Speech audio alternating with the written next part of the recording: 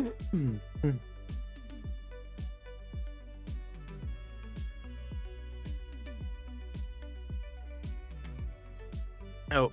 I got my music blaring.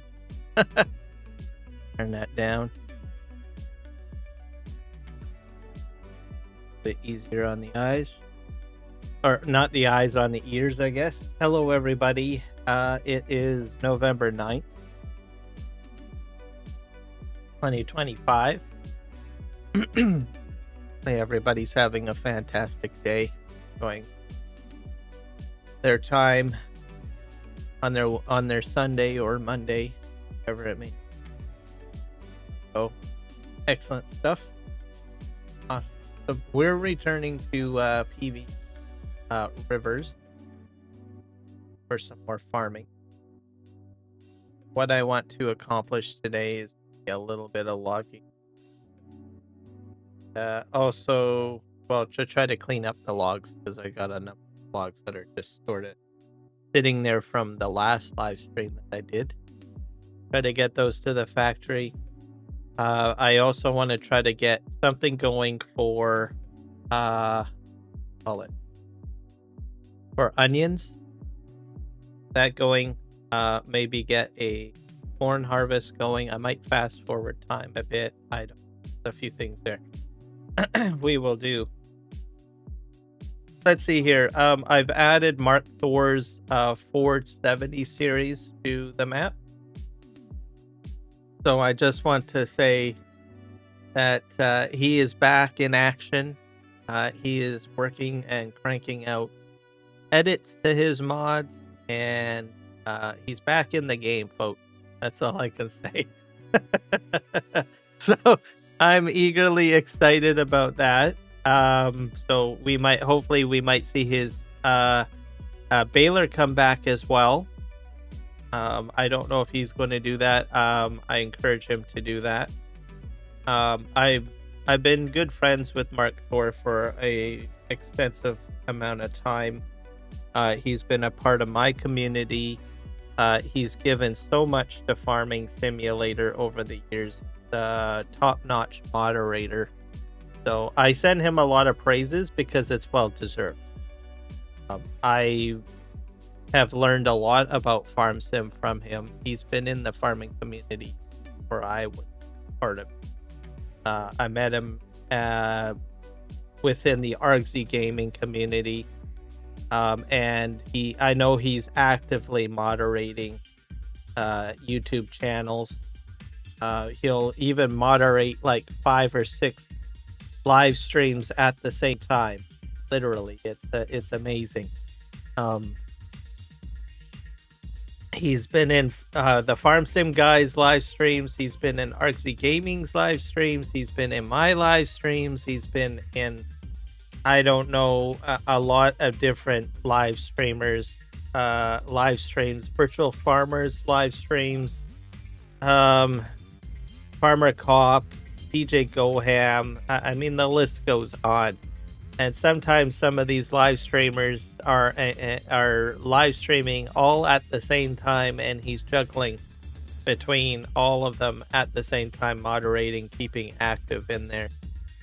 He's taught people how to play Farm Sim on multiplayer servers. He's managed multiplayer servers for some of these content creators. He's built mods. He's done edits to mods. He's done... I don't know. He's just out there. I'm propping him up because I know he's had PC problems since Farming Simulator 25 came out. And it's kind of like you take your best player and you put him on the bench in the penalty box. Okay? A hockey reference for all you guys. And that's the truth of it. It's so he's got a PC now. He seems to be getting back into the game, I guess you could say. More hockey terminology here, right? And he's in the warm-up part, and honestly I think we're gonna really see him come back full and hard. with all sorts of interesting things for the community. So that's why I want to mention him. Anyways, yeah. I've got his 470 in there. What else did I grab from him? Onion pickup too. I asked him to. I threw it at him. He's got some edits that he's bringing over from 22. So I've got. Is that the base game? That's the base game. But I gotta keep on scrolling here. I've got. It says mod under. Not sure if any are his. I think those are base. Or maybe that's only in the shop. So I think the Tiger 65 multi is his. And what else? Probably the premium or one of these. Anyways, he's got a variation of this in here that I grabbed, and this, and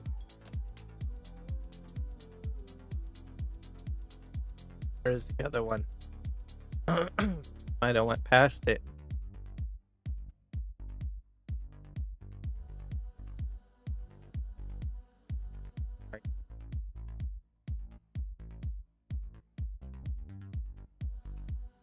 I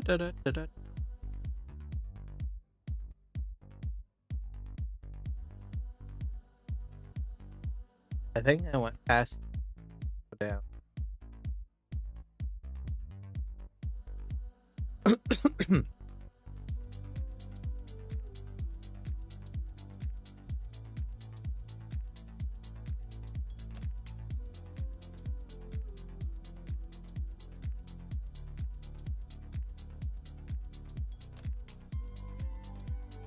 Here we go. Mouse 5 Pro.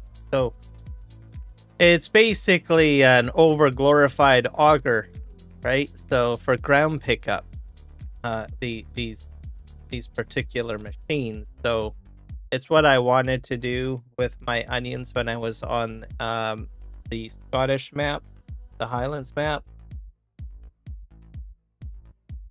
because during my gameplay session I had dumped them on the side of the field. That's sort of the play that I want to have, and these are outfitted to pick up other things too. So I think all of the root crops, and that's the sort of gameplay that I would like to do, I guess. I don't think it's probably realistic in all of the root types. I think potatoes are done that way. What else? Definitely sugar beets and beets in general are done that way, but I thought, well, I'd like to do it for all of them. I don't mind like plucking them out of the ground and dumping them to the side of the field, and then going ahead and loading them into a truck or something. And I'll be honest, I haven't had much of an opportunity to use this in any of my farming gameplay. From 25 down to 22, I might have touched a little bit on maybe a multiplayer server in 19, where there was like massive silage needing to be loaded in the truck, but even I wasn't even operating. I don't know whose multiplayer servers I'm sort of randomly joined. Wasn't sure what I was getting into. Anyways, it was all new at the time before I was even live streaming. So yeah, that's what I'm doing there. What else? I think I added the new combine. I'm using Redneck Modding's Tribine 1000. If I skip ahead in time, I might do a corn harvest with this thing. Give it a try. It holds about I think about 35,000 liters of crop, and it articulates.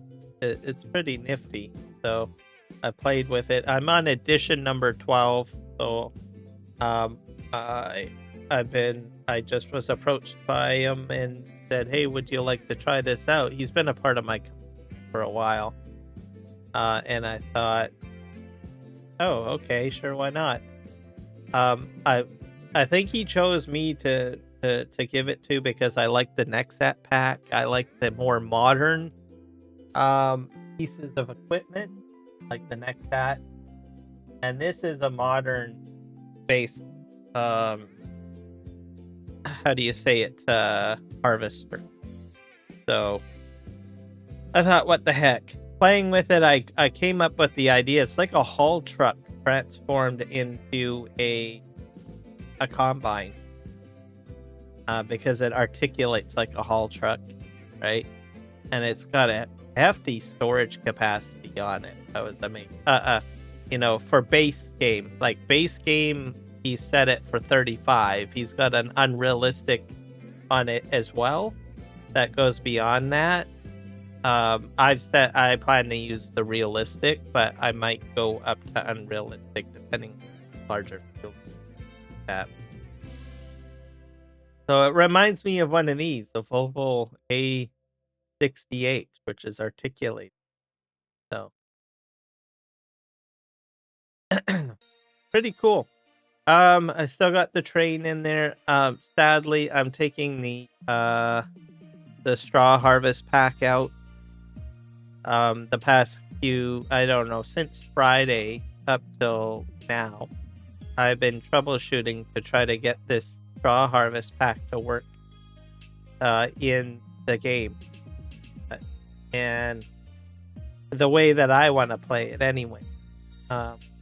I've noticed that the textures keep on changing to whatever else was in the... What I want to do is dump to ground. I cannot dump to ground. All I can do is sell it, or dump it into a trigger. And it's weird. I've stripped out every mod in it. I've taken out all the DLC packs out of the game, loaded up, and tried dumping to ground. Nothing. Not on PVRivers anyway. I have been testing it on the Highland map, and it works fine. And the textures are correct for the pellet, for the hay pellets, straw pellets. But it just will not dump to ground in PVRivers. Also, the textures keep on fluctuating all over the place. So, like, as an example, I dump it in there, it'll look like, I don't know, hay, loose hay. Or it'll look like, I don't know, wheat, harvested wheat. It's weird. Sometimes it'll look like carbonate, biocarbonate, which is another fill type on them. So I don't know. I've added in mods that will allow me to dump to ground. I've increased fill type mods. Those mods that you have multiple fill types. I've added that in there, and nothing. So it's a problem. Now I can sell the pellet, but that's about it. And I can dump into probably a trigger, but I cannot dump to ground. So, which is a problem, because if I want to use a trailer, I can't dump to ground to use a conveyor belt system to dump into the factory. Yeah, I just given up on it. I thought about putting like a message into the SGA Discord about it, but I thought, no, I'm just gonna give up on it, because I honestly don't think a lot of people play with the straw harvest pack, and I'd hate to have those guys go through a whole whack of editing that file to try to get it to work on their map. So I'm just gonna put it to a side. I may enjoy straw harvest. I know over the different generations of farm sim, enjoyed Straw Harvest, but there's always been something that just doesn't work. So something goes wrong. What it is. One day, the only thing that I can hope for is maybe it might become base game and Giants might just say, look, we're just going to take this and we're going to just make it our own. Put it in game as base game instead of a separate DLC. But I know since 19, I was happy to utilize it. I've had issues in 19. I had issues in 22. And I think probably the 25 version is probably the best, but I think that there are some hiccups. It's great. I mean, you got some interesting equipment, but it just doesn't like to play nicely for some reason. So, and you find something with it that doesn't work well, I guess. And it just frustrates you. So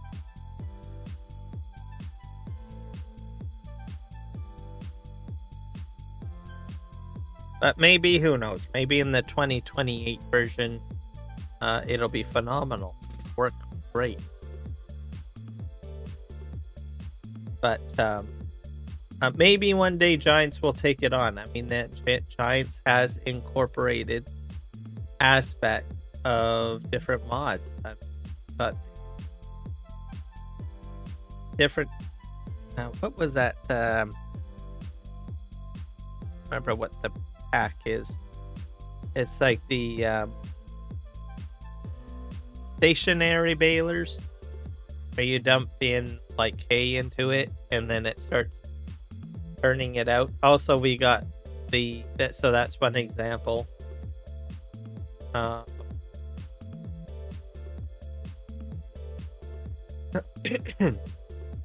Nexat pack. Nexat is another one. What else?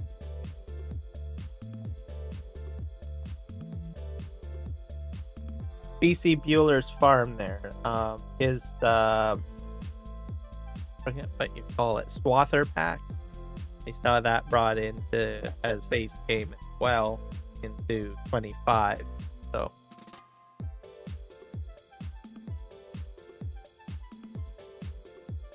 who knows? I can always hope that maybe the Straw Harvest pack come in.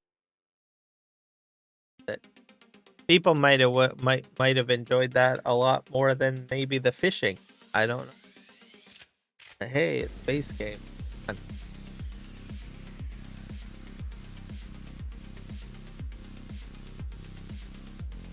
Gonna let the game load up here.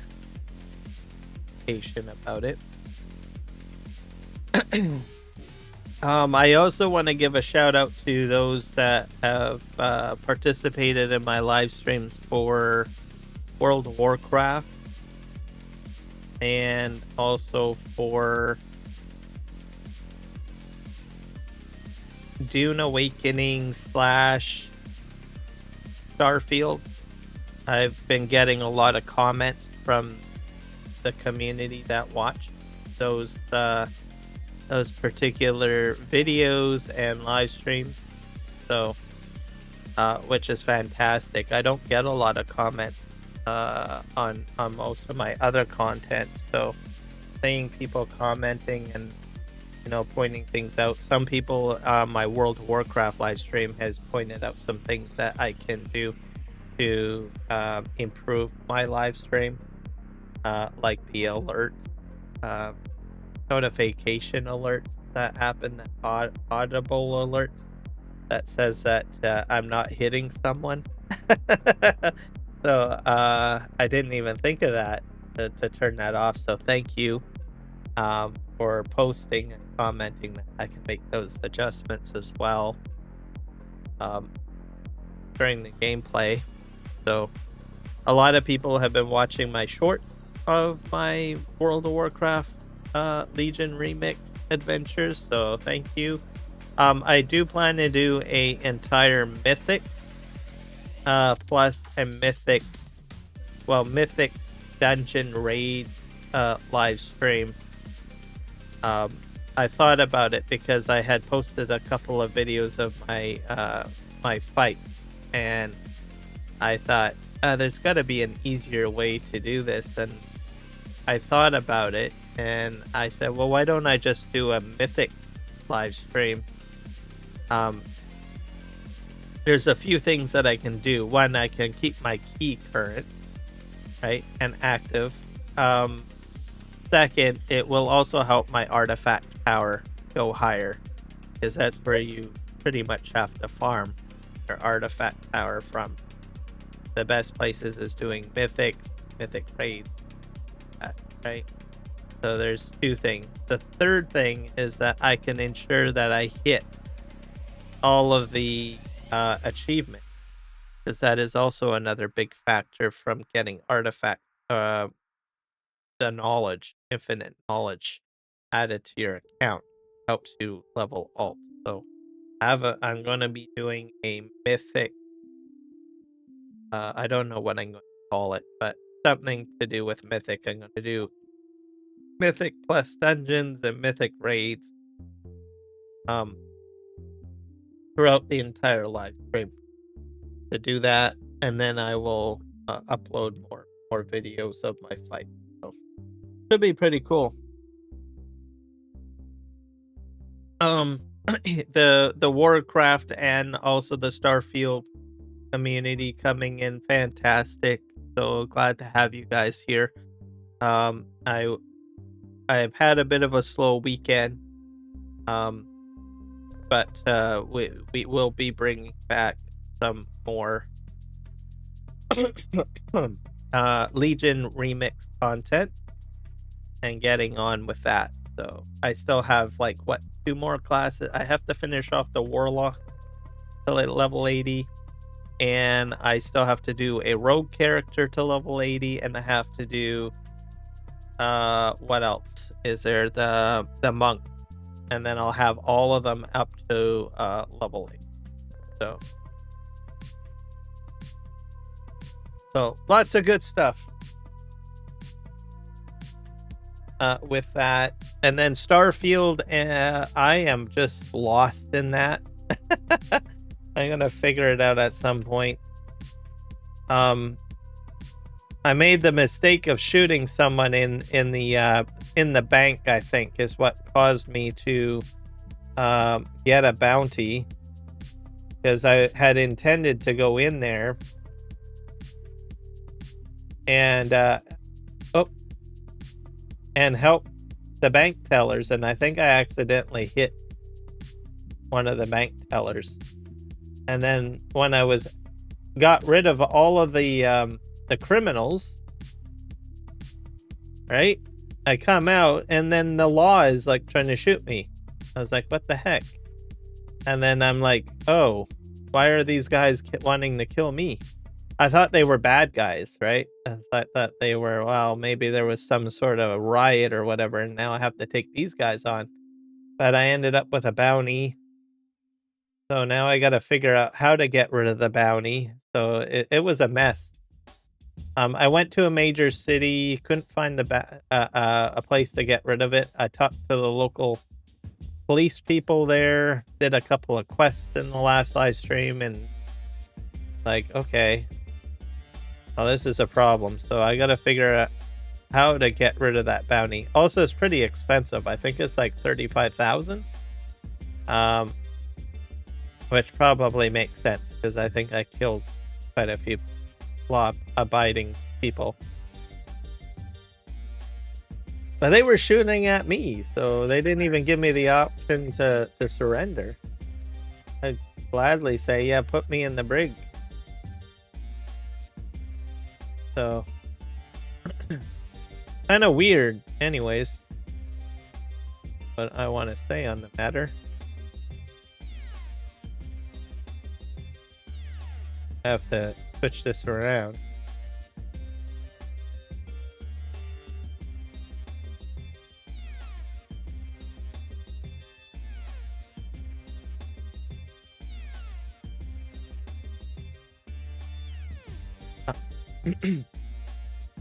So while I was making the thumbnail yesterday, I did extend the railroad track a bit.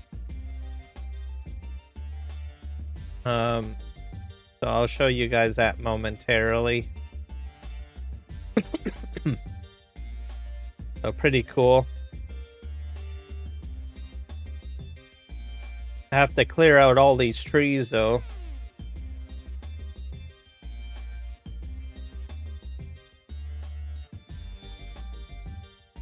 And if you guys are new to PV Canyon, like I've said before, it's pretty much a seasoned map now. Dave and crew, I think, do add like some updates to it, but it's pretty much a done deal, I think. So if you want to get into this map, by all means, it's good to do that. If you use the mod switcher tool to keep it updated, it's the best way of doing it, simply because it will check and verify which zip files need to be added or updated, so that you don't have to go through the mess of figuring it out. There's usually about, I think there's roughly about 100 odd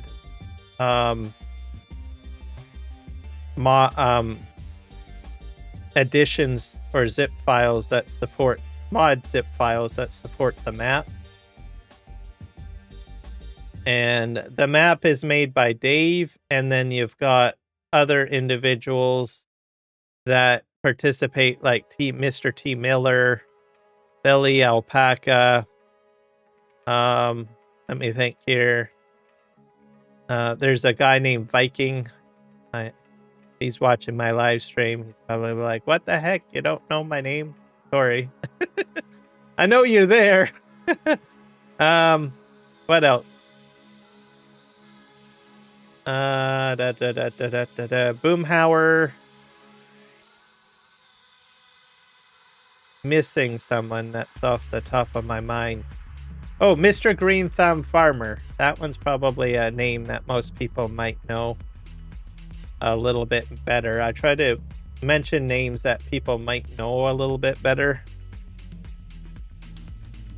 or have been around. And they've uploaded mods to the mod hub.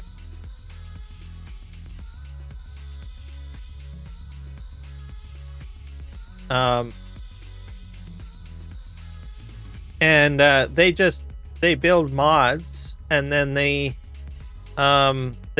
some of them do go up to, I think, the Giants mod hub, some of them, but for sure they add it part of the map, really. And you can use it in other maps too if you want to. They have their own Trello page and stuff like that. So really cool stuff, I have to say. And they're just, you know, I think I give them a lot of praise too, because they're a community within a community. I mean, they've been around for quite a while. And they just, they're the Sim Game Alliance. And they just enjoy each other's company, and they build their own farm sim, really. And then they share it with everyone else. Which is fantastic. They could have just made it a closed community if they wanted to. And some of the stuff that they do, or how they make this behemoth of a map happen, is just... Is that going offline? Hit the power button. I think it's fantastic. And they get along quite well too, right? Like, I listen to their live streams. It's like they're like a one big happy family. Which I think is like out of this world, to tell you the truth. And they're all content creators too. Well, most of them. But they've all got some sort of channel going on. And they support each other. It's interesting. So yeah, check it out. I think they've got another map on the go, which is Uncharted. That's been brought over from 22. I think I'm just going to stay on PVRivers. I don't think I'm going to go to Uncharted.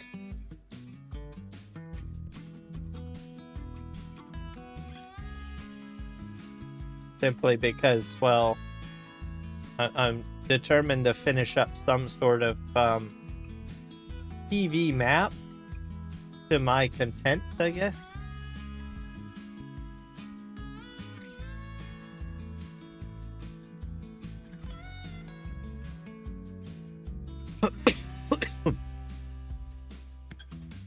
Go up the hill. I'm going to stop at the base of the hill.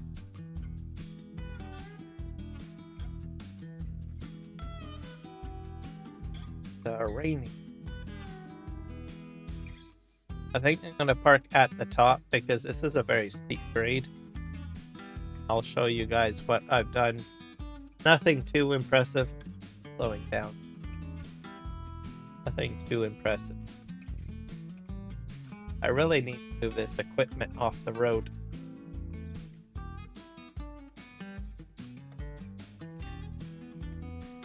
I'm in the rut. This is not going to be a good thing during winter because the ice and snow is causing me problems. This is one of the new trucks too. Sheesh. Regretting going with this one. Okay, what am I hooked up on? Probably.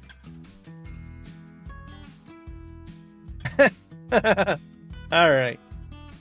How am I? I'm gonna move the front end loader out of the way.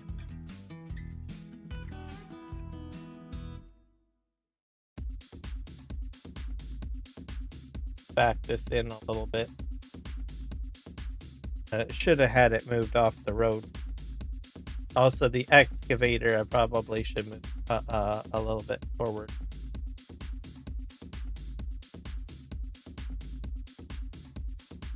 Oh, I must have went over a stump. Found out my bucket.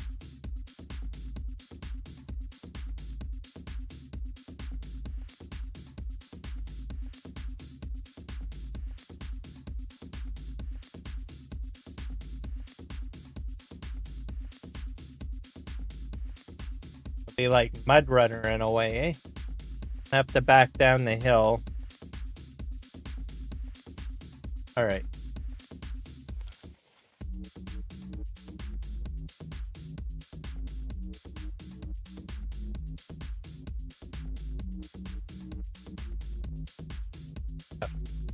Get a roller still in the cold.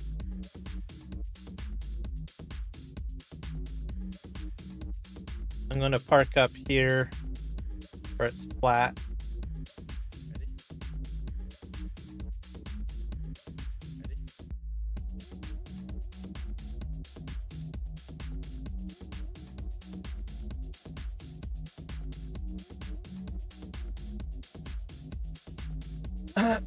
So this is a bit of a mess, but it works. Extended the track a bit down, and I moved this down a bit more. The bulldozer. Latest update to, I want to try to get it at least about here.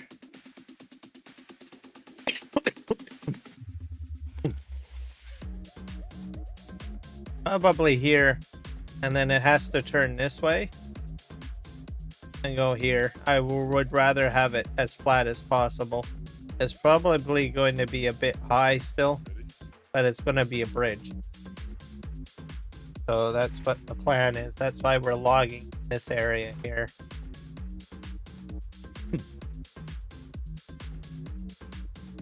So slowly but steadily we'll get there. The train works on it.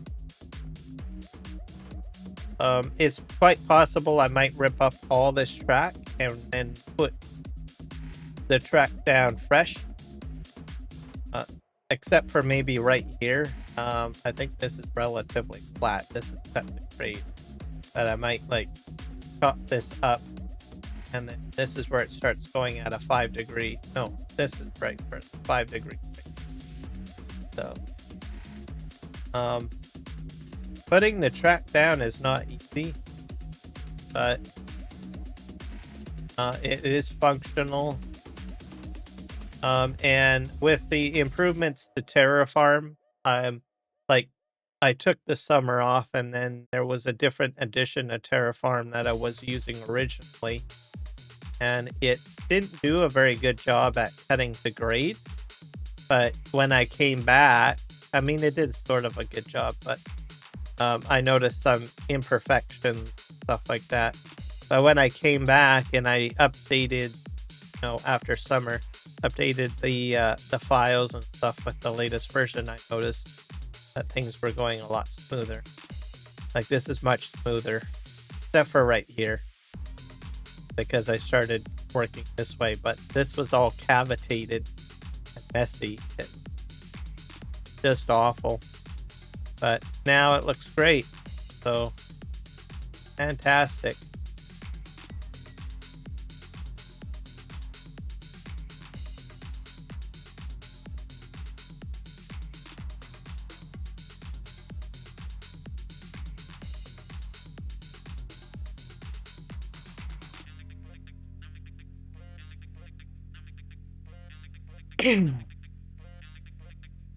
To get my wheel aligned here, the Logitech software.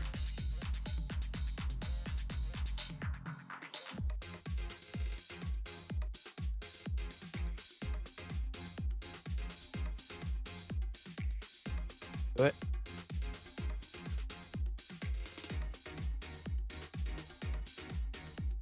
Off we go.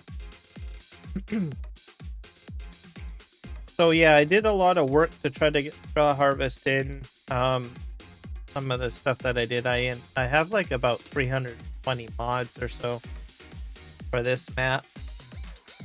So I wanted to try to find a mod conflict, and there isn't one.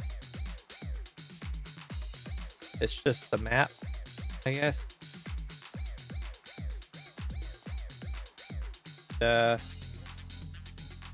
So part of that required me to enable different mods individually,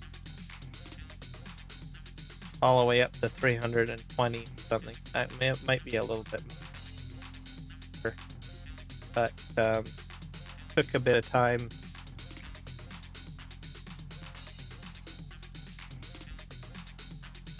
I was scratching my head on. Eventually, it just came down to it just not working with that compatibility.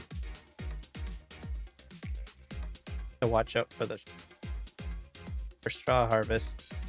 So part of my process too is I re-verified all the game files, so I did that. I uninstalled all of the DLCs and then reinstalled them. Figured I'd give that a try, see how that works. It's quite easy in Steam. Just go into properties and just uncheck the DLCs. Oh, that's pretty, not very complicated. Only figured that out because when I was trying to get the Island DLC installed, as part of the process, this trigger is acting weird. You no longer have to go up here and hit the trigger button. Why? When that changed over. Very helpful, I guess.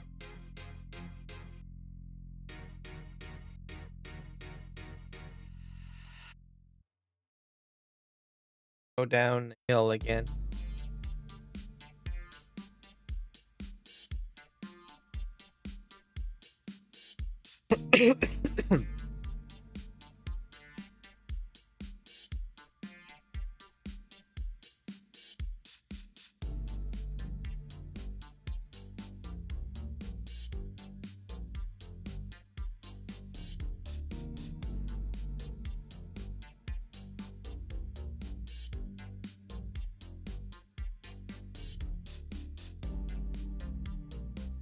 So yeah, it's been pretty good. The channel has been good. I got a YouTube accolade in an 800% increase in viewership, so really happy with that. So in the analytics, they basically give you like milestone markers. Most of it's from the World of Warcraft community, watching my content, so thank you. I'm predominantly a farming simulator content creator, and I'm slowly getting into doing other games as well. So I know that World of Warcraft has always been, a very active community. I mean, there is so many content creators for World of Warcraft. It's crazy. So, and you guys have been very well established for quite some time. So, I want to thank people for welcoming me into your live streaming niche. So, very cool.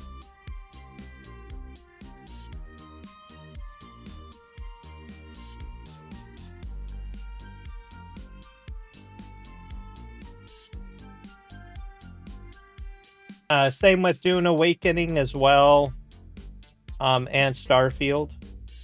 So I've been enjoying those games.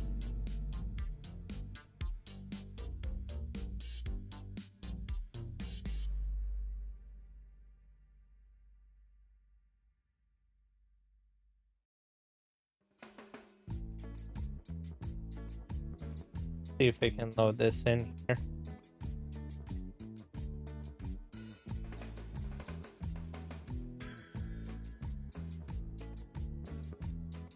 I do enjoy a lot of farm sim, but I do enjoy other games too.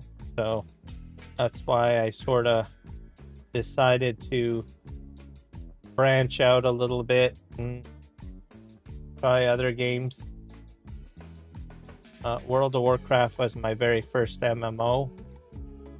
Probably most dedicated game, I think.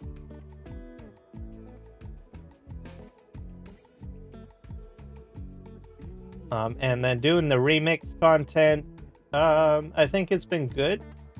I noticed that there's a lot of people that enjoy remix over playing retail.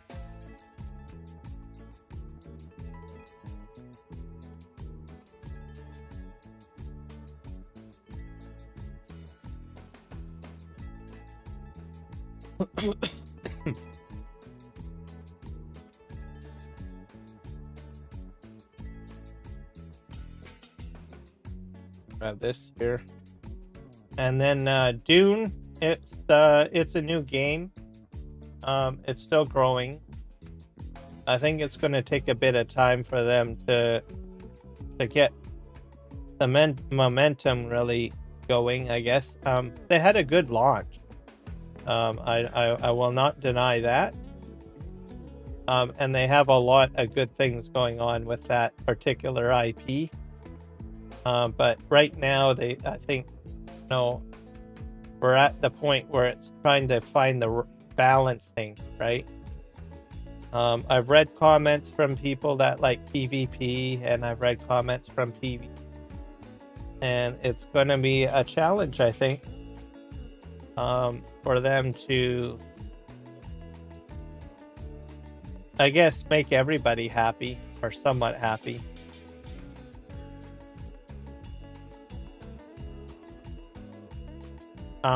There are a lot of people who just like the PvE aspect of it, and there's some people that enjoy the PvP aspect of it too. So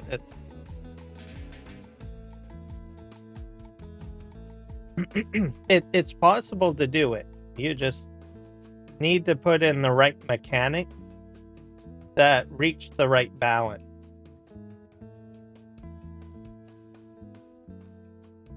And in some ways you need to have both, really.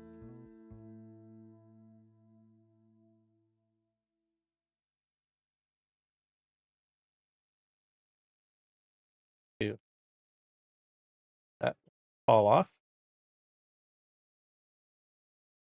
That fell off.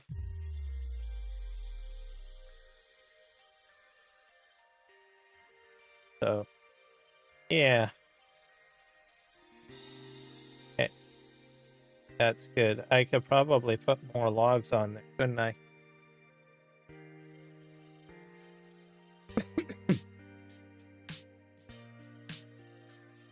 Where's my stump grinder?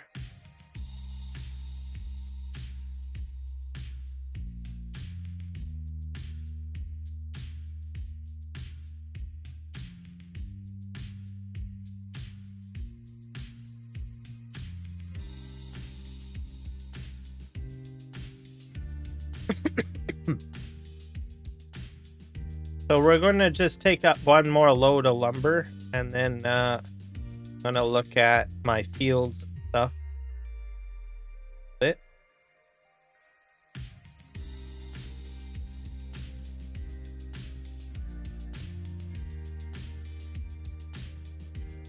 See if I can snap these up to the top.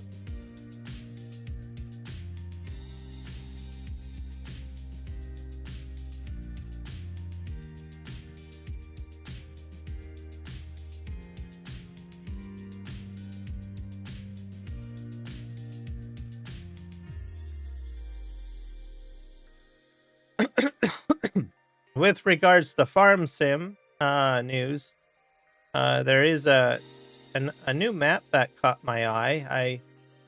I haven't posted it yet on my YouTube channel, but most people have seen. The farm sim guy did a map review on Sudbury, Ontario. So I have family from Sudbury. So it was kind of nice. There's small things in the map that I noticed, and also he pointed out during his walkthrough on it. So one thing is it's got the Ontario Provincial Police vehicles in the map. So in Canada, we have a federal police force called the RCMP. Municipalities can elect to have the RCMP run, how do you say it, to be a local law enforcement. They usually have to, pay a wage to the federal government to make that happen, and then they operate within the local municipality, and then they also have jurisdiction federally, of course, too. So Royal Mounted Police, that's what most countries will see, or people from other countries will see on TV a lot, RCMP. But regions can also choose to have their own municipal police force. So if you have like the city of Vancouver, for instance, you've got the Delta Vancouver Police Force, and then Surrey Surrey Municipal Police Force.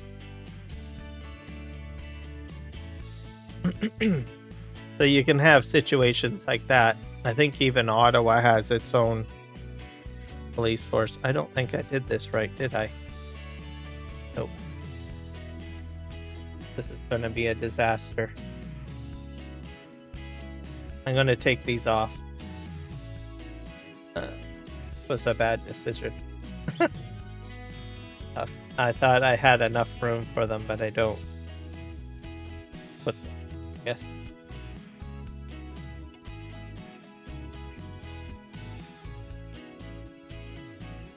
I might bring more over. So yeah, you've got that. But what's shown in the video are OPT. which is a provincial police force, so state-run police force. So a province can elect to have their own police force if they want. So in that case, in the video, what you see is the OP cars, which I thought was pretty cool. Same look and color with the black and the white in there. So, and they've been around and in force for quite a while in the province of Ontario. So it's nice to see that. You've got your Dollar General, of course, which is one of our retail outlets. At least in that part of Canada. I don't think we have Dollar General in British Columbia where I live at the moment. But it is in Ontario. What else?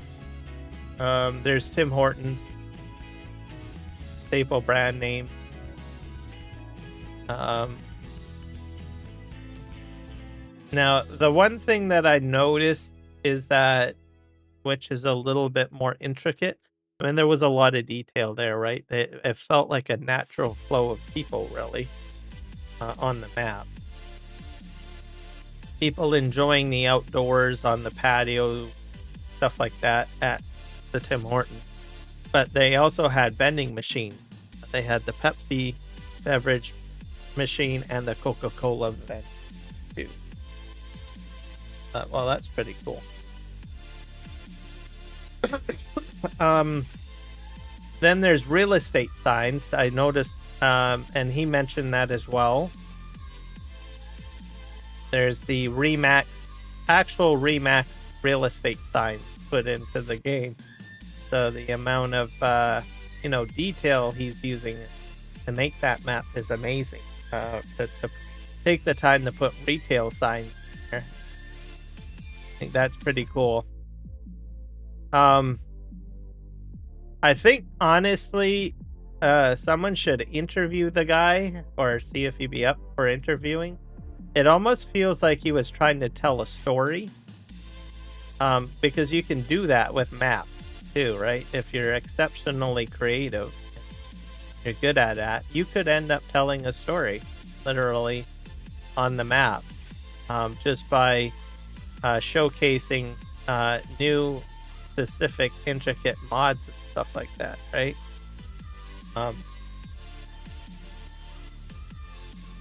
Be kind of interesting to see like an interview of the map developer, especially with that much level of detail put into it. It kind of is telling. It makes me wonder, well, is there a story behind this? The other thing too is the school bus. There's in the video, Farm Sim guy mentions the school bus on a property. It's quite common in rural areas that school bus drivers will just simply take their bus home. That's their way to and from work. Even in British Columbia, Canada too, some school bus drivers will not return the bus back to the bay or whatever, except for maybe routine maintenance or like refueling. So I thought that was an interesting touch of rural life in Ontario.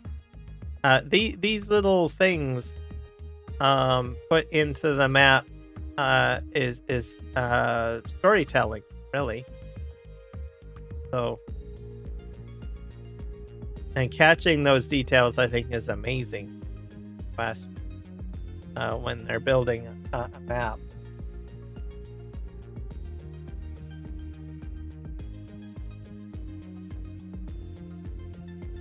I can't think if there was anything else that I wanted to mention about the Sudbury, Ontario map. Trying to think here. Of course, the crops and all of that is all legit, right? Like the corn. Oh yeah, the snow plows. I was going to mention that. So the seasonal weather. There's a truck on the side by Tim Horton. a grain truck during summer, and then during winter it changes over to plow truck for fall. There's that. Ice fishing shacks with a little community out on the ice. Another example of storytelling in the map structure. That's like next level map development, where you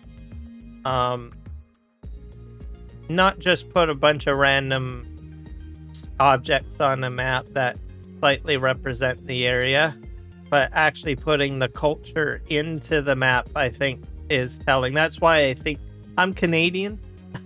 And as everybody knows, we've been kind of under the bus up here in the north, right? Politically, right?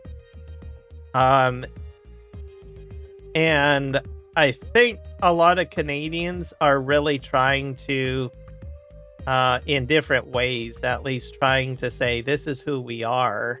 This is what we are. This is what our life is. This is what, makes our money, right? Or our livelihood, essentially.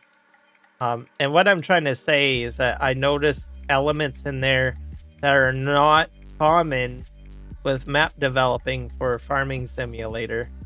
And with this particular map, I could definitely tell that Canadian Phoenix, who's the map developer, was trying to tell some sort of story or whatnot about Sudbury and the people there, right? The amount of detail he's put in, a lot of thought, right? It's definitely telling there. So I just wanted to point that out. I'm a little biased because I'm Canadian, but I recognize those things and I'm pointing them out. And I think I've seen that with a lot of different Canadian map developers. Even during Farming Simulator 22, I was like shocked to see the Chilliwack map hit, right? Or the Fraser Valley, British Columbia map. The amount of detail put in is just like, wow, and they are trying to tell a story, right? Saying this is who we are, this is what Canada is, but even beyond that, this is what this particular region is about, right? This is what Sudbury is about, this is what Chilliwack is about, right? And I think it's like next level map development is what I'm really trying to say, where you have these map developers not just building maps for the sake of making maps and hoping that people will play, but they're actually trying to tell a story with the map, right? And educate with the map, which is, I think, a step up from just putting out a map of an area. What I'm trying to say. I recognize that. I noticed that, which is phenomenal.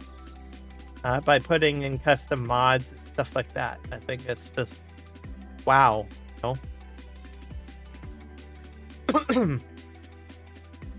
Definitely sets the bar a little higher, I think, for all map developers.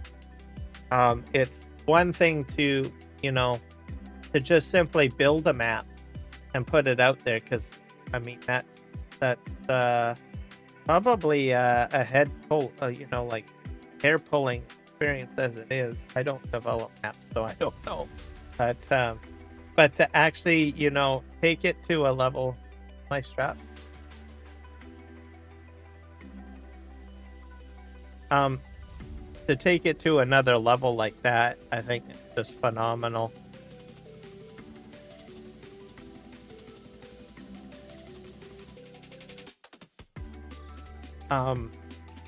I think it's a good thing too, that you get map developers doing something like that. And here's why I'm saying that. You've got the community you got the farming simulator community ambassadors. I think they're called cultivators. That's an opportunity there to, and these cultivators are from different regions. So like Artsy Gaming cultivate. I don't know who my local cultivator is. I should find out. I gotta figure that one out. If anyone knows who the cultivator is in British Columbia, Canada, let me know. Just put it in the comments. I'm pretty sure I could probably go on Discord and say, hey, who's my local cultivator? I don't know. Are you looking for a class cultivator? No, I'm not looking for a class. But yeah, it's a program that Giant started up. So if you build maps for a specific region or area, it builds a sense of community, really. And I think that's probably what Giant's trying to do. Have a fantastic international community within FarmSim. And I think in the past year, I've been trying to do my best to try to reach out to different parts of the world. Like, I've started subscribing to like Australian content creators quite a bit too. I have some Canadian content creators that I'm subscribed to. Lately, I have been subscribing to Japanese content creators. All of it is in Japanese, so I have to turn the subtitles on, but it's all fine. Some of them are auto-dubbed, so the ones that are not live streaming, but they are, for instance, what do you call it? Just making video content. Most of them are auto-dubbed, so I can do that. Europeans, they've been auto-dubbing a lot, especially German. I've noticed if they're not live streaming, they will usually have a video and they will dubbing, audio dubbing, so then I hear all in English. So shout out to there. I've seen a lot of other nations just pop up in my YouTube feed, and I just watch their content, just sit back and enjoy it. It's fantastic. So huge international community that's growing, but I think there's also they're trying to nurture the smaller localized community, right, with the cultivator program like I mentioned. So having map developers build maps in a particular region, right, is an open topic for conversation. Okay, sorry for the loudness. I'm gonna wash my truck.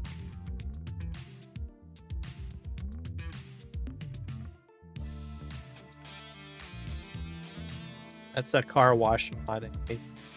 No, all you have to do is just drive through it as long as it's activated.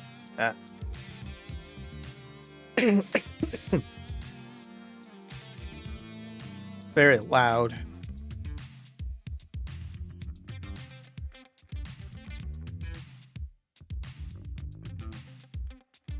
But yeah, that's sort of the sense of it.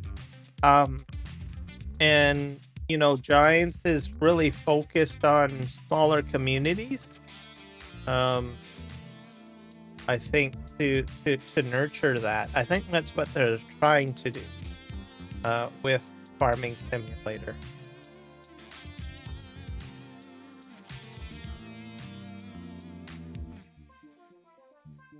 And part of it is they've inspired it. So back to the whole map storytelling. I mean, Giants has successfully done that, right?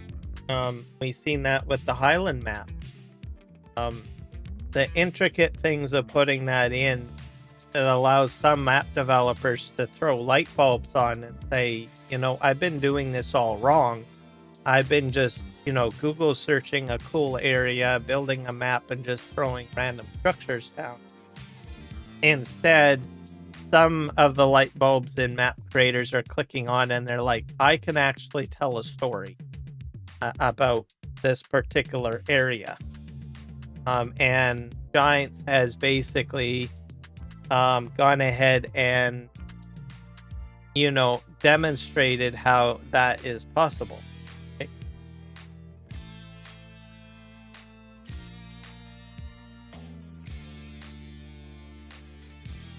I think I need to go further forward. I have to turn around.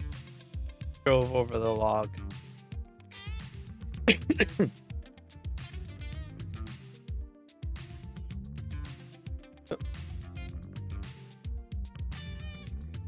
So these are the observations that I've seen with the game, right? So it's no longer just a random place in the world. Places do matter, and I think that Giants recognizes that, and that's what they're trying to bring into the game. And it's been successful with, you know, and I don't play this game, American Truck Simulator, right? As you can actually say, oh, well, I've just driven through my hometown. Instead, in Farm Sim, you can go ahead and say, well, now I've gone ahead and farmed in my hometown, right? So something there. Something that I suspect may or may not happen. I don't know. It's just a guess. Especially, you know, with at least the Highland expansion. One thing I noticed is the buses detail. The detail of the transit buses. I thought was interesting. They kind of reminded me of Bus Simulator. At the same time, you know, I start to wonder that, you know, could we see like an all-in-one simulator game?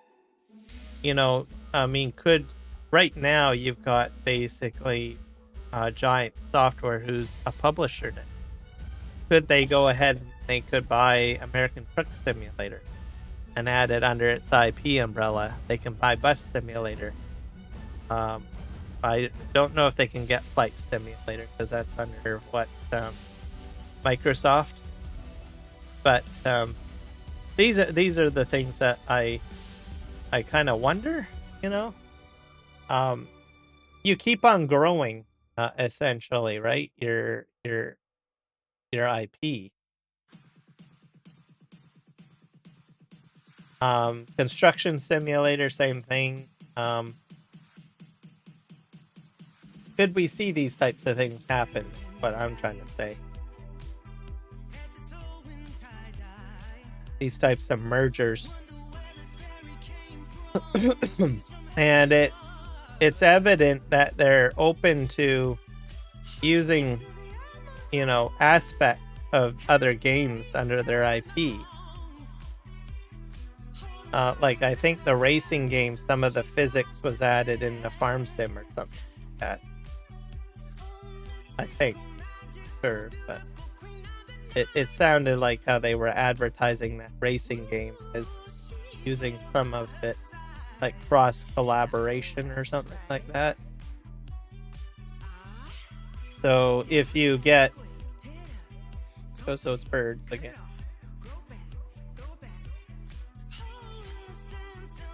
Can you get those types of, you know, interconnections happening?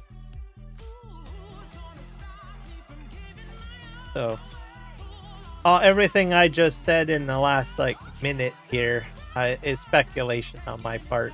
So, but I like to read into things, and sometimes, usually, my reading into things is right. Sometimes it's wrong.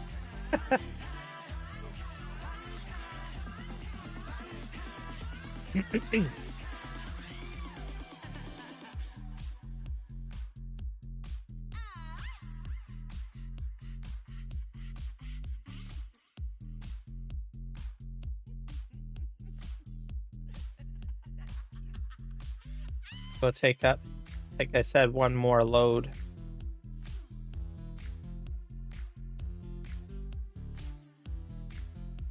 Stop draining. Good. And this way.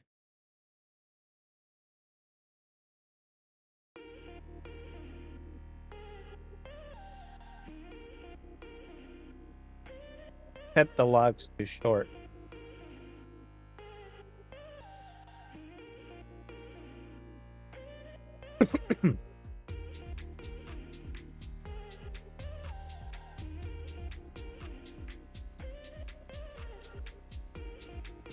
Forward.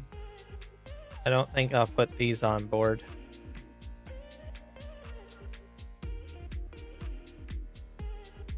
Probably put a couple of them on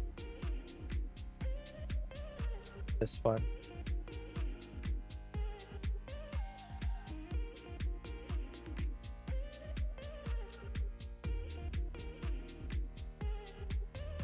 It's like threading a needle.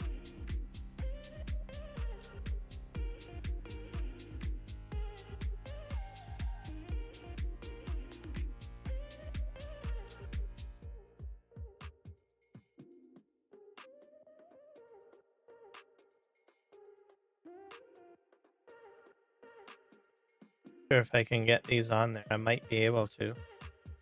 I think I can. Just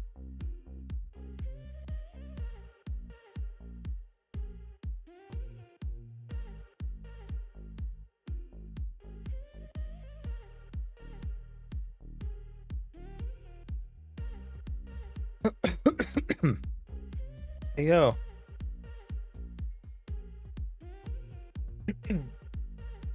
Probably park this like this.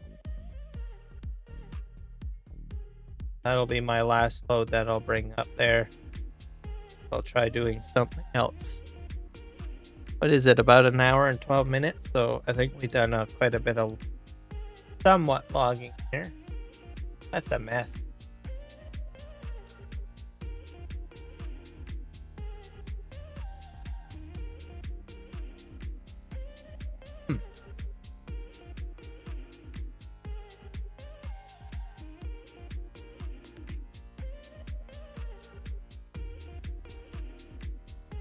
Last episode I put this road in. I needed to do that because the AI helper, like, I made it an entire field. So I had the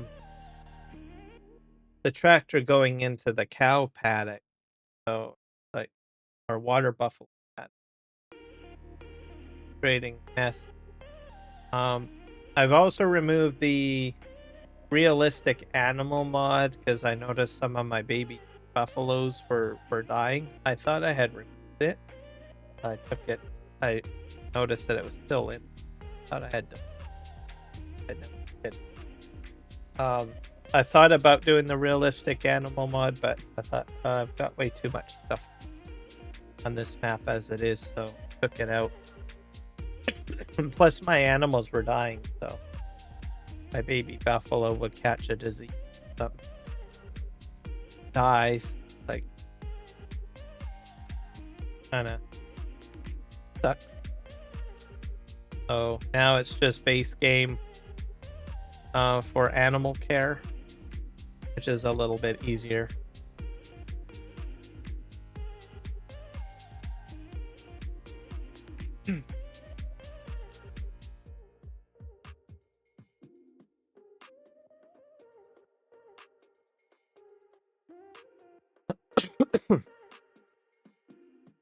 So we're going to try to establish onions, I guess.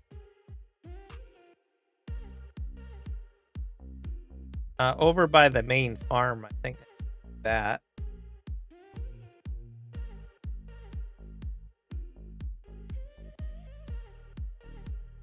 Okay.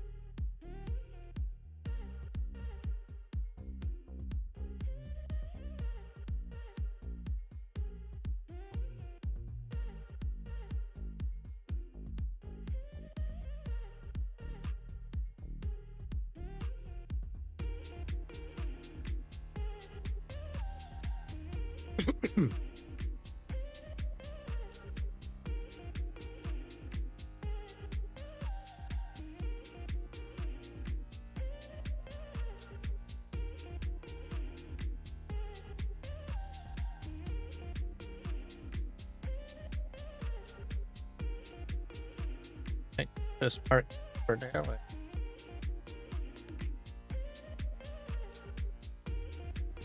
Just unloads automatically. I think I changed something in the script to do that. I don't have to hit the trigger anymore.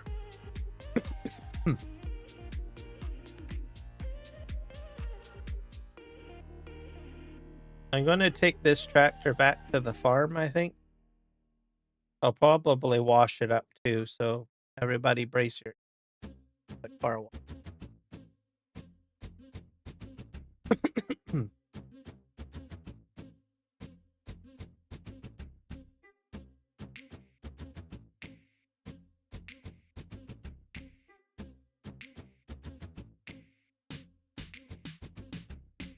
Up.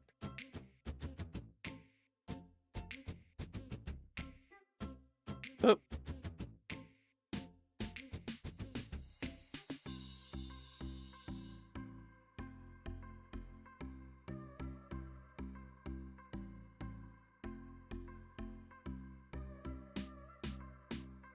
So all nice and clean.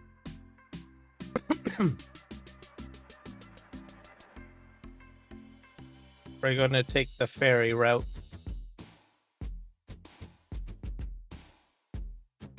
I think right here.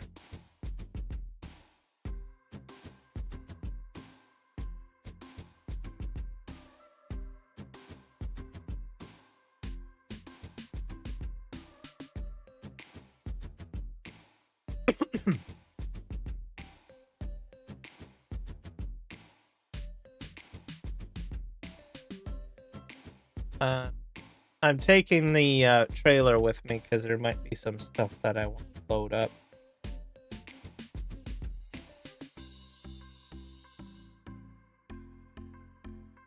Should be okay.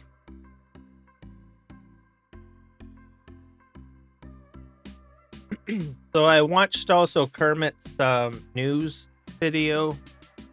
So it looks like we might have some additional free content updates coming between now and December.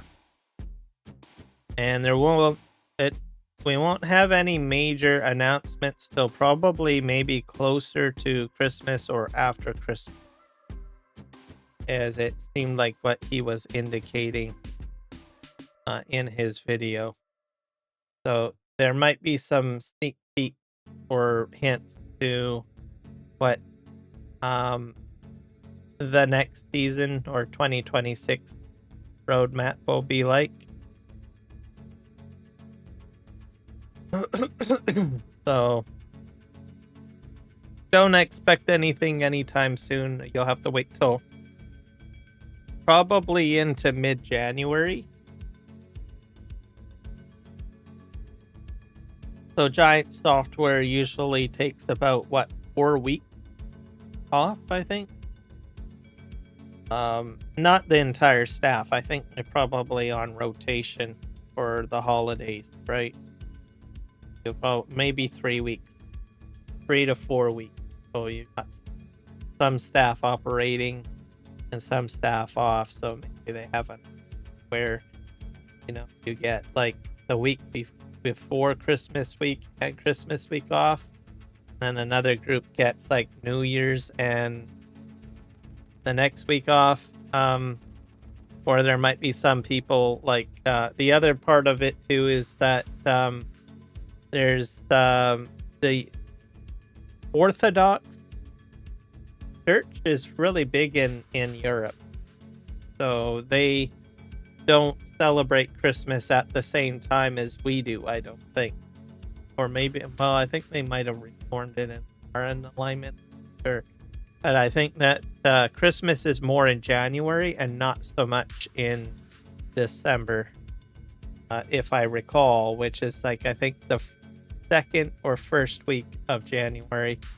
So there's possibility that going into January, with it being a European country, that could be part of it too. So I only mention that because, well, usually a lot of us in North America focus on, December as Christmas, but there are other faiths predominantly in other parts of the world that celebrate at a different time.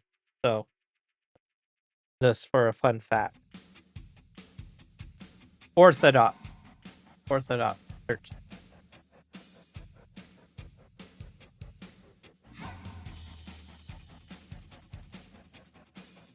And if you want to know more about Orthodox Church, just look it up. Constantinople Orthodox, all of that. I think it lightly saying originally it was all Catholic, right, under the Pope, but there was, I think, a disagreement or something, Constantinople, where there was a division in the Catholic Church, and then it moved over to Orthodox. Something. But anyways, I'm not an expert on it. Just look it up if you want to know more about it. But it is pretty much predominant. You'll see it in Greece. You'll see it more around Turkey. Turkey is big, I think, for Orthodoxy. Ukraine. What else? Russia.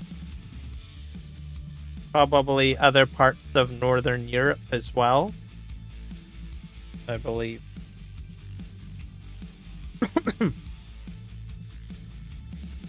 But you'll see it across the world, but that's usually the areas that I think more familiar. I think we've even got the Orthodox Church in Canada as well. But not as predominant as to say like the Anglican faith or Catholicism, or any of the other Christian denominations.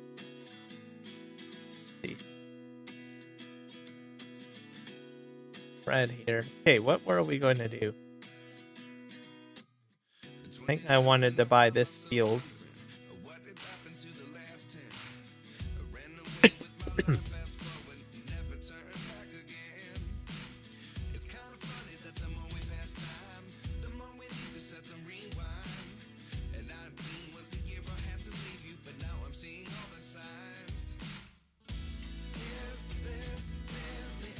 Ready to harvest? Oh, is my corn ready to harvest?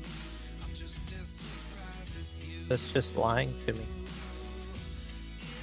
Nope, it was lying to me. Remove foliage so I can probably buy the potatoes. That.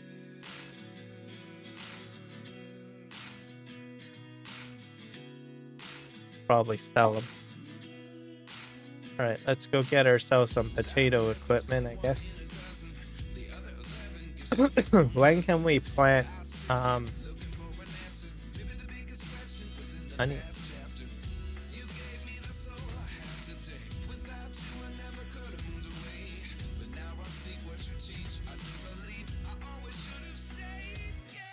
Yeah, canola, cotton.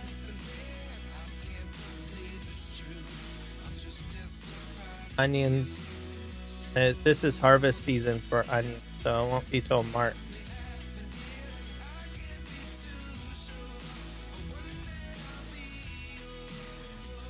So I will buy myself a potato harvester for now. I wonder if you can edit the existing potato harvester. I think I'll lease it just for now.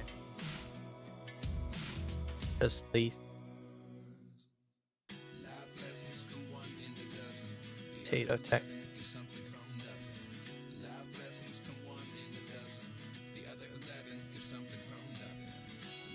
That holds 22. This one holds 9.6.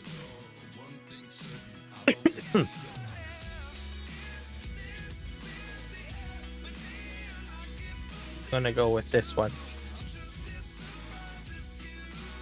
Potatoes. And I want to just lease it. Or where it went.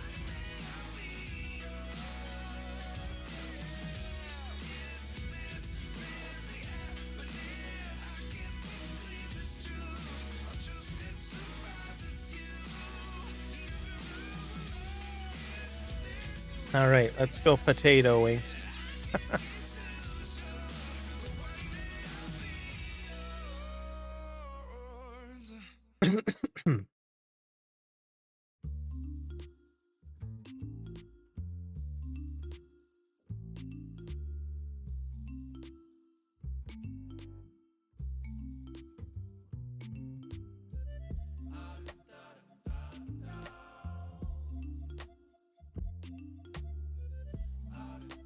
I think I just want to do probably 4 on the outside, I guess.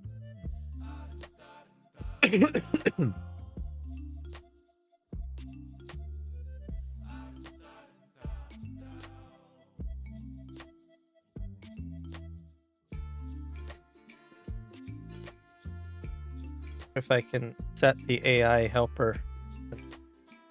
Let me program that.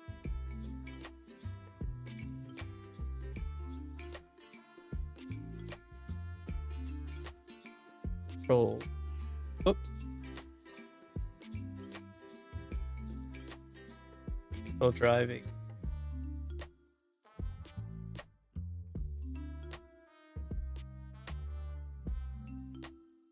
It's H.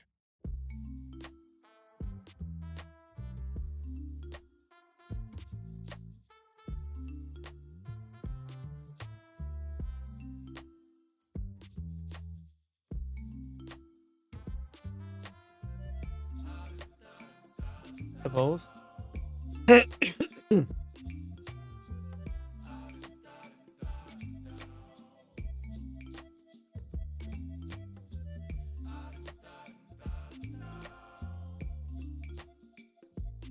Farm. Auto drive. Of course.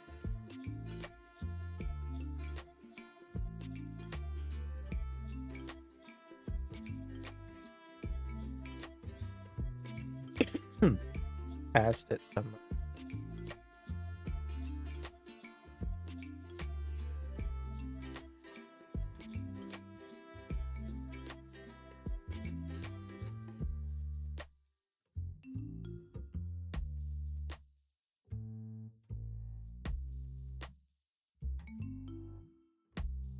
AI worker. Hearing that this doesn't have any.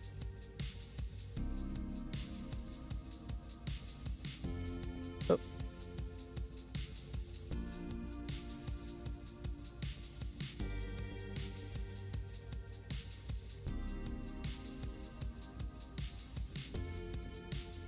Put it on my driving. It's already on 7. Put it on left bumper for now.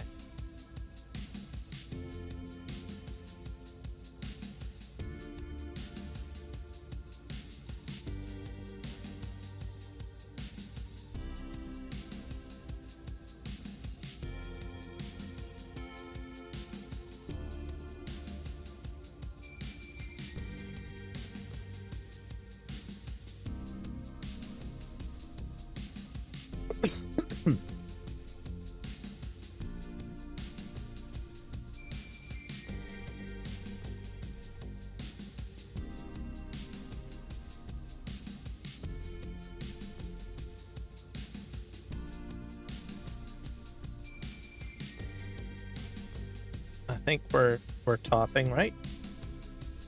Oh, yep. Potatoes are going in. Working.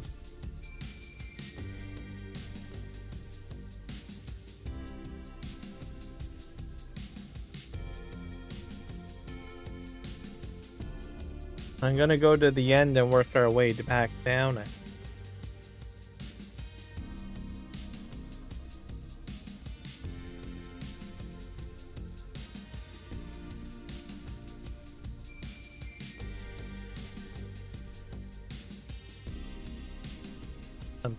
potato harvesting. This will end up being our onion field, I think.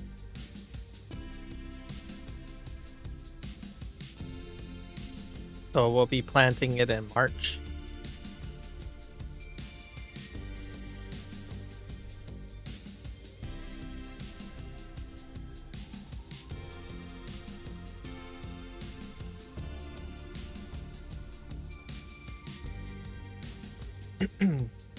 These potatoes, I don't know what I'm going to do with them. I'll probably just sell them, unless I can use them for fuel somewhere.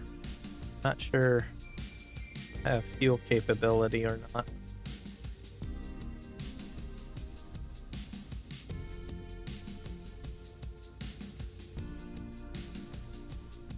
About 50% full.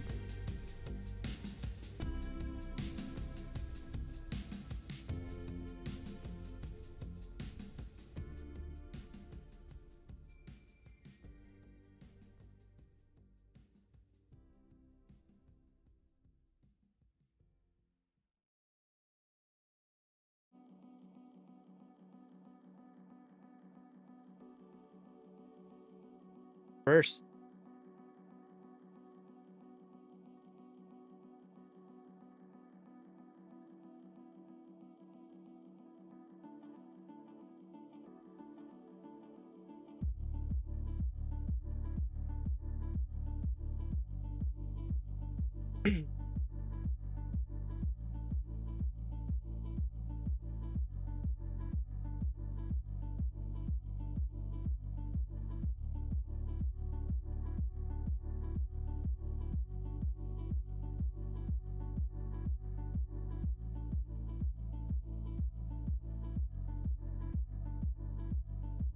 Probably should have done the ends.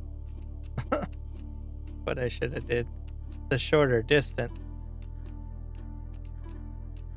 Hole in it here. Yep.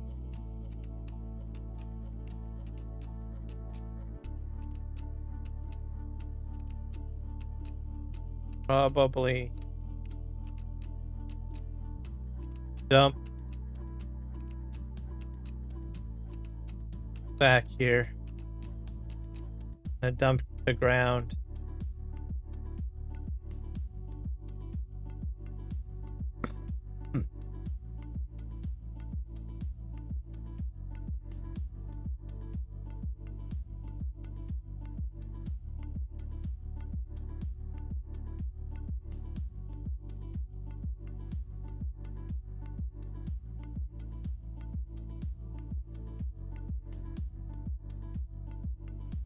Go.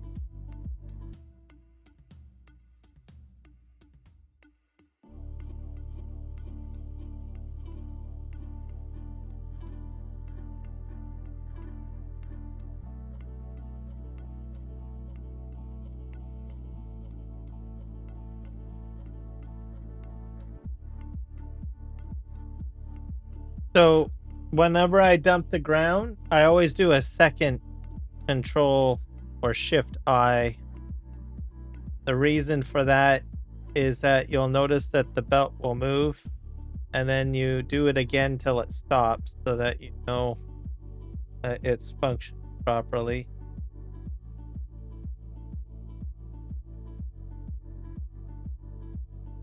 So that way when you resume operations, you don't have it auto dumping still. And it kicks it, ensures that you're kicked out of that dump to ground function.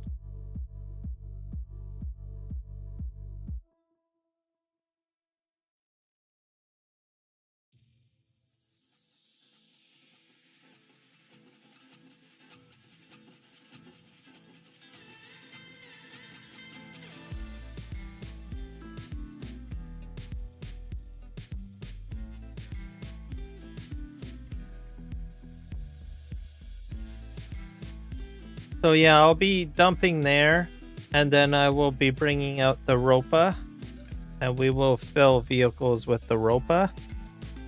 I might bring a transport truck over here, I think. potential. This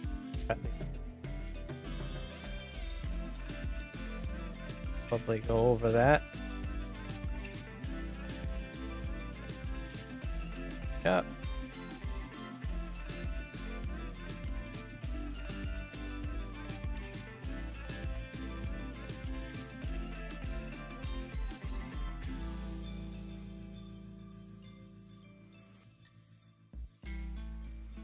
Turn.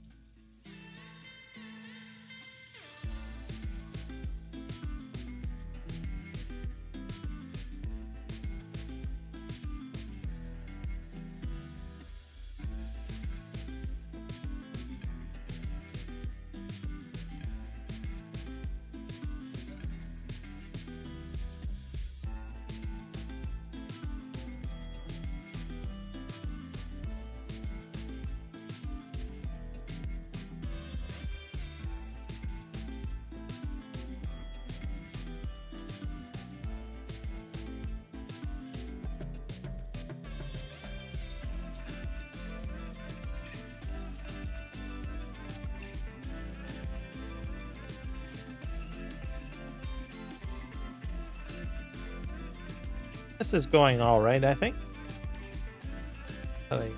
Playing.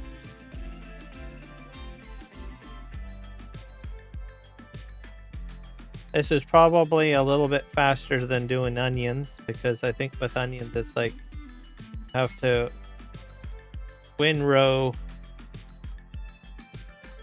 and you have to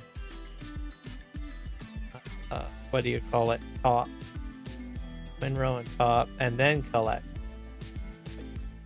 Extra task.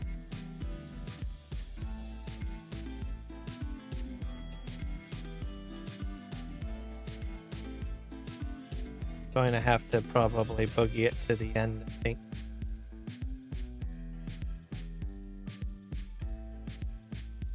Just wait.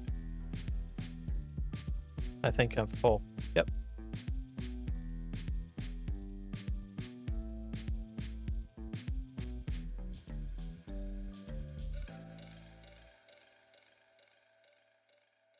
Probably going to have to turn around.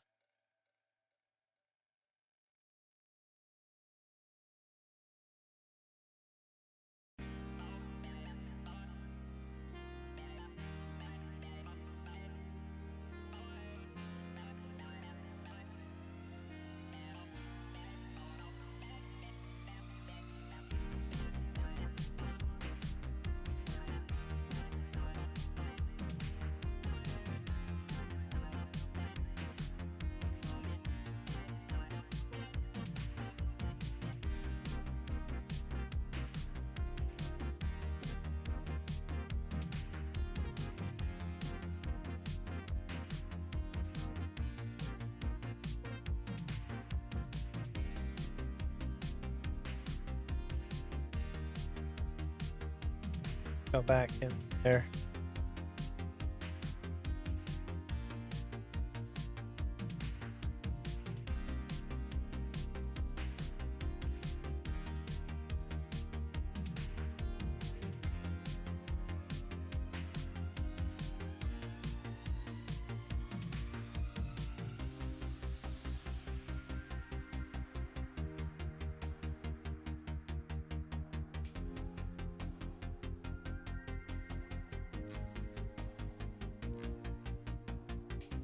All right, to the end.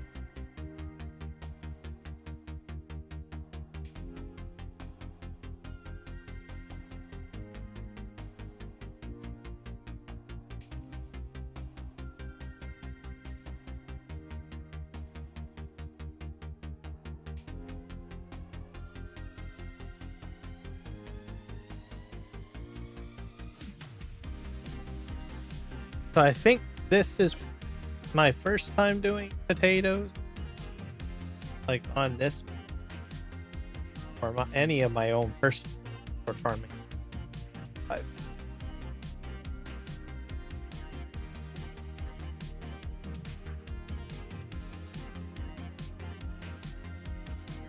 I don't think this will take too long.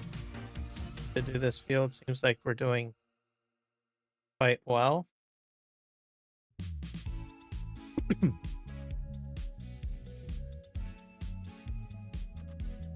What's interesting is my sister who lives in Ontario, she posted some pictures of potatoes just sitting on a field.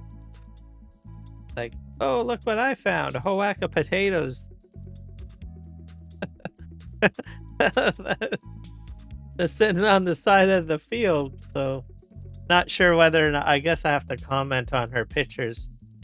Hey, do you know what they're doing? Because I don't know. She works in atomic energy here in Canada, so I don't know if she knows what's going on with those potatoes there. But anyways, she pointed it out. I think she probably knows. Yeah. They do it like that in Ontario, I guess. Hello, Eric, the crazy Viking. Welcome in, sir. How are you today? But yeah, I was surprised. I saw that she posted some images up on her social media of potatoes on the side of the field from southern Ontario. Just like what I'm doing in this game right now, where I'm just kind of like putting it on the side. You missed the logging, Eric. Just to let you know, I did a little bit for about an hour. I might return to some more of it later, but I wanted to get some this field at least harvested. I'm doing potatoes right now. What the heck?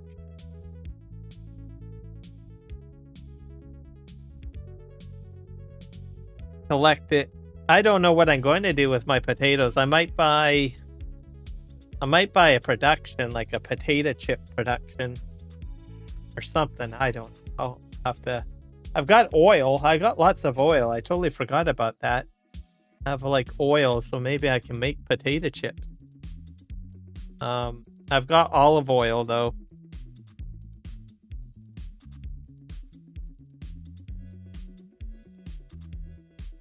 Oh. Is everything okay? I hope. Stress is never good. Do you have any good tea and non-caffeinated tea? Like lavender tea is really good. Or a chamomile. That usually helps with sleep, and it also helps with stress too. I would definitely stay away from caffeine. That never does any good.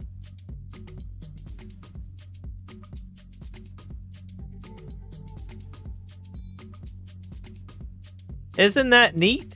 Look at that. The lines are going contoured to the pile. And no, it did that in.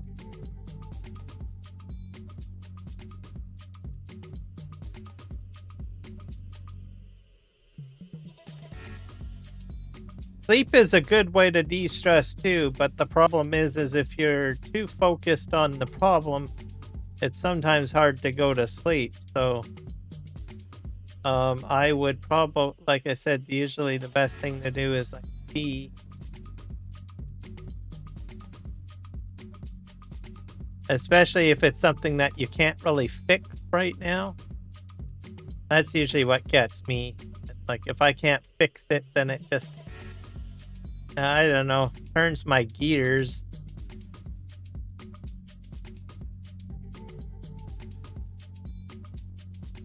But yeah, if you've got tea, get yourself a hot cup of tea. Lavender's good, like I said, and chamomile. Get that.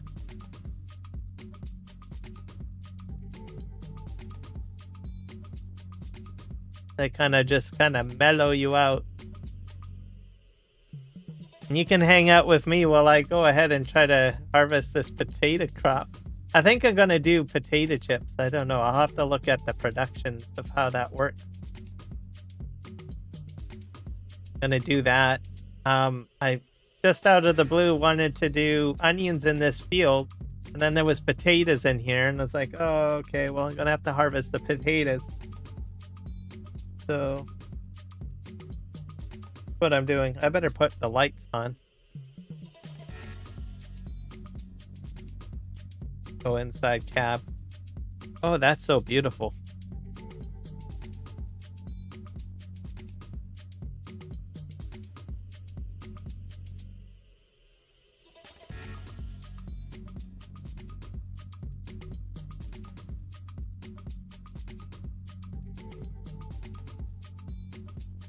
Oh.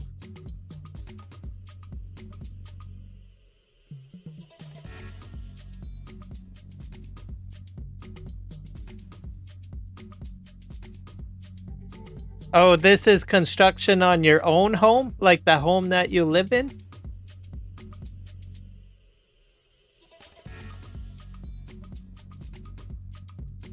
Oh, yeah.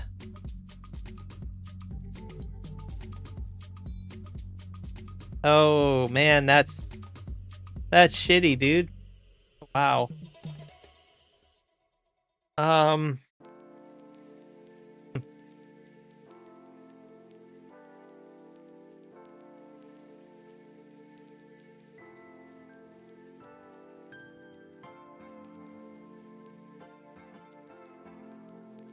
And is it delayed because of winter? I know in Canada, like during usually the winter months, a lot of construction projects just slow right down to a halt, simply because the weather is just unreasonable to get anything done. Is that the reason?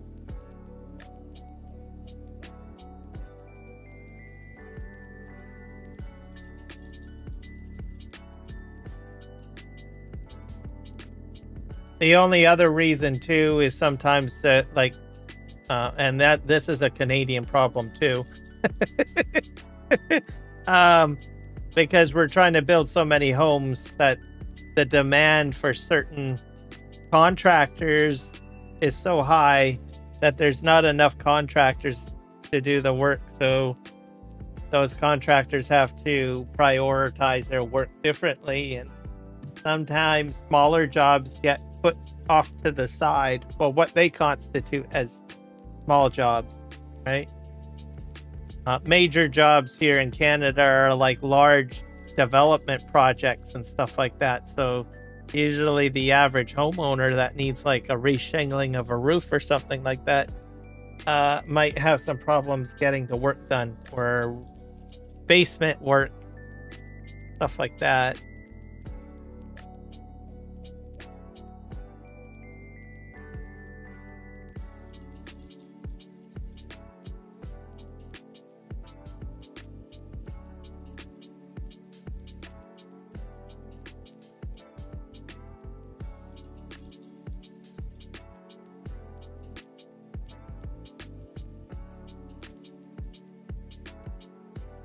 But tackling it, which is not an easy thing.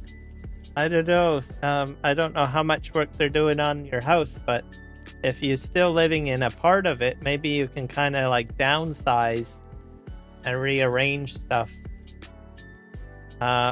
Mind you, that is like, you know, easier said than done.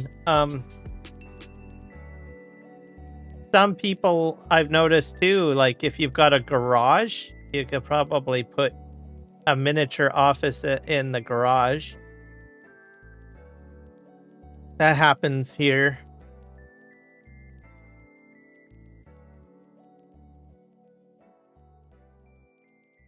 Or if you've got a shed that is like on you, like, you know, a small building on your property, like a shed or something like that, that has power and reasonable amenities, you could do something like that too.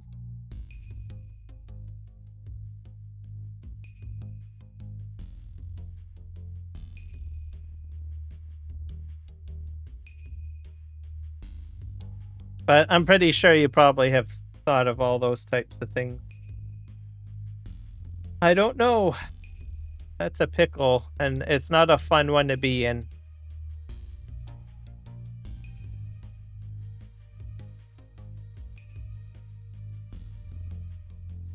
Okay, where did I end my row? I think I was down here. I'm gonna hit this again. There we go.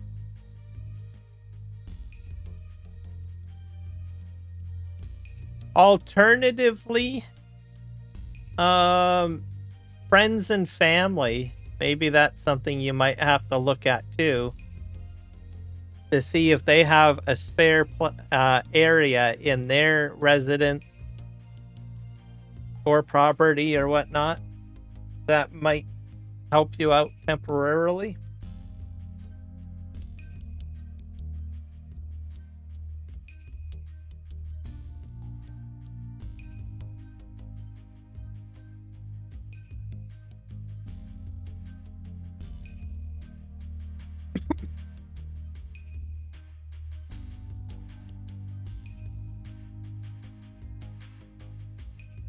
The lighting is amazing, I think. Love this. Quite bright.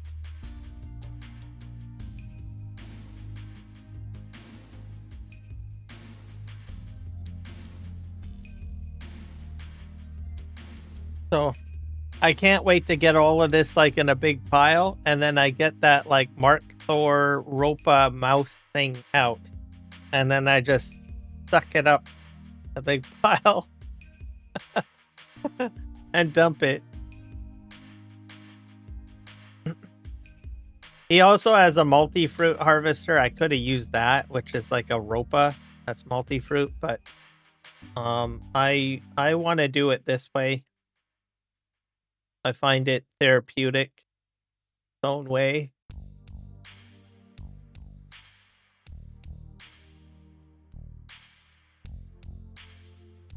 I can back this up.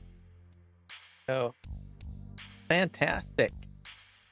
Reinforcement to the walls to support the weight of the new ones. Oh.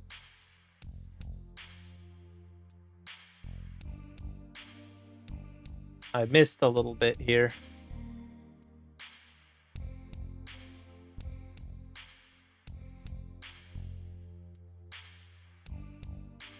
So these reinforcements, are they, I'm guessing they're up in the air, right?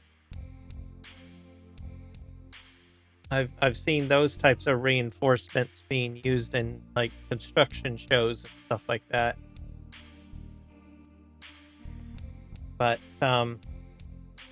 if it's more ground level, then that means you've got drywall probably removed, and which that's even a huge mess in itself.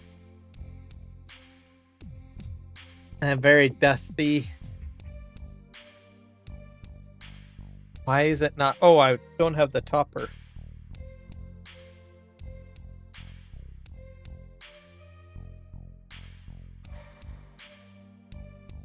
There, I think I got the potatoes. Did I get it?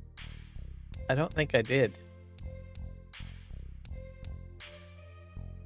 Or maybe that was just a map glitch. Probably a map.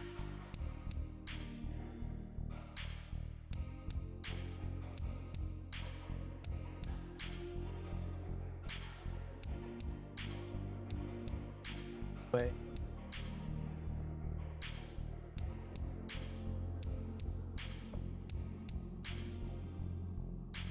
But yeah, either way, there's a lot involved with that, even if it's like bracing in the air or something with the foundation.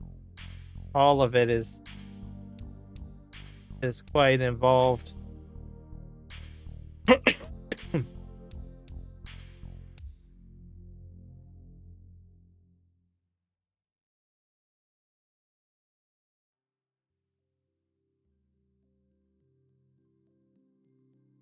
I don't think the weather would impact that, though.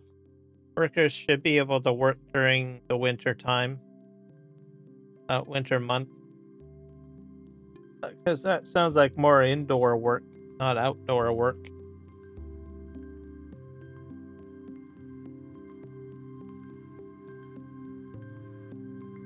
I'm going to just go to the end and I'll just empty this out.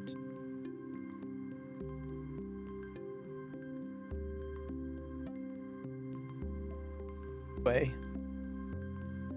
Since I'm going to the end of the field anyways, I might as well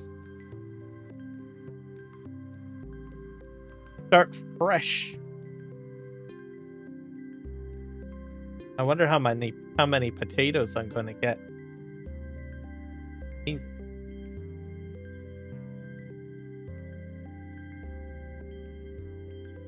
All right.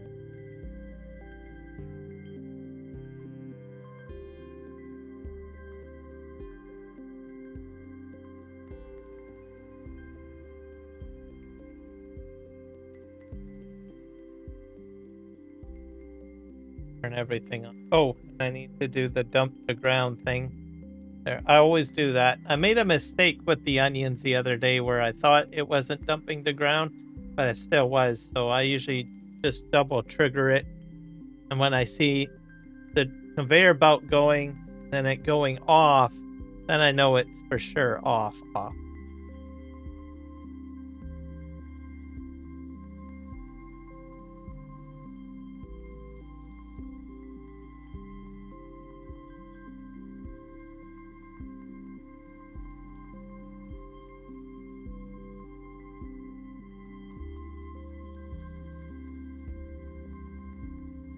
This is exciting.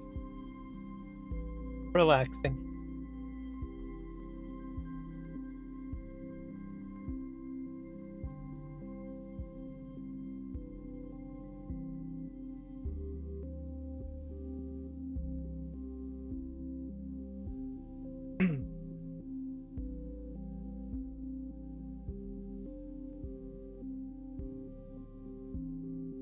Definitely different than doing logging.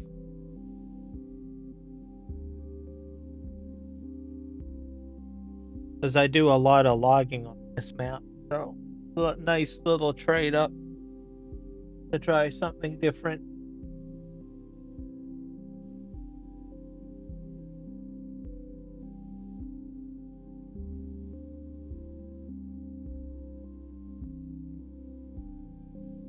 But I do have to optimize my lumber industry because like I have like a bunch of prefabs being made. And I'm pretty sure this map has like other things that I can build that uses wood. So I'm not like fully optimizing wood at the moment. I still have like a lot of stuff that's being made and then I'm just taking it and selling. Rather try to get it into doing something with it. So I have a barrel factory, I have a paper factory. So I want to take the lumber materials and put it into something. So I'll have to look at that. Find a spot to put them down. My lumber district, as I call it.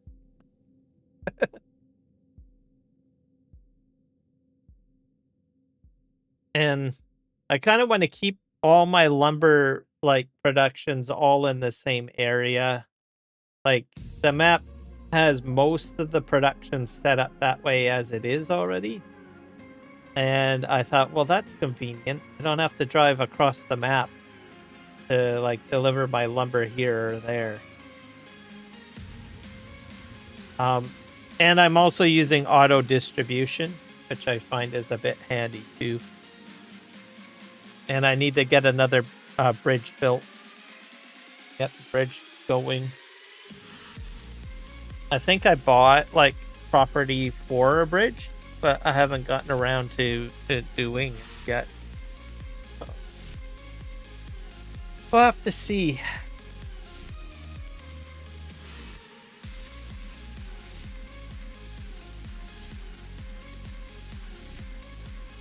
And we're at about 93. I think I'm gonna have to stop right here. Usually it just sort of fills up on its own. It's at like 100%. All right.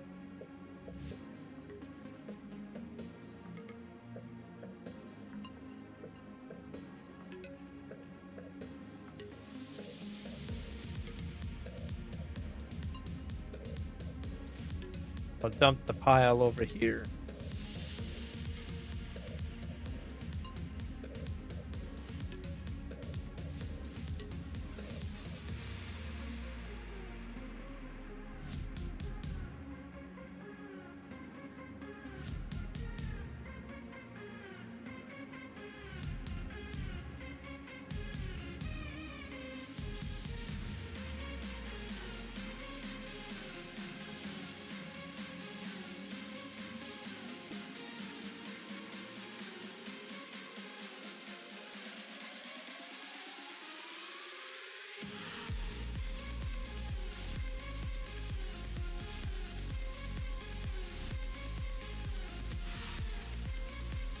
Let's head back this way.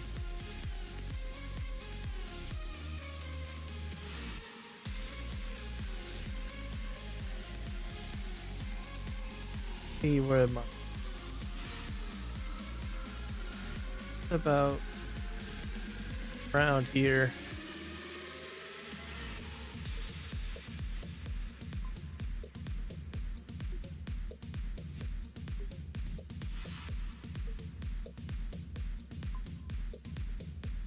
Get in line.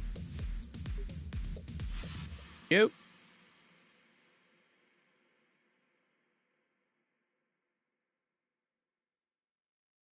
I can see that I topped a bit, but it didn't pick up. Remember to make sure that I'm backed off a little bit when I go back into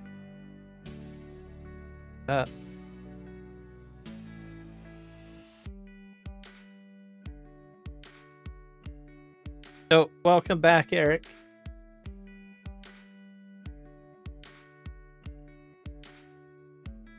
I think I'm on row like 10 or 9.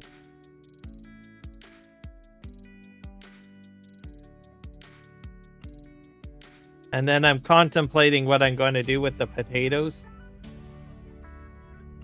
I think I'm going to put it into some sort of production. Here. Oh.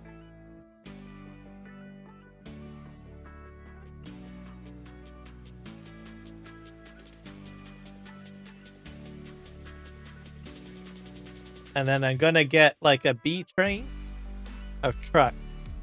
I should be able to put an entire B train. Fill it up with the potatoes, and then I'll decide where I want to go with it.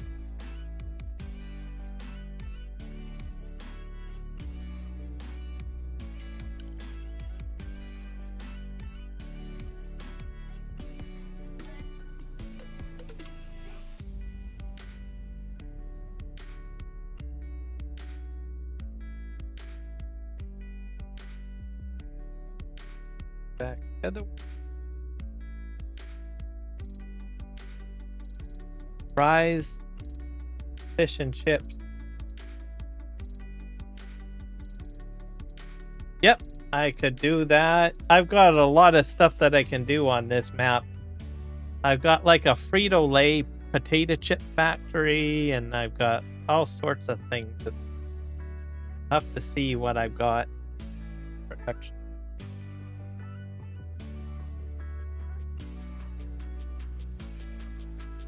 Oh, I think I went into the wrong thing. Gotta go into construction.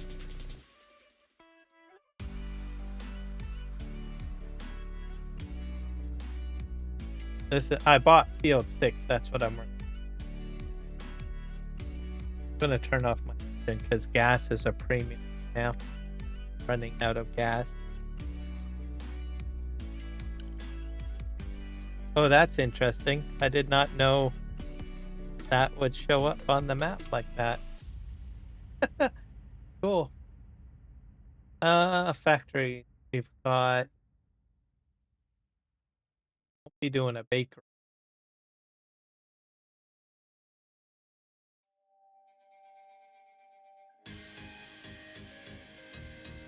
I'm already making oil. I have like, I think I have canola oil.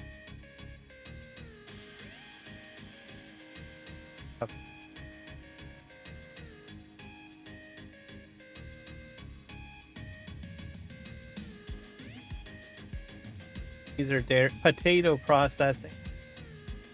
There's that. That's the base game. So I could do that if I want. What else? Preserve factory. Is there like potato soup?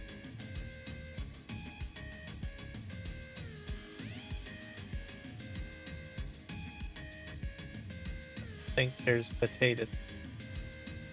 I could be wrong.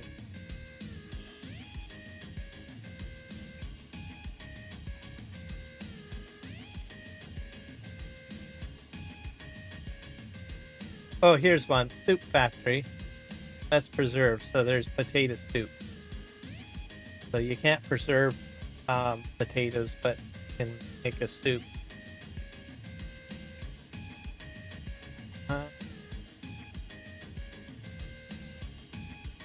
Preserve, carpet, dairy, grapes, oil, some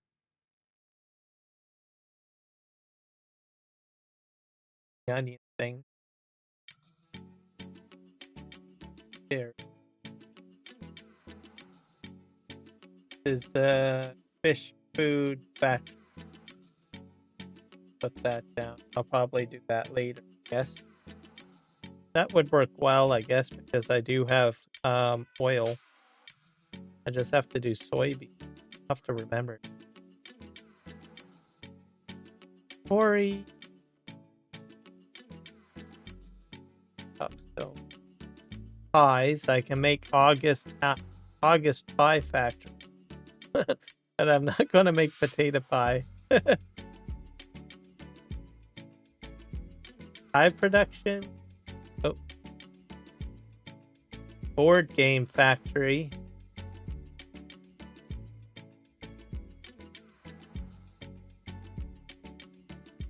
What's this? Borden Dairy. That's a dairy.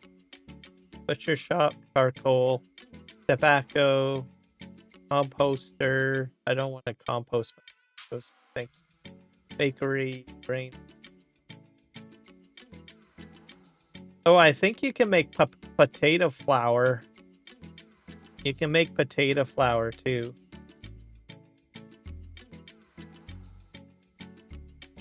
Yeah, grain mill extended. So if I put like that down, I could even make it into potato flour if I wanted to. But I don't think I'm going to do that. Maybe down the road. Dairy extended. Sugar mill extended. Cereal. Now we're getting into wood products again. Fancy furniture factory. That's one that I should probably put in. But we're not focused on lumber right now. Let's sort that out a little later. Frito-Lay. Here's the potato chip one. But you gotta put like additional ingredients in. So that's potato chips. Cheddar soup chips. Classic chips. So I'll probably make the classic chips. Sour onion chips. But I would need onions.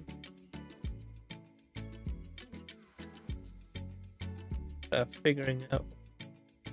So I'll probably do potato chips. Pepsi. Pizza. Processing station. Or seed and fertilizer. I think that might be about it. Coffee. What about Shell? Nope, that does not. I was wondering whether or not if it'll do potato.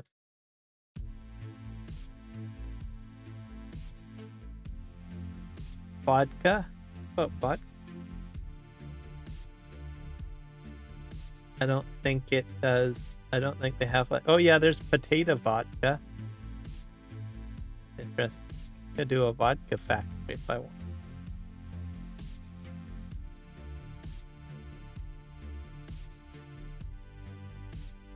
FS minor stuff.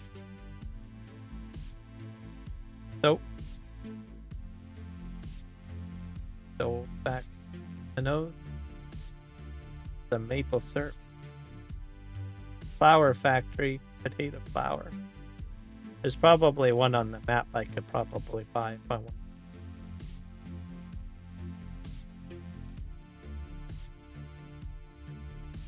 I think I'm going to keep it simple. Probably do like a chip factory. That most of the other ones require other ingredients.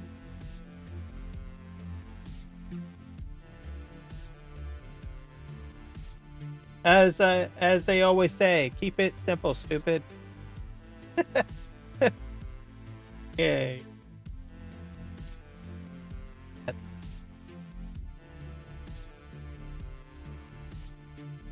up.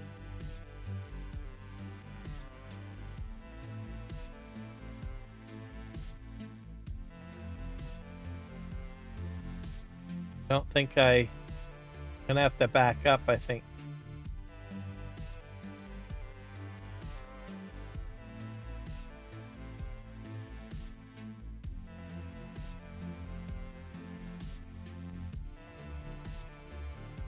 There we go. Better.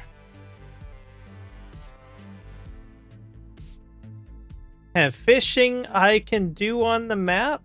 I just cannot do the large pens in the water. I can only do like fish that is like the fish lake and the little fish spawning pools. I can do those, but I cannot do like large salmon pens, stuff like that.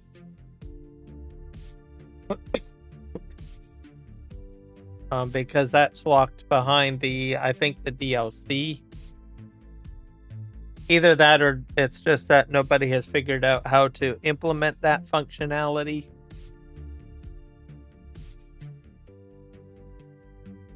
So, but I can do some fishing. It's just the regular, you know, the smaller production that I can. I was kind of hoping that the large ocean pens I could utilize, because that would have been great, because that's what PVRivers is, right? It's a river system that goes out through sort of a slight delta system, delta riverway out to ocean area. So I was gonna put the ocean pen in the opening of the bay, but at the moment it doesn't seem to be possible.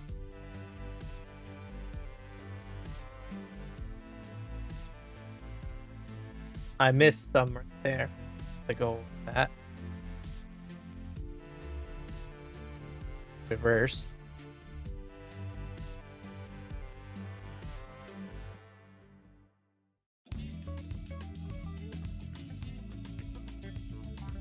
Like this. Pick this all up.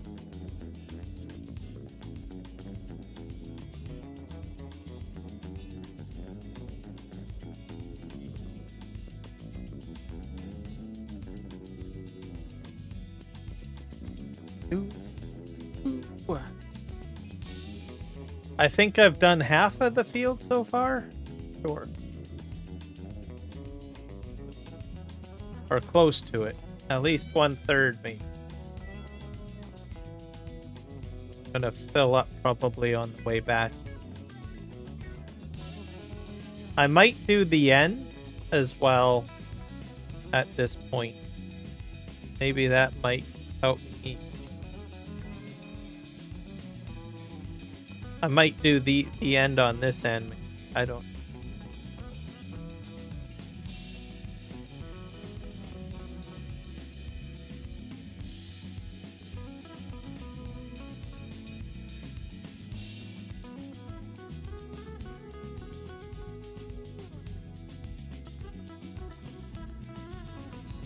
I'm at about 95, so I usually stop and it'll fill up.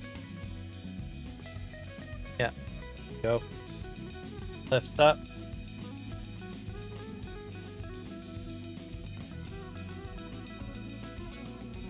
It's cavitated there, so to go back.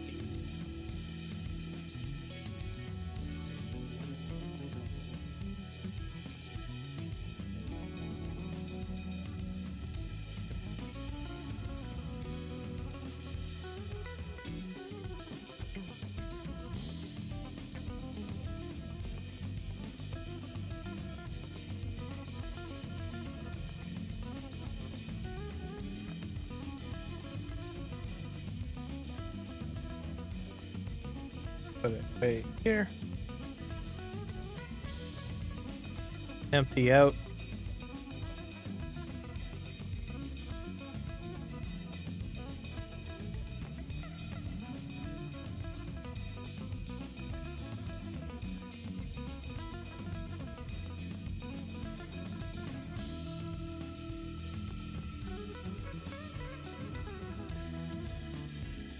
gonna do this end, I think.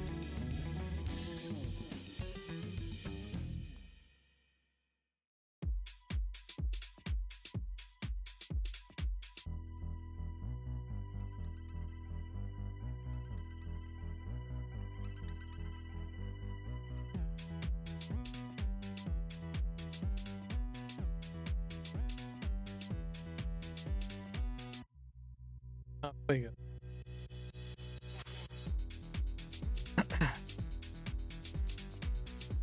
Take care of this headland, I guess.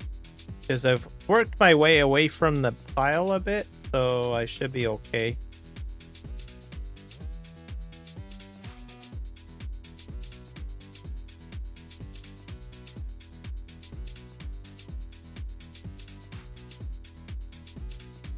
Maybe this field is a lot deeper than I had thought. Oh, here's the end.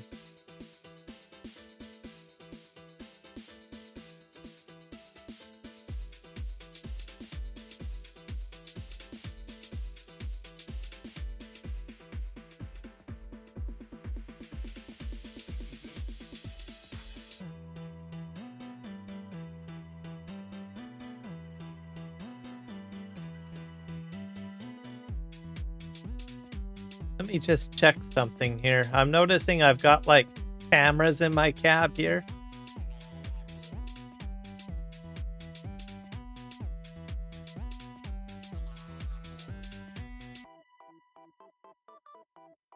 Oh, it is. It is cameras. Interesting. They added cameras in here. I did not notice that till now.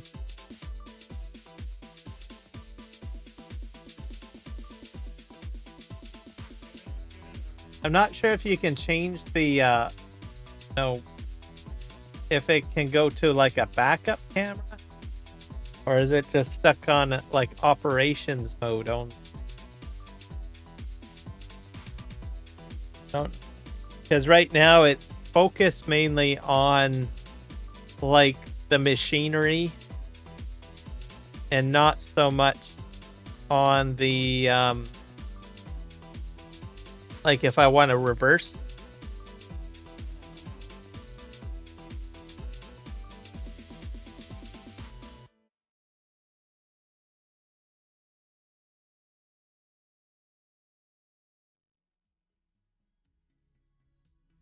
I'm gonna see if I empty this out, if the camera changes. I think I can. I'm at 50% right now. I'll probably make at least 2 more passes.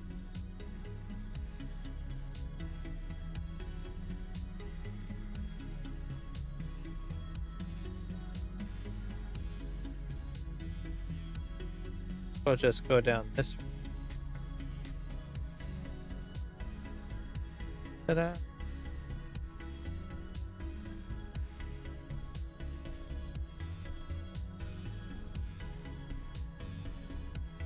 I think actually the hopper is raising up though, so I'm actually seeing the potato pile getting a little taller.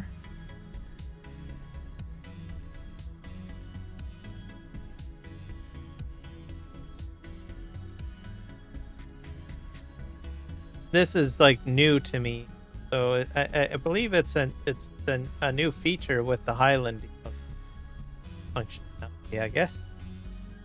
I think it's pretty cool. Very handy. Okay. Here. Sort of turn here.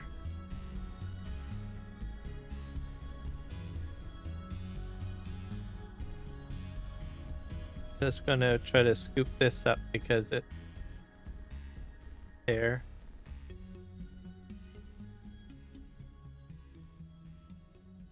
I'm at 86, so I'm probably not gonna make it to the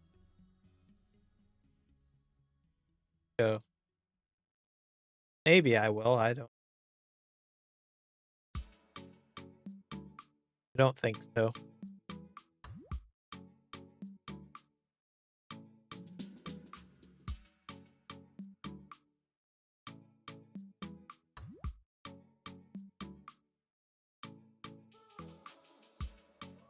Oh, I'm at full now.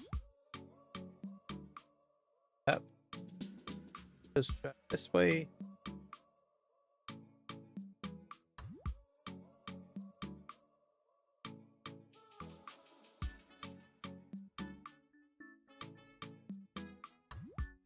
So I'm gonna probably have the pile come this way, I guess.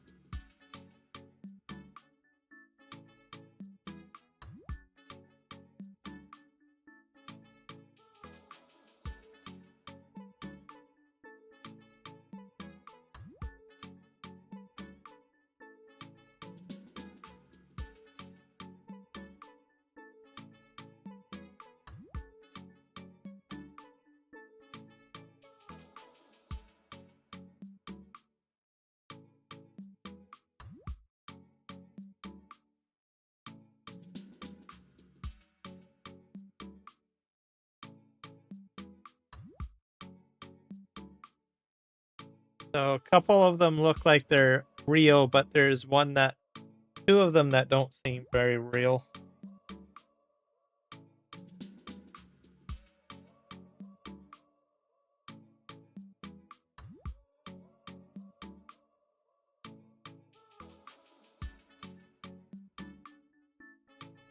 Of the cameras, that is. Forward. Okay.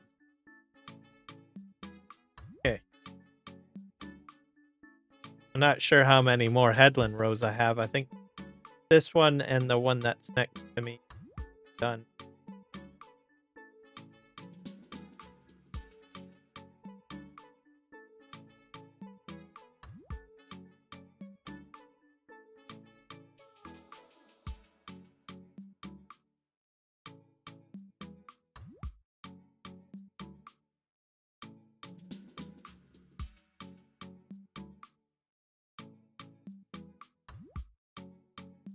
You have one more headland row. Nope. I'll just go this way to the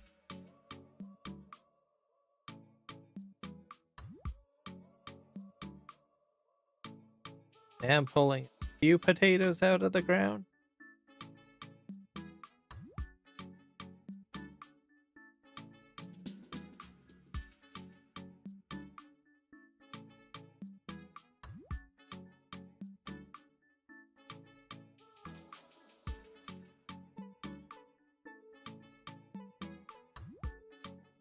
Fantastic.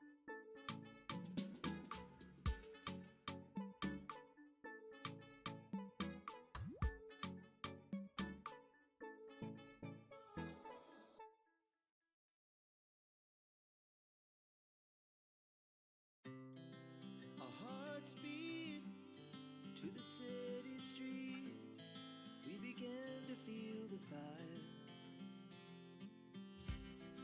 We rise like Last headland. as the chemicals that Oh. take us higher. Lower my tool here. The night's young, Or implement. just begun, as she puts I think I went in properly.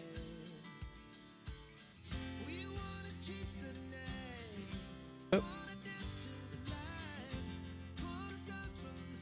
This row. Come on. Behave yourself. Coughing.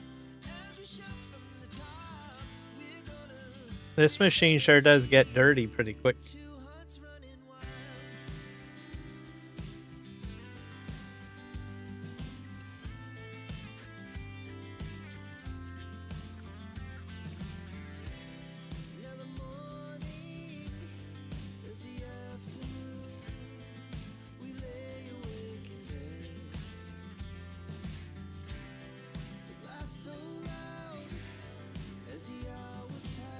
And then I'm gonna empty out this 30% or 32 or whatever it's gonna end up.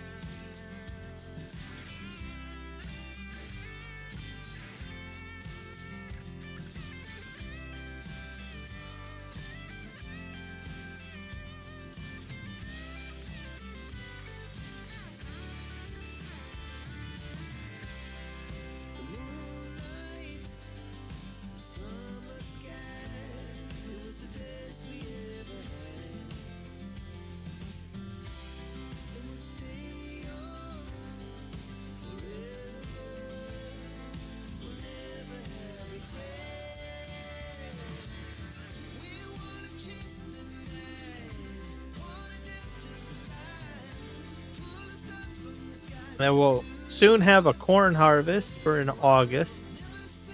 So all of that corn is going into fuel. I have a fuel problem. So I gotta make some ethanol. So, but pretty much every one of my fields is all corn, so I should have enough in there to produce more than enough fuel. A lot of my construction vehicles are getting pretty low, and one of my tractors is like right in the red. It's like flashing red on the fuel gauge. So, I had to load that up onto a flat deck so that I can get it close to one of my fuel barrels. I do have a fuel barrel that does have some fuel, but I want to get more fuel.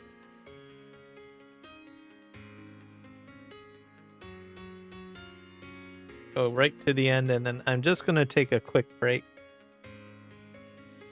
Right back.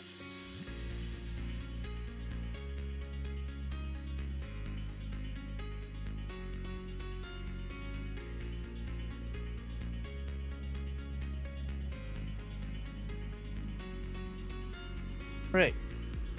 Break. I'll be back shortly.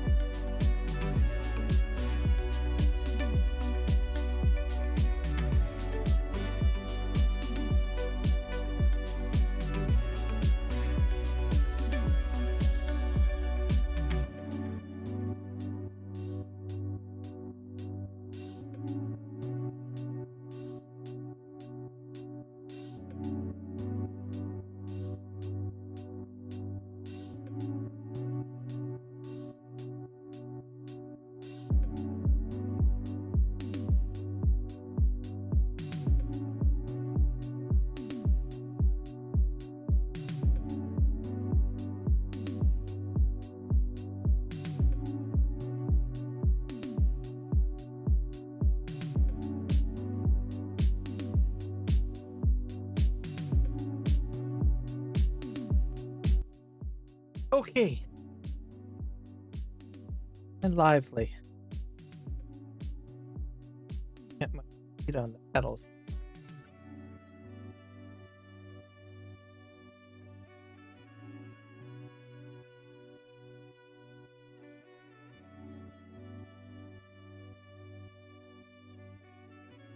Here.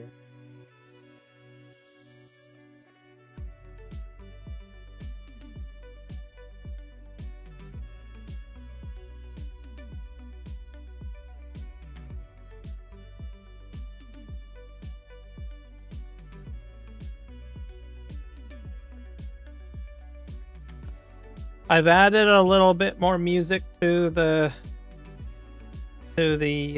mix. So, as you might recognize, a few new songs. From time to time, I go in, I look for new songs to add to the list. This is a bit of a different strategy. All of the music that you're hearing off of this playlist, or at least since I came back to live streaming, are all off of YouTube. So I thought, what the heck, I'm going to go on to YouTube and grab their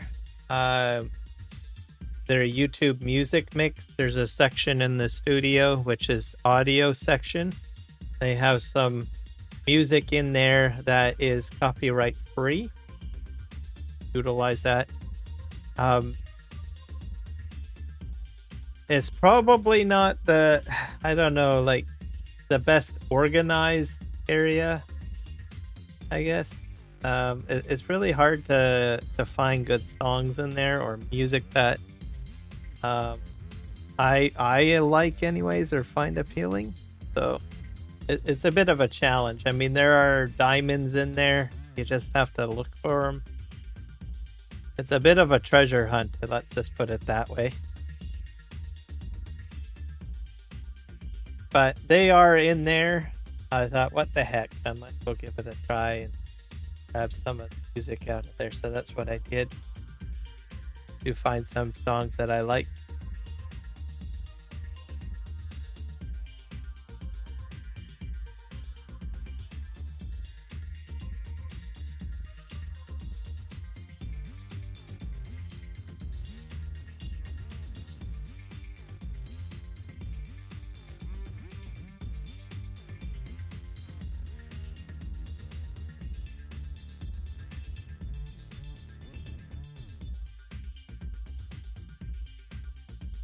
But I think I might go back to Epidemic Sound for the holiday season.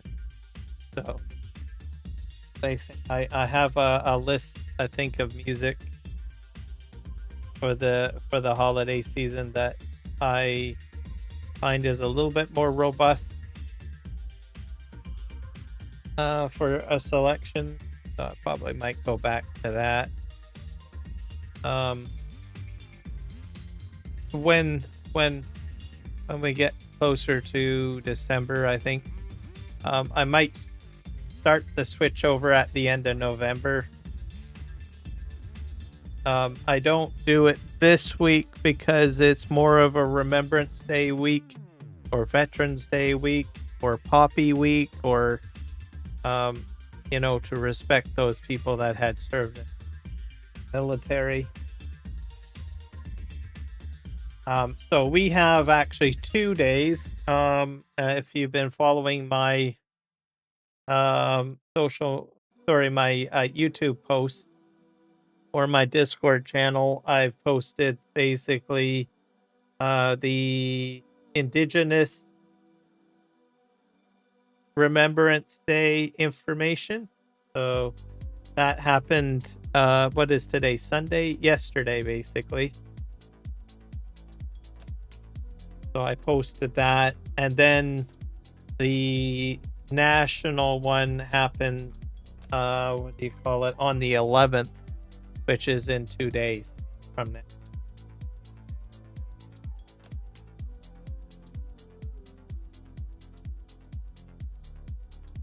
So the Indigenous one is to remember those indigenous people that had served in the different world wars, even since back 1812 war.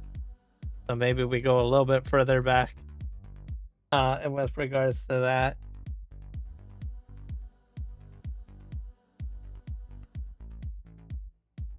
And then we'll have the national one on Tuesday, because today's the 9th, then tomorrow's the 10th, and Tuesday is the 11th.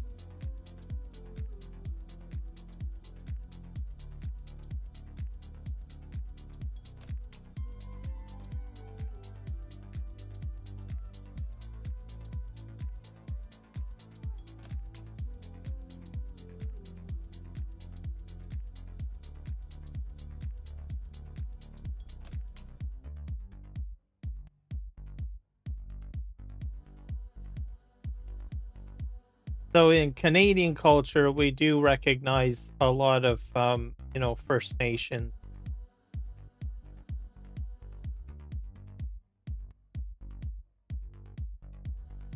Basically, remember different things within the First Nations community. So we pretty much walk lockstep with them. So it's a little bit, I guess, different.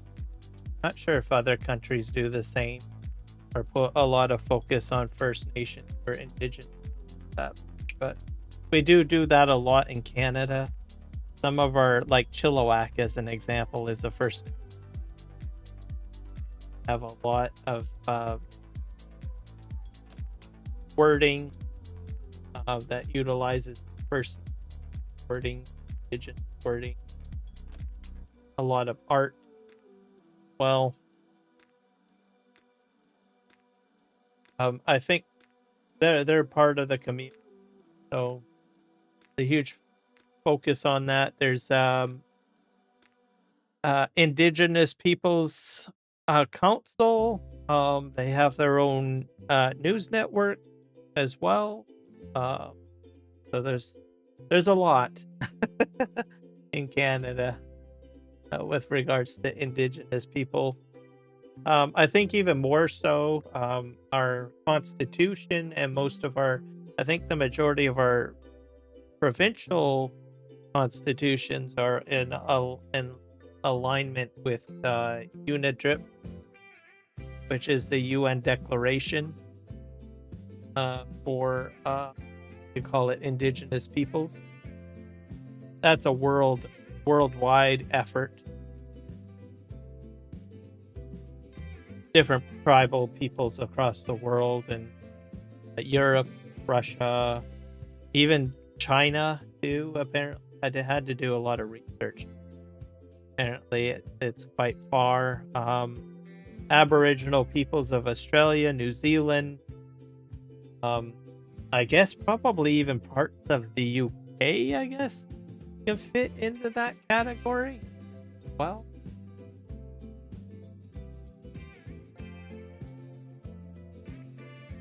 A lot in South America, that's for sure. South America.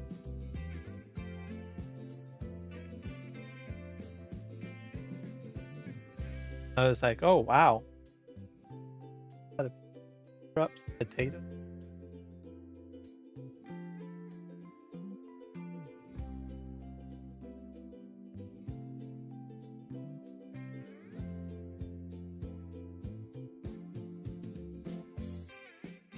I think I did. I'm gonna have to check.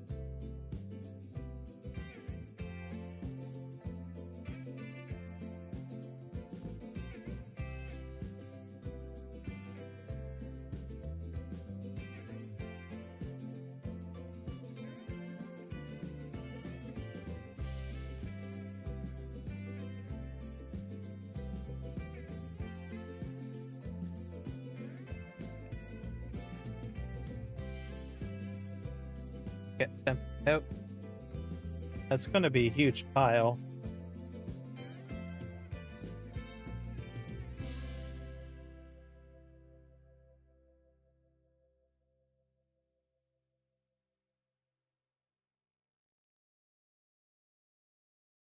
Yeah, I dropped some potatoes over here. To remember to pick those up later.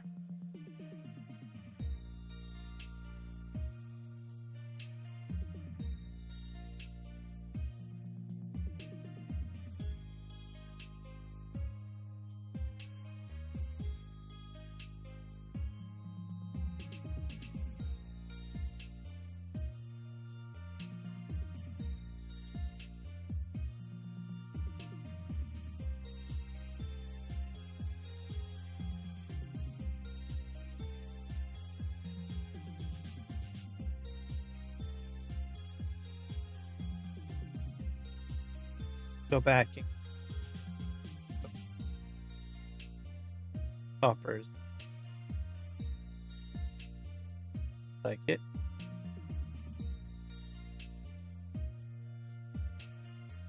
I moved my coffee.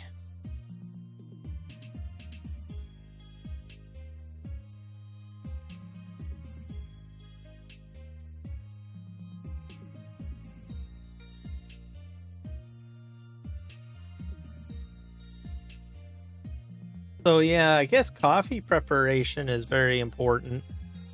Um, and I guess where you buy your coffee from. For the longest while, I'll usually get like restaurant coffee or off the shelf coffee. And I used to get like really bad acid reflux because of it, which was unpleasant. And do all sorts of weird things. Made me feel ill. Yes. It wasn't always like that. I mean, when I don't know, either I just got old or or they changed something with the coffee. I don't know. It'll be a combination of both. I don't say. But I used to stomach most of the coffee that's sold out there, but not so much. It's almost like I get like a kind of an allergic reaction or something, right? Maybe not hives or sneezing or anything like that, but my body reacts different to certain coffee brands. I used to be able to drink like Tim Hortons. But not so much. Starbucks, sorta, probably the best out of it, out of the bunches of coffee that I can drink that's out there. But even household coffee too, you get the can off the supermarket. It would affect time too. But this one brand seems to do me quite well. I don't get the weird effect. So I think what it is that I think some of the companies have just found cheaper ways to make their coffee. So they use lower quality beans, or they modify the plant in some way. And I just have an adverse reaction to it. Whether it's like too strong and just wreaks havoc or what, I don't. Anyways, I think probably in the last 10 years I've noticed weird stuff from the beverages that I normally like. Like, dang. So then I had to switch to tea. I love tea. But, you still get that, hankering for a good cup of coffee, right? Like, oh, this coffee, is it going to kill me, or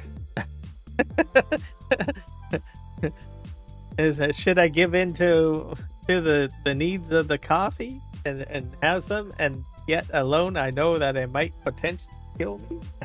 That's a little bit of a huge exaggeration. It won't kill me, but well, maybe it will one day. I don't. But you start wondering, right? Then you're like, dang. But now I can actually drink coffee the way normally I can have a cup of coffee or a pot of coffee a day if I want. without crazy stuff happening. What I'm trying to say. Or I don't feel ill. Because of this one coffee company that I came across. What the heck? I'll just try a different brand. I went in and I was like, well, I'll try something different. Sure enough, heck. At first I thought it was the type of coffee because I started off with a Peruvian type. Thought, well, maybe it's because they make it different region, whatever. Which it does. It does taste different than Colombian coffee. And then I tried Ethiopian from the same brand, and then I decided, what the heck, they do have a Colombian version, which is usually the common store brand that you get. What most, I think, coffee companies use. They use a Colombian brand, at least for North America. Might be a bit different for other parts of the world. You get your coffee where it's the closest, right? So Colombia is a big place for making. So this brand that I use or have been buying, they do have a Colombian blend. It doesn't affect me, so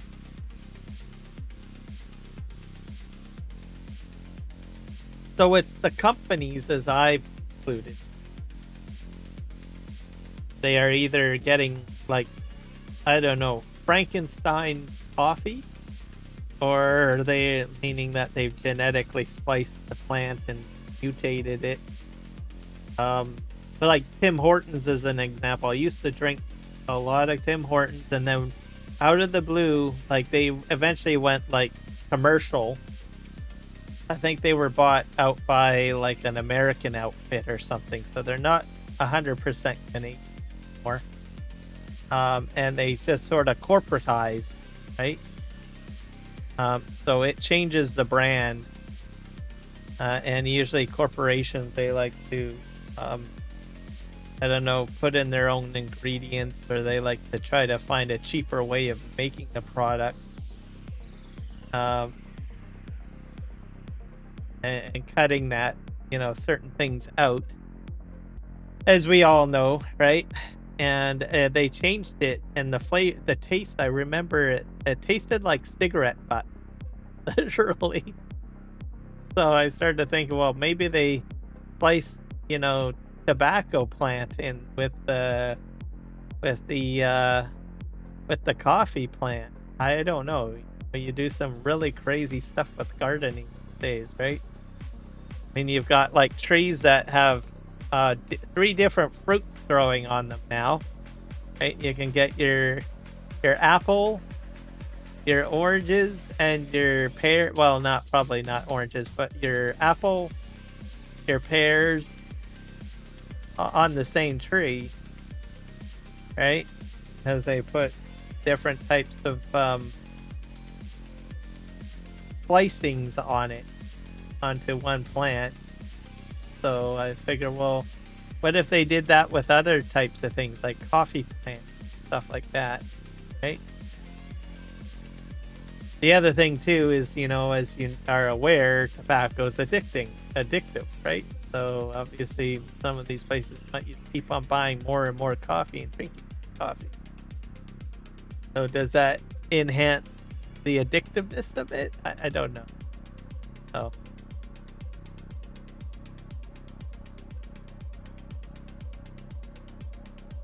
but anyways, I noticed Tim Hortons changed it, got to that point. I was like, oh, this is awful. Don't feel very good drinking some of it. So, and other companies too, go to McDonald's, they have their brand, try that. And you store-bought shelf variety, and you're like, oh, this is awful.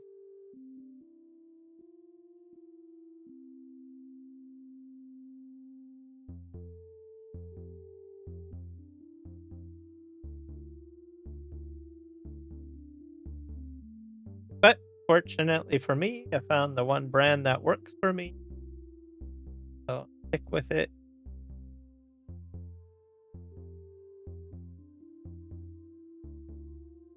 And oddly enough, they're actually local too. So they are like off of Vancouver Island, which is in British Columbia, Canada. Like, oh well, that's cool. Maybe that explains. Um, Vancouver Island has a lot of people that like to go completely organic and more natural best ways of growing crops and stuff. So um, that could probably be a, a possible reason too.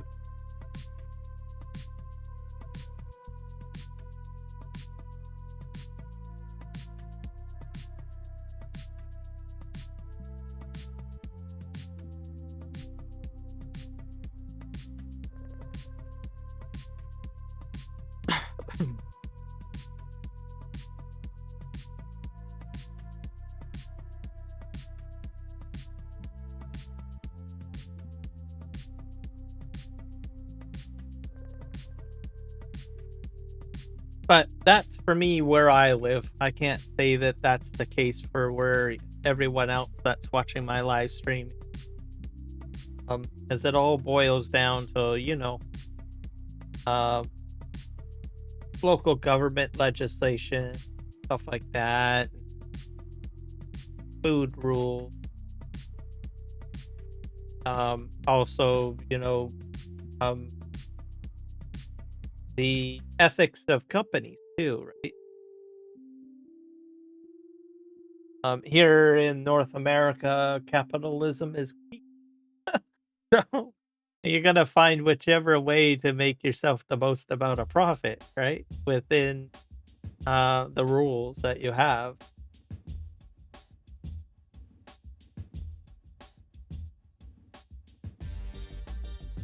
Entity.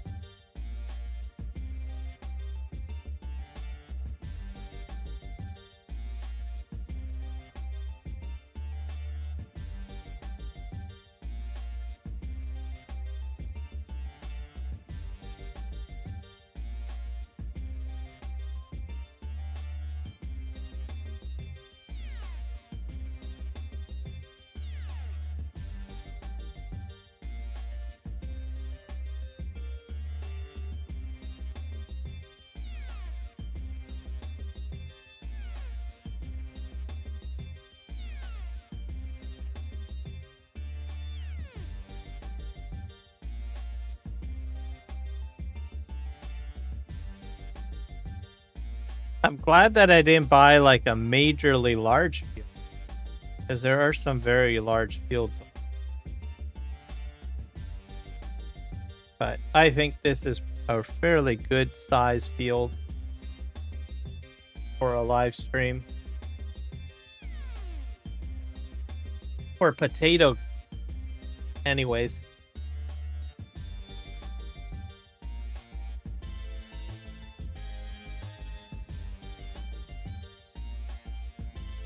Back up a bit.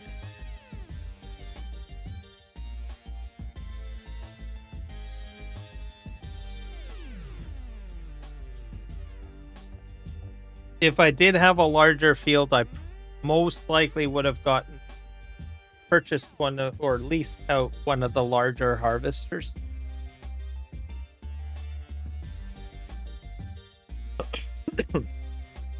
Because I know that there is one that's larger than.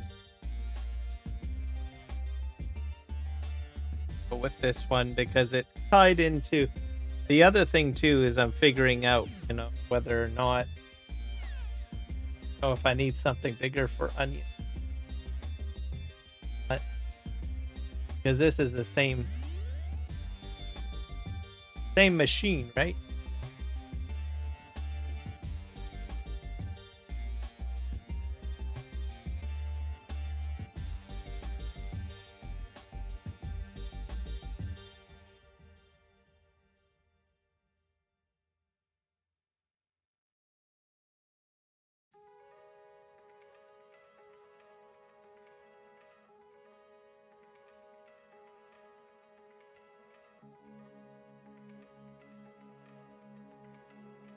pretty sure I'm halfway through the field by now. Just get a little bit closer.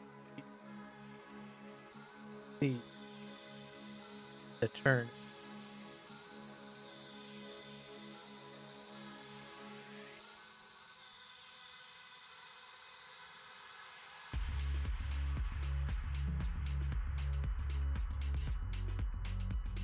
So my biggest question is, what the heck is Eurovision? So I've done a little, I think it's like, is it almost like American Idol or something? I only asked because on the news I noticed that apparently Canada is going to get involved with that or something. So it, like, I saw it on the news. And what the heck is Euro? Right? It's the first time I've ever heard of it. So I thought, well, it sounds like a bank. Is it a bank? No, it'd be like more entertaining. So I guess we might see that in Canada, might participate in it or something. Have Eurovision. So in Canada, we have a national broadcasting station, which is, I guess, safe to say, is somewhat. It's financed by the federal government. So it's a national, federally run broadcasting company. So we have usually a lot of Canadian TV shows and content on there. It is also regulated under the Media Act in Canada, CRTC.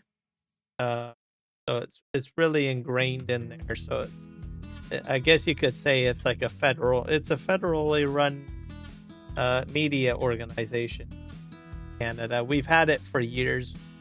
It's been around even before I was even born. So it's always been there. It's been a part of Canada like forever. So it's and it's federally funded. It's run by the federal government. It's all news. It has shows on there, and has like the bulk of what Canada is essentially in the broadcast. The other Canadian stations, I would say, are tightly or somewhat connected with the C2. Like they're in line for the most part, but I think they run slightly on their own a little bit, but more so in line with the whole show, I guess you could say. Anyways, they are looking at including the CBC, Canadian Broadcasting Company, inside, utilizing Eurovision. It kind of like they had on the news, they mentioned it a little bit. Like, what the heck is that, right? So it looks like it's for entertainment purposes, like music talent and stuff like that. So never heard of it. It's brand new. I mean, obviously not everyone has it. I mean, there's some people that probably have heard of it, but hasn't been widely promoted in Canada up till. So I guess our prime minister, because he was originally, before he came back for the election, right, to become our prime minister, he lived in Europe for probably maybe about a decade or so. His wife is, I think, UK. So he likes Eurovision. So it's like, okay, be good there. I think he likes a lot of European, styles of doing things, lifestyle stuff, which is kind of new for most of us, I guess, unless you've moved here from Europe, or you have worked abroad in Europe. But for someone like myself who's not widely cultured. It's like, oh well, that's new. How come we never heard of that before, right? Kind of piqued my interest. Because I think it, we're going to be including. I have a feeling a lot of European culture or institutions, sport, all of that probably in Canada. Probably in the next 5 to 10 years. It's already happening too. Like I think we've heard comments or suggestions of a national cricket league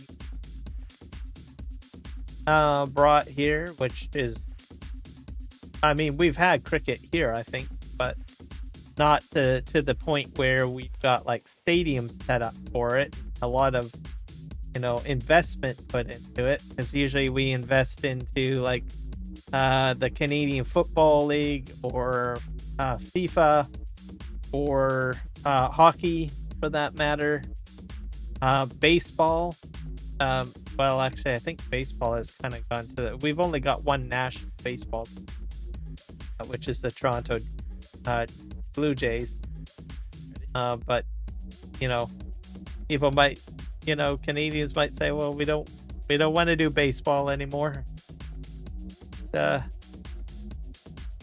don't know. Throw the baseball bats to the side and get out the cricket bats instead. I don't know, right? We have the Canadian Football League. I think that'll still survive. It's very similar to American football, but there's different rules, I believe, on how it's played, the size of the field and stuff like that.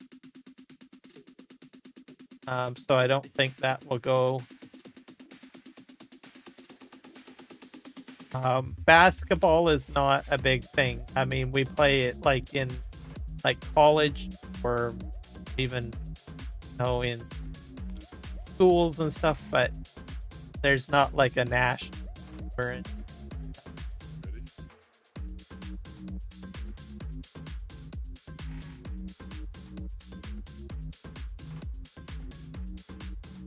But yeah, it's kind of like a new adventure. We'll probably see more stuff incorporated that's more European into, I guess, what we have in Canada.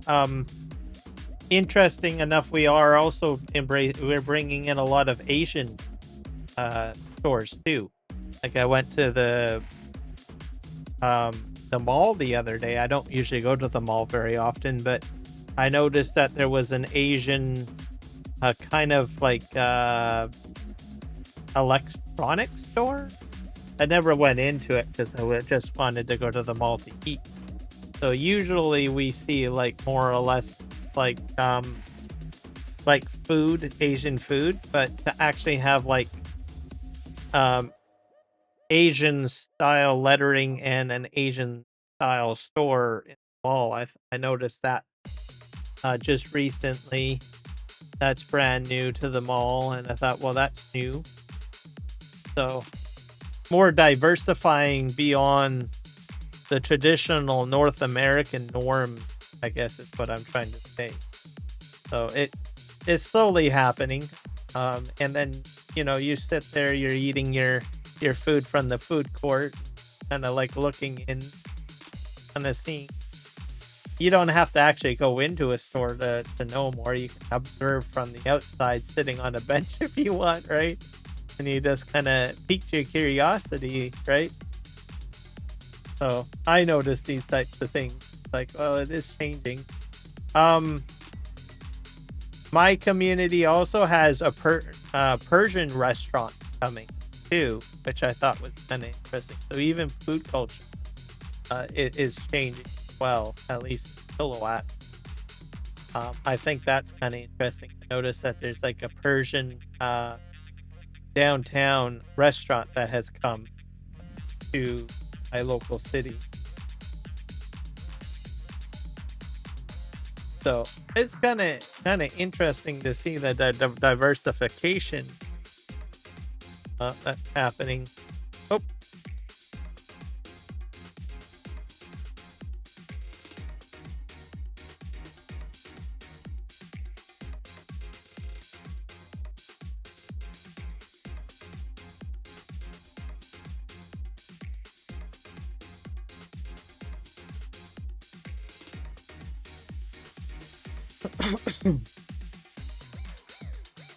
And you bring these different businesses in from different parts of the world, and you get kind of a little bit of an insight to what you might not be experiencing on a regular basis, right? You get to see how things are done differently.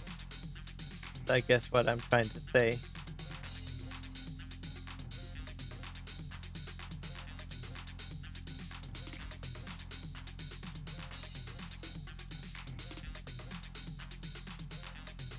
And you're kind of like, well, that's kind of interesting. Yeah, we don't get like I know that there's a lot out there, but most of the stuff that we've got is like all, North American or American, right? But now that we've seen all of these shops coming in, Eric, it's like even myself, I'm like, oh wow, that's interesting. It piques our interest, or at least my interest, and I think it's a great thing. And I think for me, I'm like perplexed because I see this stuff and I don't see it on a regular basis till now. I'm like, what the heck else am I missing out on? You know what I mean? So I'm kind of excited about it. I'm literally excited. And it's just small things, that are coming in. It's like, it's kind of like your eyes are just sort of opening up a little bit, and you're like seeing stuff.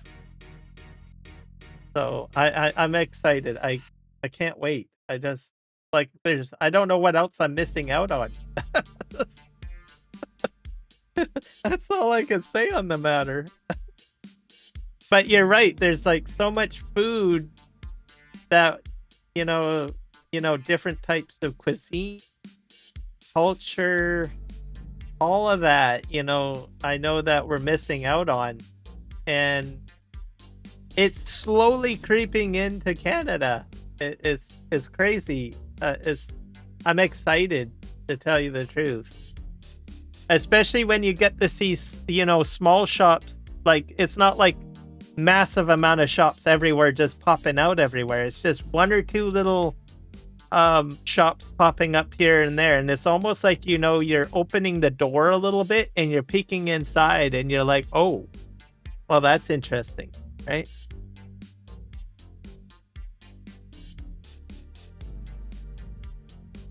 Exactly. And that's what's happening right now. It's exciting. And I can't wait to see what else comes out of it all. It's like, wow. And that's what I do. I just, you go for a walk somewhere. Like a lot of people usually, get in their car and they drive down the road. But you go for a little walk somewhere and you see all these different shops coming up, right? Popping up. Or you go and you sit in the mall. You have a nice little, dinner at the mall. And then you walk around the mall and you see these new shops that you would normally not see pop in. And then you're like, oh, wow. Right? Everything is like changing.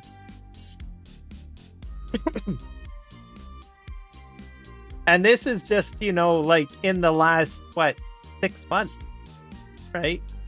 So I'm kind of like, well, what else are we going to see, right? What else am I missing out on? For me, I don't travel much. I'm more of a homebody type person. So you probably won't see me get on a plane and fly somewhere else. But so some people probably, that travel everywhere are like, well, this is just normal, right? I've seen this. I just jump on a plane to France and this little bistro is over there too. Right? But I don't, a lot of Canadians may not fly a lot, and we are, well, for me anyways, I'm more of a homebody, like I said. seeing these these things come to me is kind of neat. I like it. It's exciting. Kind of energizing too, you know. For the longest while, you've got like a set direction of, you know, well, this is how it is and how it's always been. But then you bring new things in, and it's kind of like invigorating or energizing. So I can't wait to see what else comes down.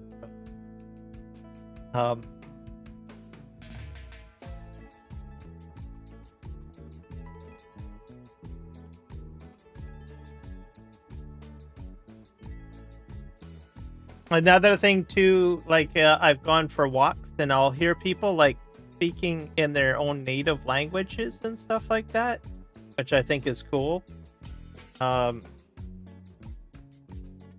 seen, I think, some Ukrainians just speaking Ukrainian, that have, you know, immigrated here or what have you. Indians, French, Spanish. I think I've even seen Portuguese. So, oops. Oh dear. Mess. Bad.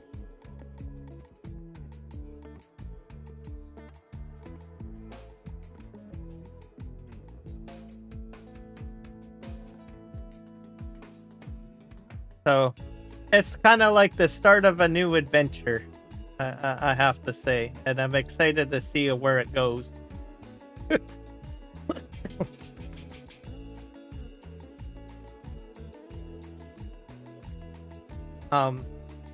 And like I said, you know, you've done things a certain way the whole time, right?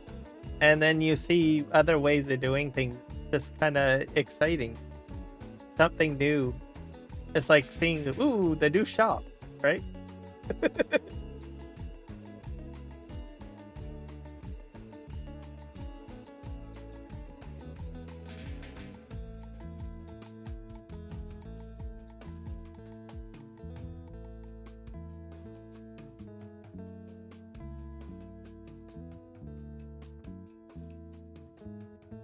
I think we're gonna get the potatoes.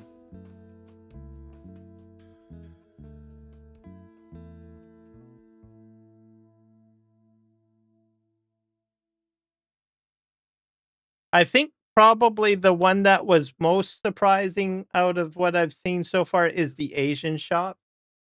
Um, I mean, we do have like a lot of Asian communities in British Columbia, but I was kind of like, oh wow. And like I said, usually it's grocery stores or like Asian cuisine, I think. But this was actually, a shop with, other things other than just food products in it. So I thought, oh well, that's interesting. That's definitely a change. This year alone, we got 67 new shops, restaurants from all over the world over here. Oh, so it's probably turning into like a huge like international thing. I think that's a good thing too. I think I'm glad that it's just not here. It's happening everywhere. I think that's good. But that's a lot. That's 67. Wow.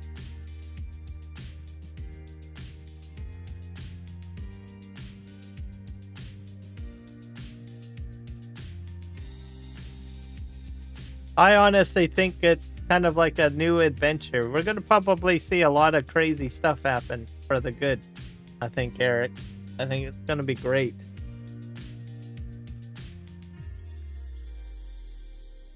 The way, the world connects and everything like that, I think is going to be great. I'm excited. When you see new things, it just kind of gives you like, like a little boost of energy, right? For me anyways, I find, just doing regular stuff, right? having a little bit of a swap out of seeing something new, right? Just kind of reinvigorates everybody, I think.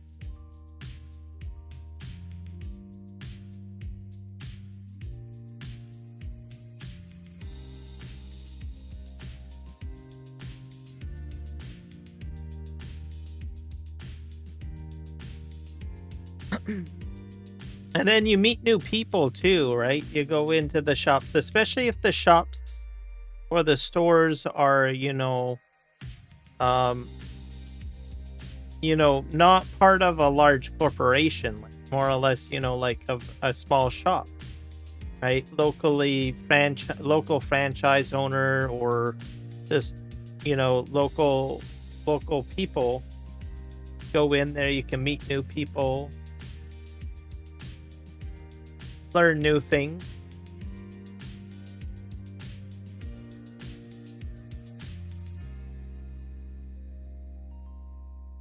Oh. With the little glimpse that I have seen, I think it's kind of, I think.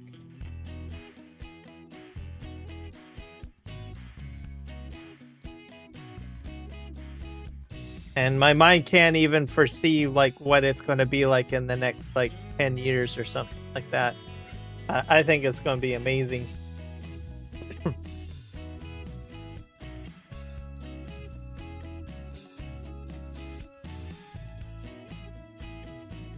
Go back in cab here. I wonder how well I see the edge of the field now. Yeah, sort of.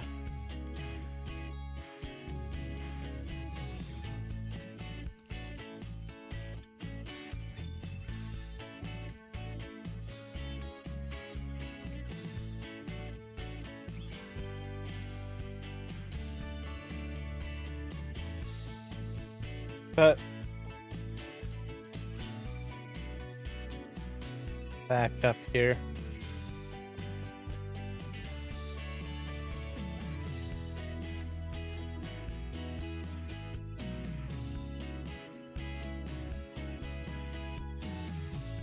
My community, I'm not exactly sure what like our big plan is. I honestly think that like my city is traditionally a farming community, but I think it's slightly going to turn into like a tourist destination, I think.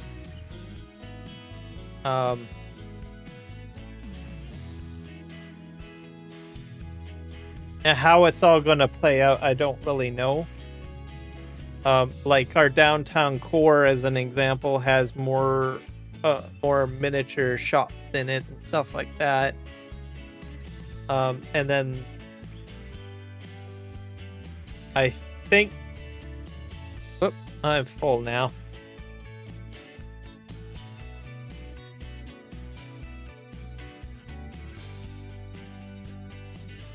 Different types of housing development is a little bit different too. Like they have like in the newspaper a proposal to have like a riverside community set up with kind of campgrounds and kind of like light cabin housing in it or something, which is a bit different.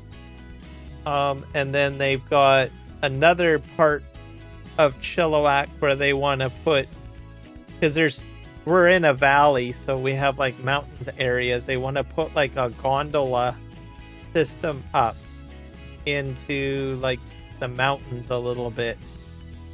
So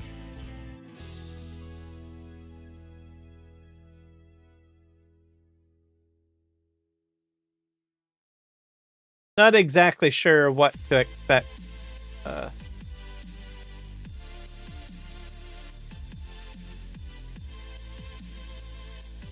But I surmise it's going to be a tourist location, I think. Sort of. I mean, we do have like certain things around that facilitate it, but they never really like broaden into that. If I'm trying to say this right.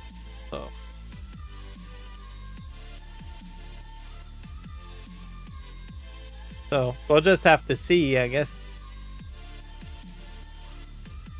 Interesting and different.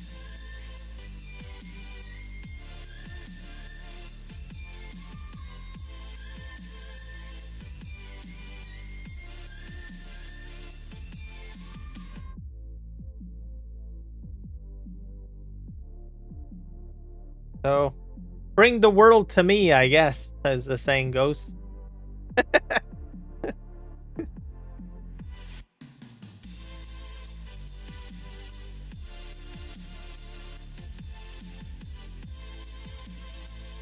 What's this?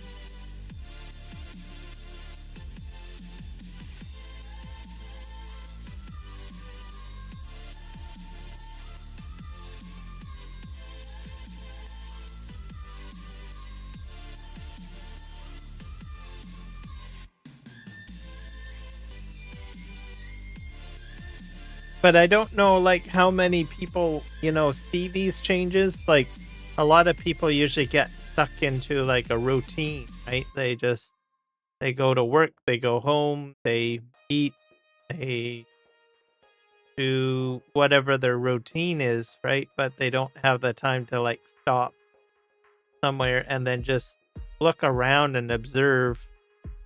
Um, and these changes, they happen slightly, but you take the moment and you observe them. It's kind of interesting.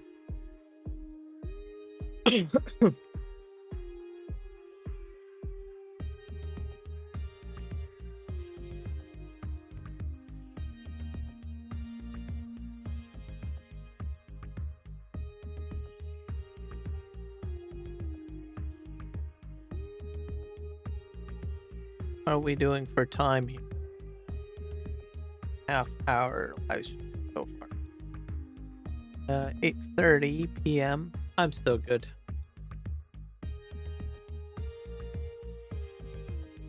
I might upgrade my like, I leased this one.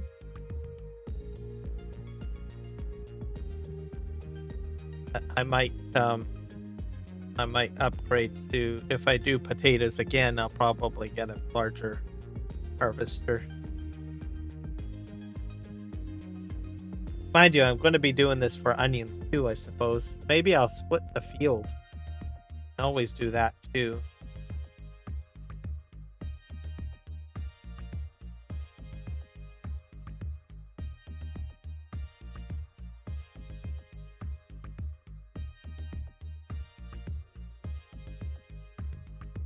What's going on? Why am I not collecting? Oh, yeah. Still collecting.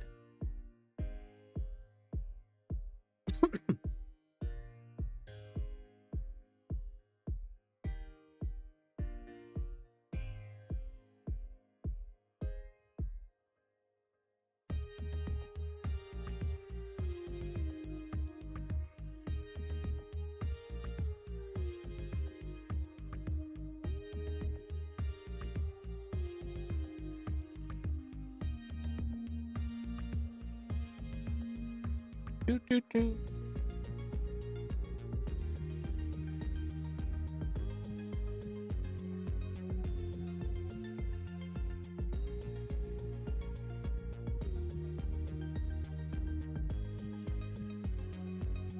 So the lighting and everything and the graphics are all game based now.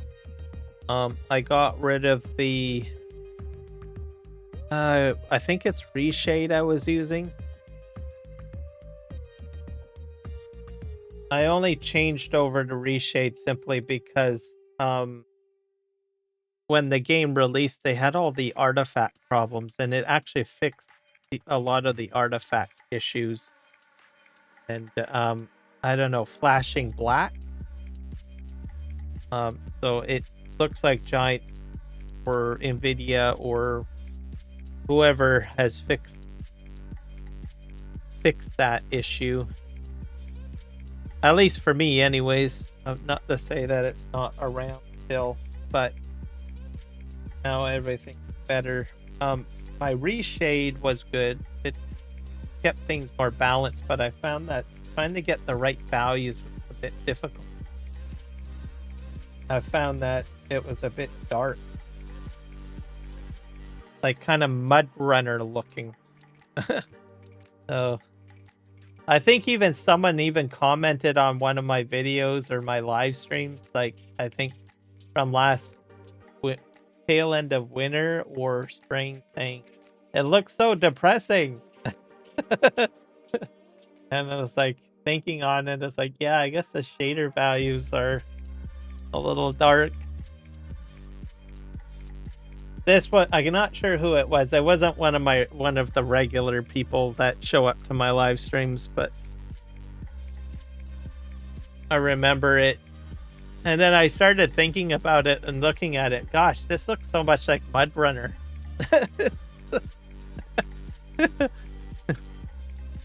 It looked interesting though, but very, very dark. I know, like, so. But now we're completely into. Oh, that's where I needed to go. Farm sim stuff.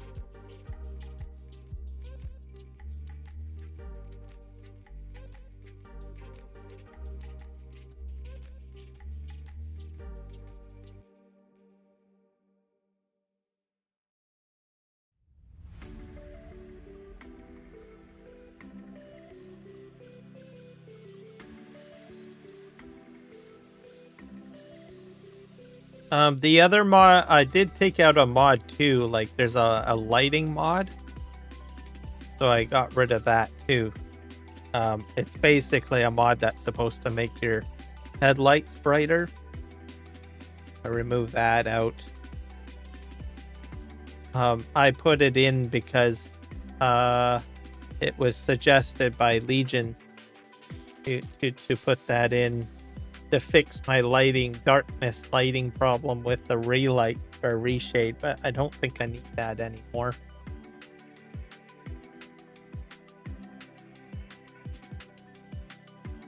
But I'm always going to keep the reshade around as a possibility, I think, for future releases of Farm Sim,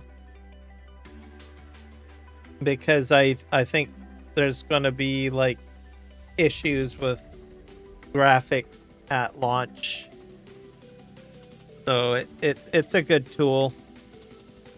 And even though it's dark, at least, you know, I will not probably have anyone complaining about the artifact issues or whatever.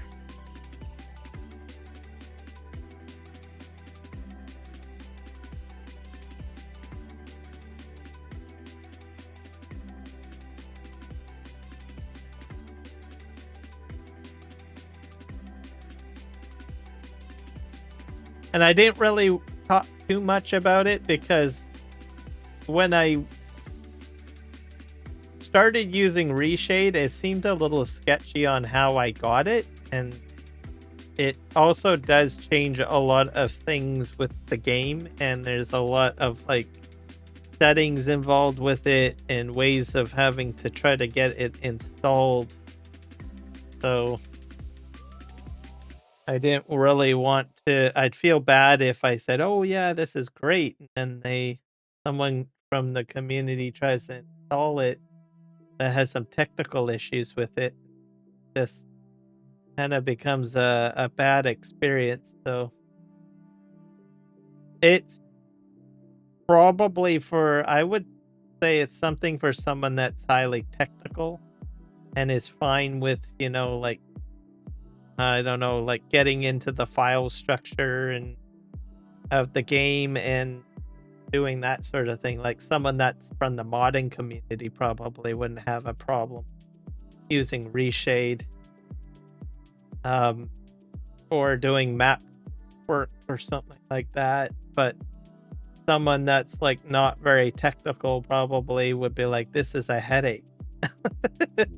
So that's part of the reason why I didn't really talk too much about it.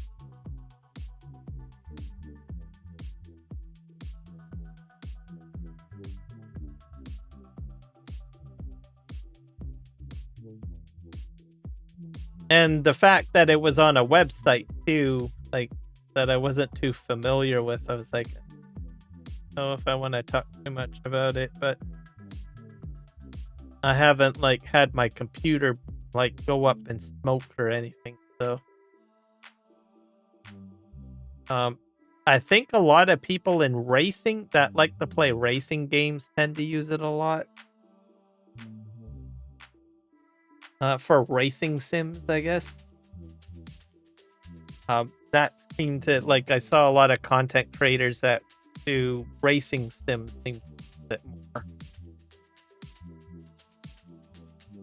So it's probably more in that structure.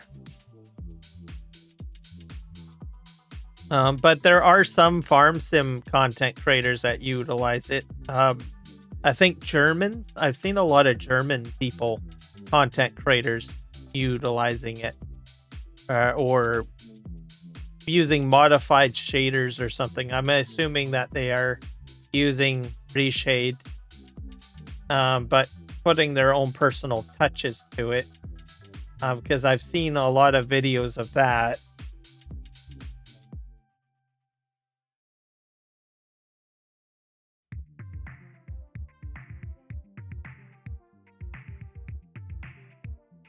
But the sad thing is they don't give you the recipe of how they do it.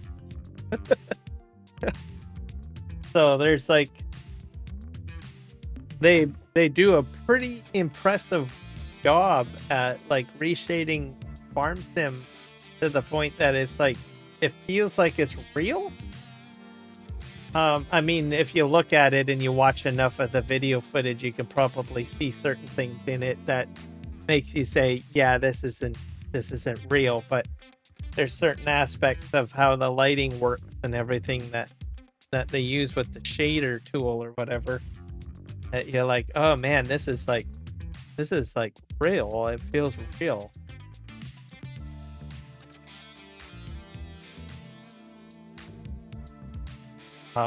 So I've seen some of them. I'm pretty sure everyone else that knows what I'm talking about has probably seen the short videos that I'm talking about, or maybe some of the long form videos too, where you're like seeing these impressive farm sim shots that are like so realistic.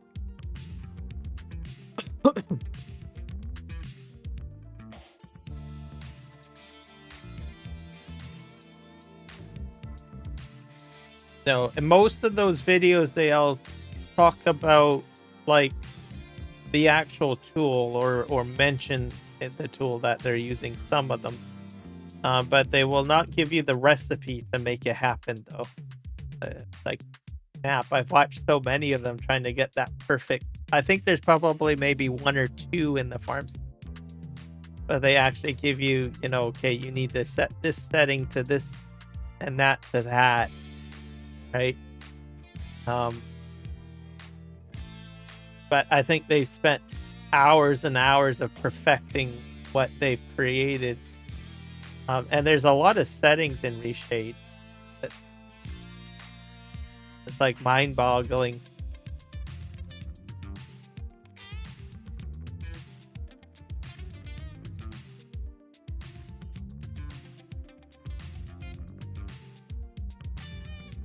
I tried a couple of times to try to duplicate some of the stuff that I've seen, but I'm not really good at that.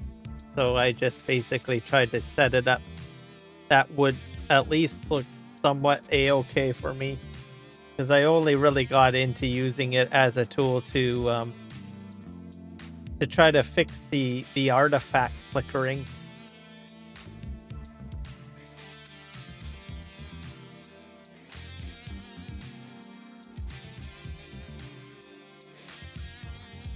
And it fixed it, so did it. So that's why I'm going to try to remember that whenever like FS28 2028 comes out, or whatever the next game will be. And then I'll just simply put that in case there's any like weird, I don't know, artifact issues and stuff like that. I'm not entirely confident that the issue was like a Giants problem. I also think that it might be partly a a video card company problem, because they also have release shaders within the drivers, stuff like that. So it could be a combination of both. or one of the two. Guess we'll never know. But I not entirely sold that it's an entirely a giant problem. And on the side of the blame with the video card companies, I have a feeling that they have a priority list, and they will probably prioritize games or development studios that pay a lot more for those driver optimizations to be done. So, and there's pretty large companies out there like Microsoft saying, "Look, you're gonna do our product first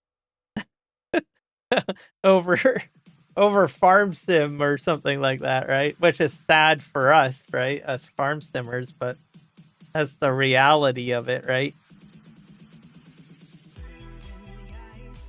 I don't know if that's the case for sure, but I don't know. I got a feeling that that's sort of how it goes.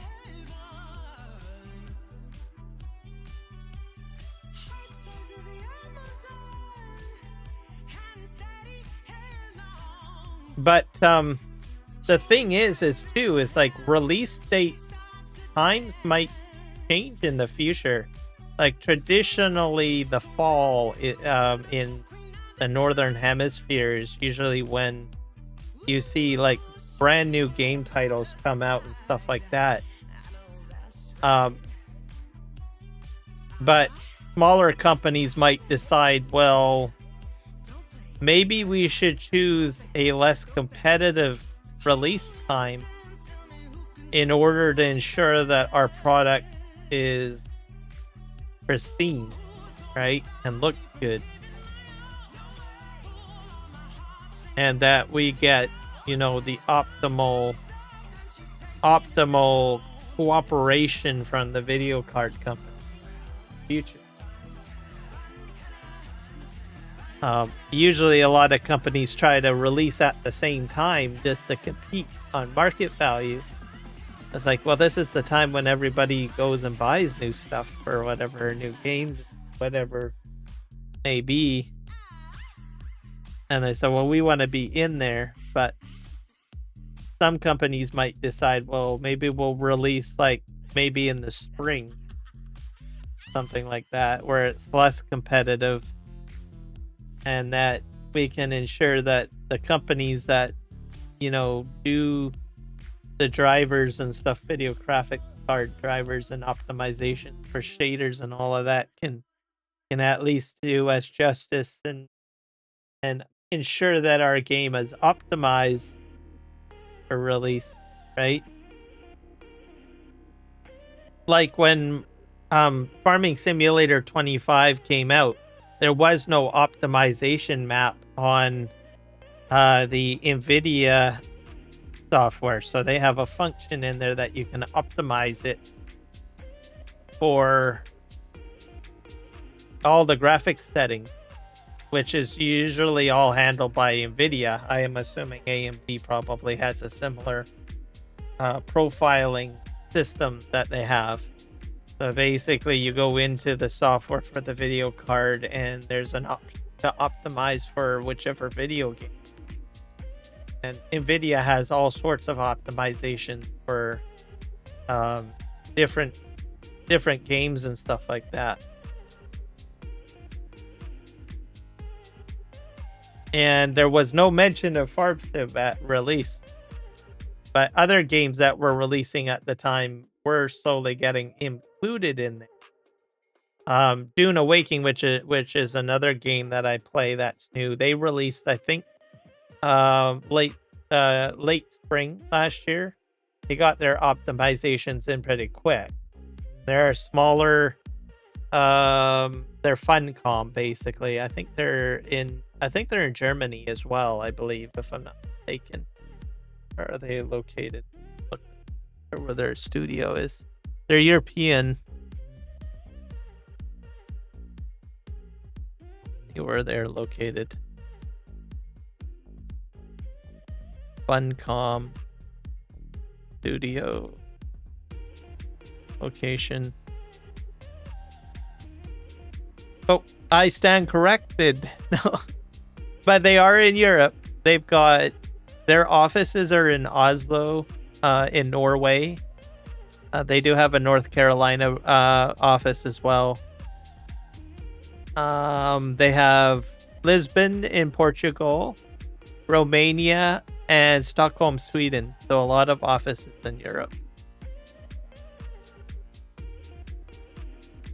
And they decided to do for the Dune Awakening a release late spring. But they do have some challenges as well. They had a very successful launch with, with the new title and the IP and everything like that. But now they're running into more of and they had probably some graphical issues and stuff, but they seem to have gotten those fixed up pretty quick. Now it's just basically game balancing and stuff like that they're running into problems with, between players that like more or less PvP or combat gameplay over like PvE content, which is story mode or building, right? I think that there's probably a lot more PvE players than PvP players, but I could be wrong. So don't shoot me or kill me. That statement. But like with anything, you need to find that fine balance between the two, and I don't think they have quite found it yet.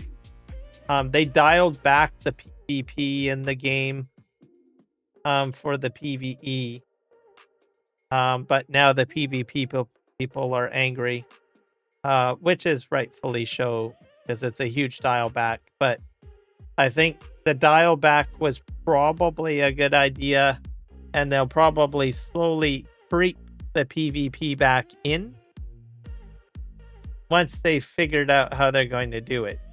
So I have a feeling that they had an idea or concept on the whiteboard, and they just said, this is just not going to happen. So we need to rethink it. So we'll just dial this back, which is probably a little easier to do with a new game compared to a game that you're like in the middle of its lifespan. So I don't know. We'll see what happens.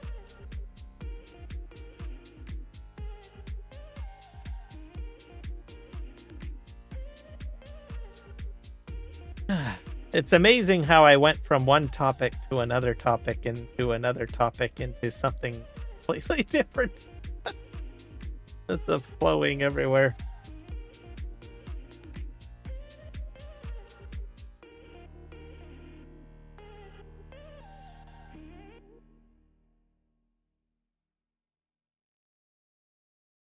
All right, well, we're getting pretty close to my cornfield here. I don't do any damage to it.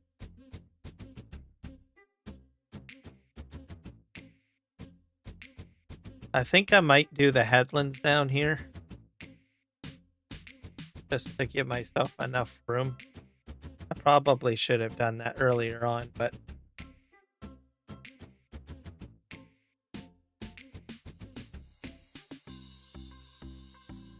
reverse back up a bit. Right.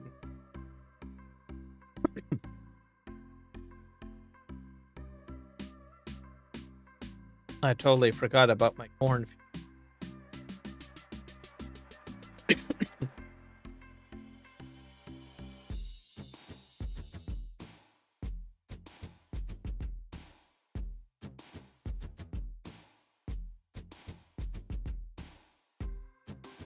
What kind of field do we have up here? What growing? That's not my field, so.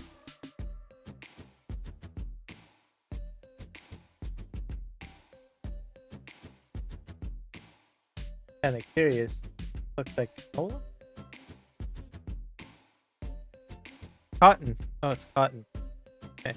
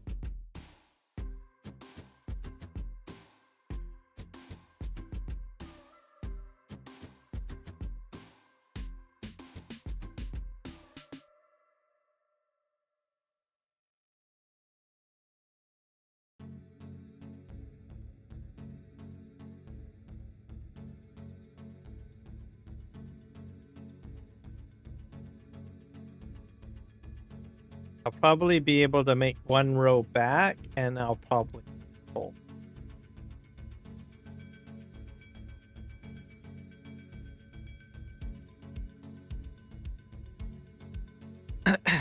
And then we'll unload, and I'll come back up this way. I think strategy.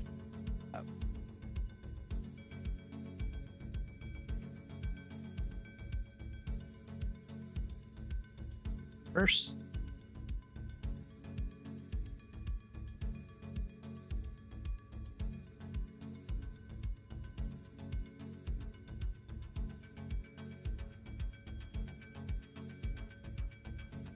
Get to the end. Lightly full.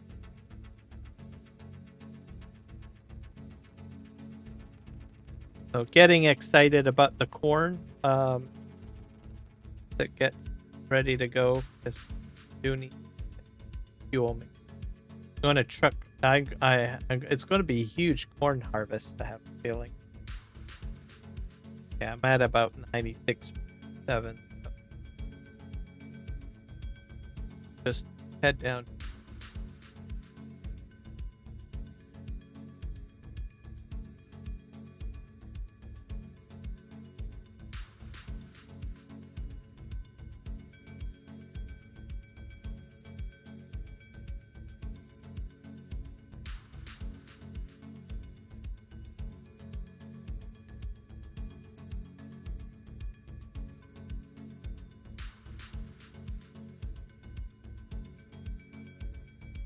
To pick that up. Got a nice potato pile. Probably a little wider than I really wanted it to be. Oh well, it'll be fine. The mouse, if I'm not mistaken, has quite a wide pickup header.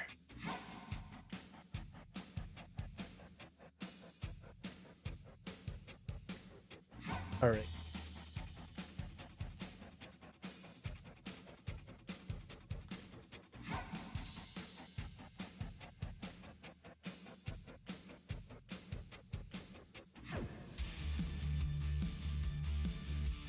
Bro.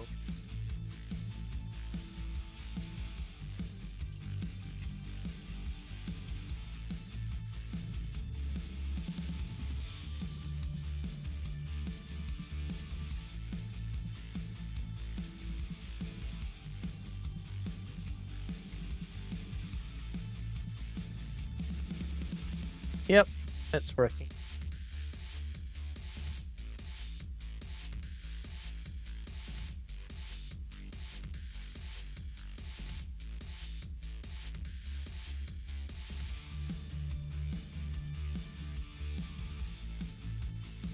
So we're into the month of September. I did not see a tornado, so thank God.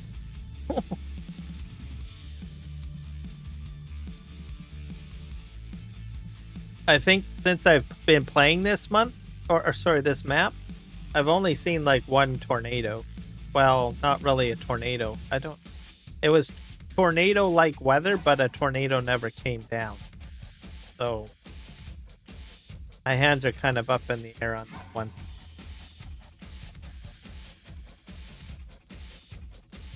But I think that's normal. Like, you can have the elements of the weather to be just right for a potential tornado, but it may never come down, never touch down. So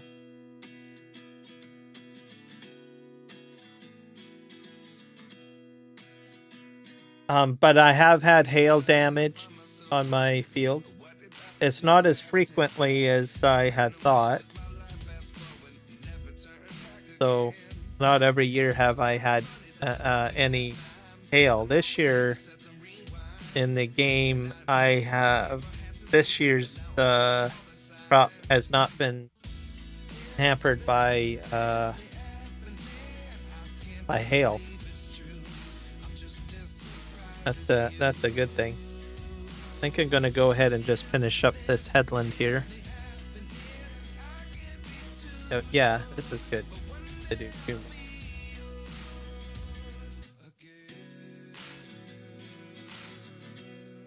Reverse this up.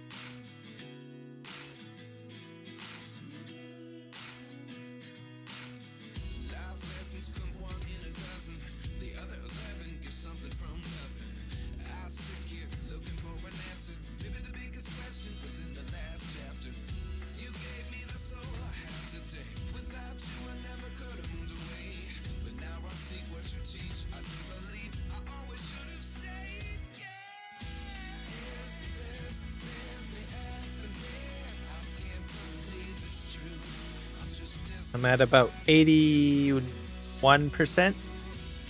So I imagine once I finish up this one headland, I'll just head back down, I think.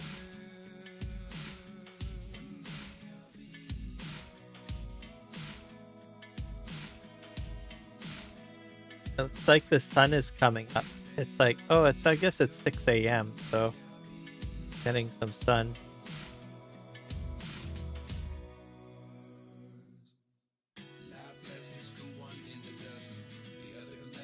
Just gonna run this all the way down to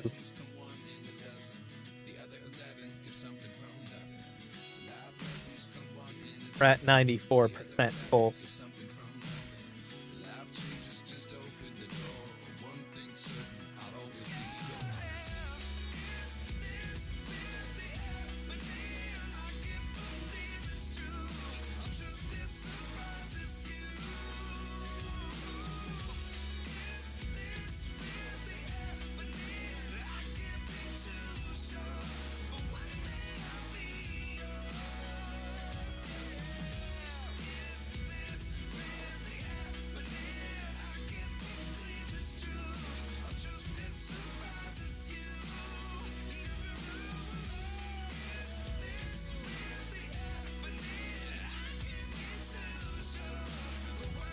So this is a lot of potatoes. So I will definitely have to bring a B train up here. I do have trailers. The other thing I need to check is my productions with regards to what uses coal. So there was an update on the map that could potentially have emptied out all my coal reserves. So that's at least what the patch notes had said with the latest one, because they were using the same name, as I understand it, as well the coal. Oops, I think far. The same naming convention for the fill type. So it caused a conflict. So they had to rename it. But the existing coal, as I understand it, that is on the map or in a production would be deleted.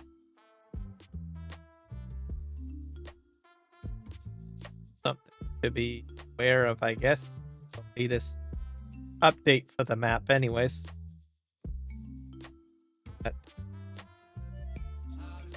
So, but I'm not doing a lot with coal at the moment, except for my metal factory. But I've got so much supply in there, it's crazy. I'm having a hard time keeping up with all of the stuff that's coming out of it. So it doesn't matter. And coal is free pretty much on this map. So it's not really affecting me, really. Except for the existing factories that might be offline. I think it's my metal factory that's using it at the moment.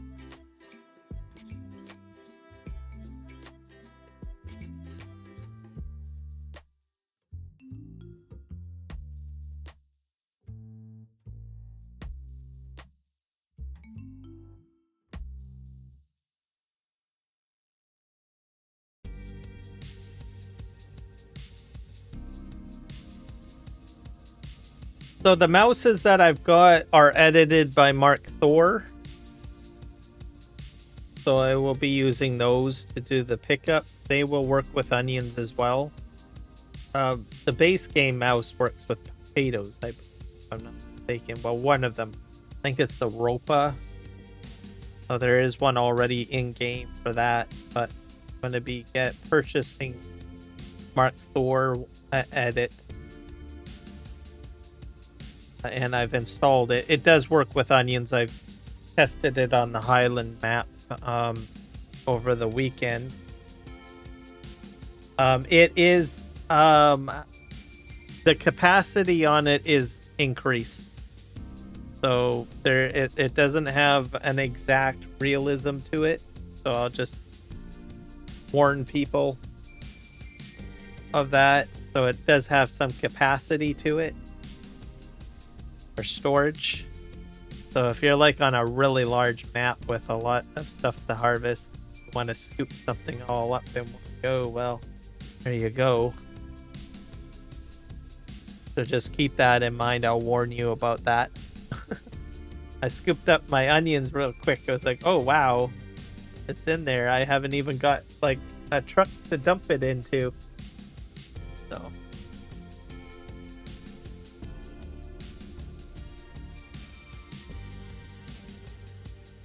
but it'll pick up anything off the ground, from what I understand. The majority of the fill type.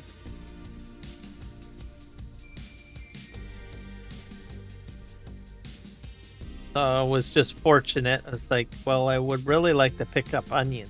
So instead of just dumping into a truck, sort of like what I'm doing with these potatoes right now. Put them off to the side and scoop them up. And to be honest, I've never really used the mouse that much, or the Ropa pickup in pretty much all of my farming simulator adventures, and even with the previous game. So, but with FS25, we've got so many root crops now, right? That, well, maybe this will give that machine some more love or whatever. Because in 19, I think we just had what?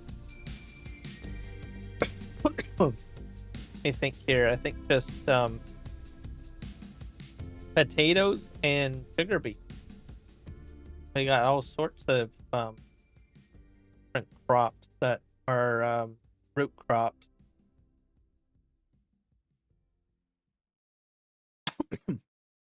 And the idea of just piling them in a corner or something, I think is a little bit, for me, seems a little bit more logical or easier.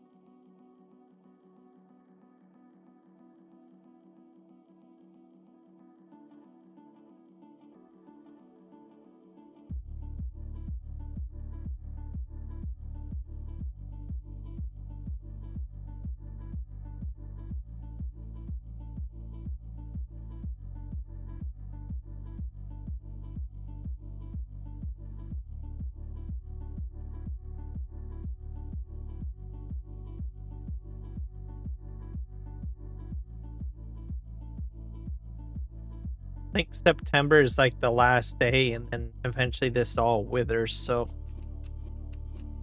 got the rest of this month to do to get these potatoes out of the ground.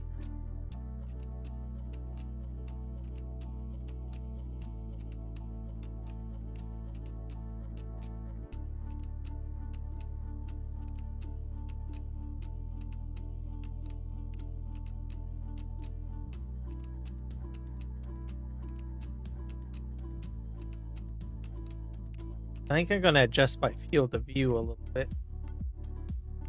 Did have it adjusted for some.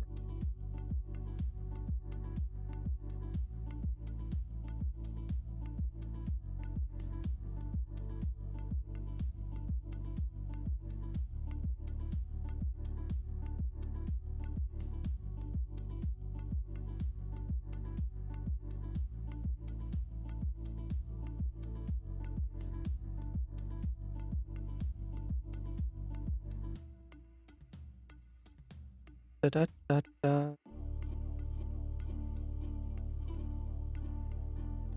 Hello, the sim guy. Welcome in.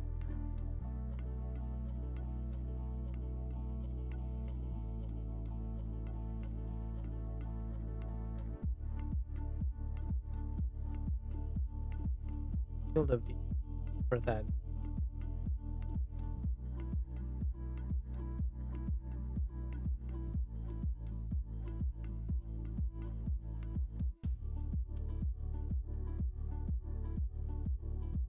It might be under general settings potential. Field of view.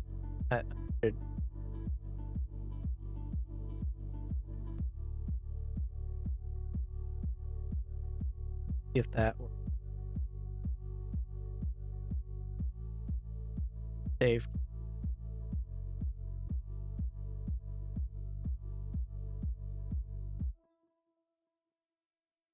The new map is kind of interesting. I played a little bit on it for the testing. And some onion.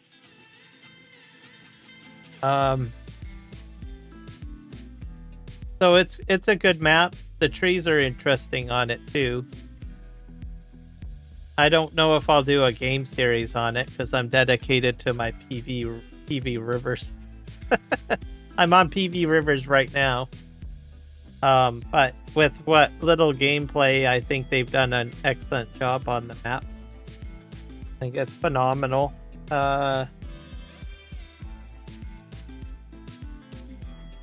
Especially the trees. I noticed that they've got like, what do you call it? Old man's beard growing on them. Which is something that we have on our trees here too.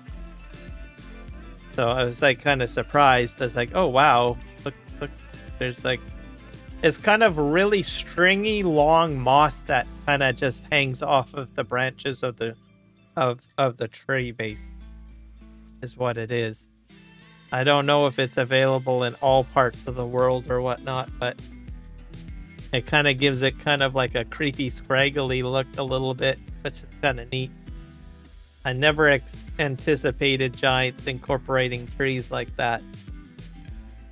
The fishing aspect of it, I think, is a good addition as well. Added in. We have in British Columbia, Canada, we also have fish farms too, similar to what is in the Highland expansion map. And the aquifers and the fish ponds, we have them too in British Columbia, Canada too. So kind of interesting. It's a very familiar Scottish map, I guess. The climate seems very similar. What I'm trying to say to where I live. So I probably would move there if I wanted to go somewhere.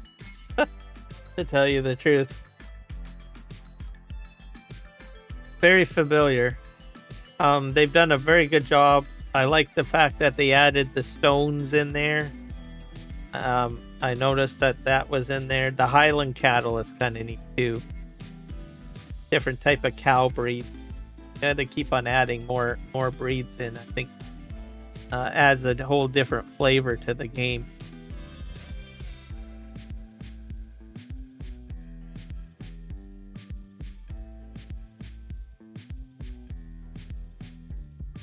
So I imagine a lot of people in the UK are happy with it, and Scottish people, I imagine, too, quite happy with the addition. What do you think? You're from the UK.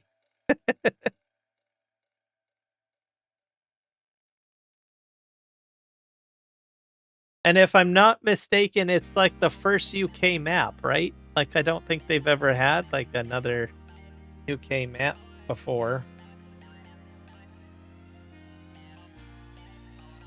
So that's something to say something about it. Oops, I went wrong side. Just gonna back up this way and help that.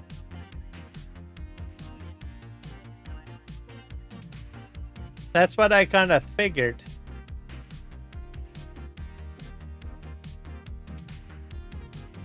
Well, I think they did a fantastic job. So.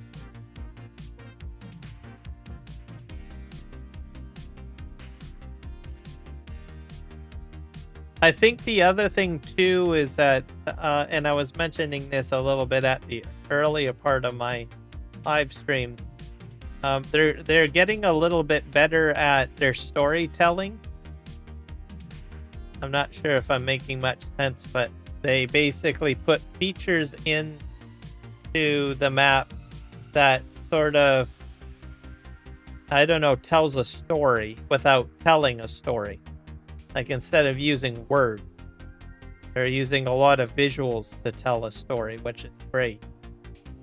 So it adds more creativity to it all. What I'm trying to say, and that's not easy to do, especially if you can't like dialogue it or anything like that, right? You just use different objects and different features of the community to tell the story visually, like a pop-up book, basically. So hopefully they continue to go with that trend with future maps and stuff like that.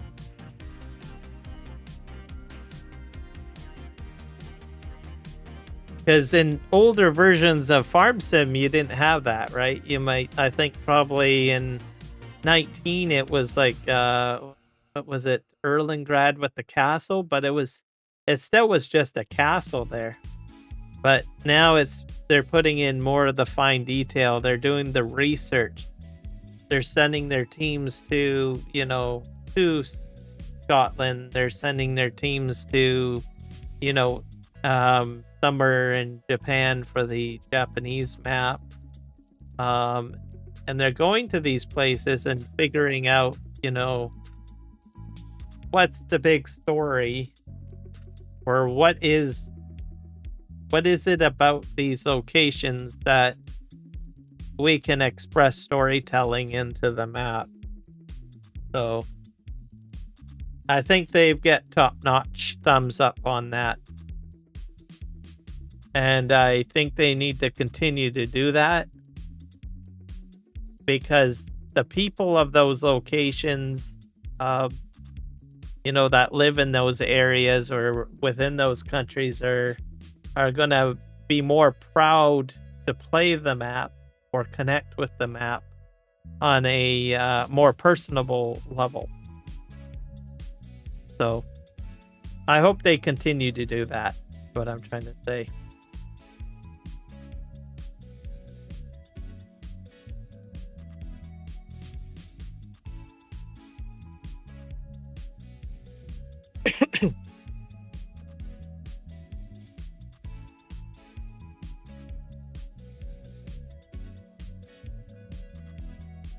But yeah, I was very impressed with it. Very comfortable feeling map.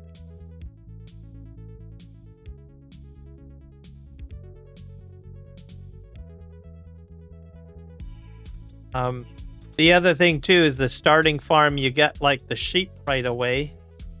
And I'm not sure. I think the cows are on the same property too. So starting farms are not just like a property with a couple of crops and some equipment. You can get starting farms that actually have animals on them too now, which I think is great. Especially featured animals, right?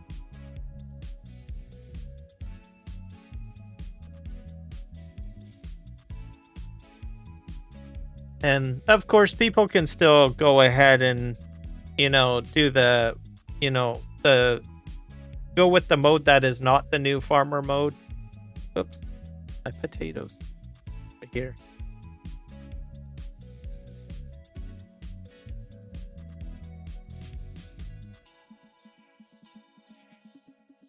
I have a feeling next year they'll have another map, right? But we won't know till well, Kermit did a video, what was it, this week? I think it was Thursday or something, or Friday. So he kind of highlighted the fact, he said that probably the end of December or something like that, or somewhere in December, they might have a teaser of what's to come in 2026. Oh dear, hit the wrong side again.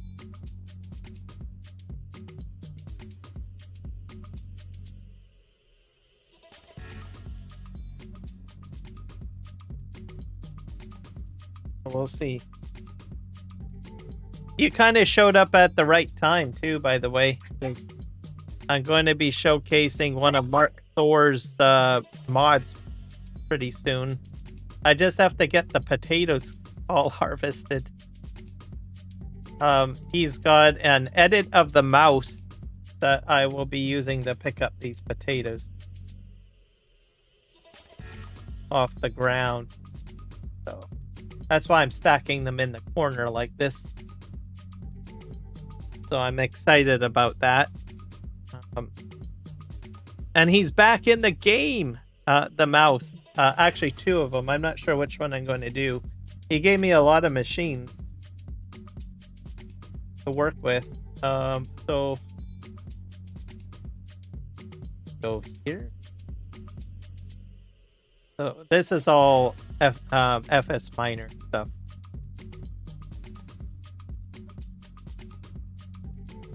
So this is all. So this, I think this one. And this one. So these are ground pickups. And their capacities are pretty large, I believe. Oh, and I think he has a ROPA that I downloaded. I think this one. Sure. Or was it this one? This one. It's the multi, it's a mod. So this has like 100 meter cube. So it's got a lot more space on it. It's on his Discord. What else? Scrolling. Where did his Fords are in here too. Put his Ford tractors in. Got them edited. Yeah, this thing will pick up everything, including onions off the ground, grapes, everything you can think of off the ground. So I got that. Same with this one as well. So this is one of his mods. It'll pick up everything.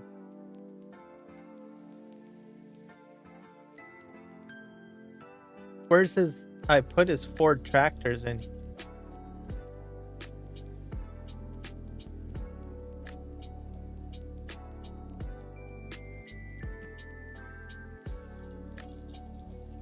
See, normally this is the Hispano one. You only get 2 crops usually with the pickup.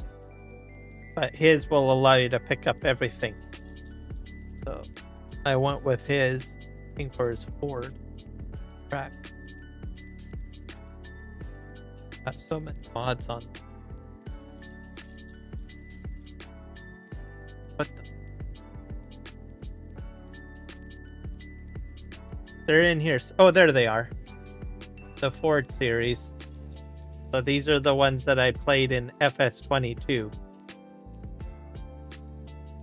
So he's got them brought over from FS22. They look a lot better. They look shiny in 25. So those are available on his Discord. He indicated he's officially back. You're heading to work in a bit? Okay. Well, at least I showed you in the shop. So if you need anything like that, check out his Discord. It sounds like he's back in the game, as I said. So we'll be able to see all his mods again and everything like that, which is pretty cool.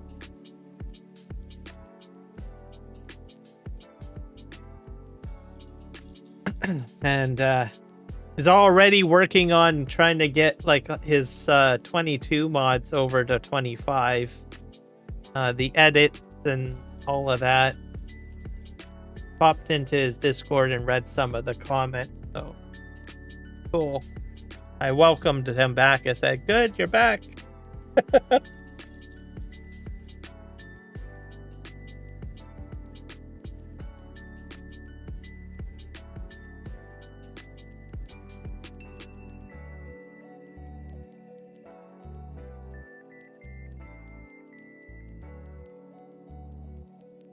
The crazy thing about him too, you know, once he starts getting into like doing the mods, it's like crazy.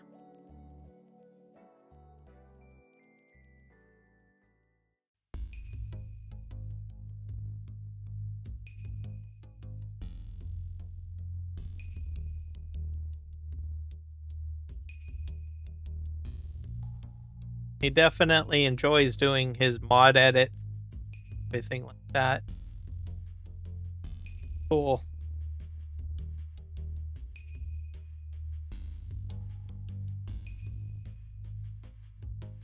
All right. Here.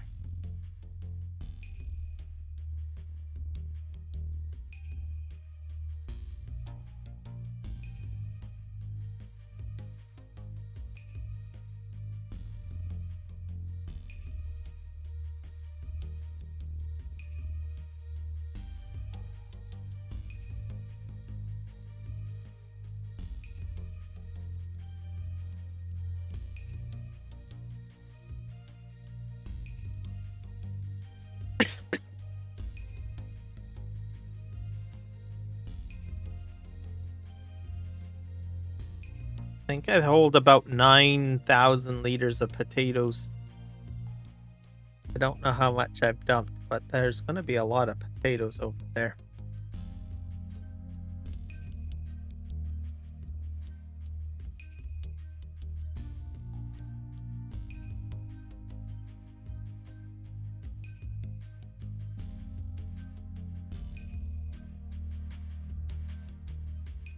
And then we're going to have to figure out a production to use with them, which I think is going to be potato chips, because I've got like olive oil just sort of stacking up. I haven't sold any of it since I started making that. So I believe that is the only oil I really need. I just need one oil pipe, really, for my potato chips, whether that's olive oil or canola oil, I think.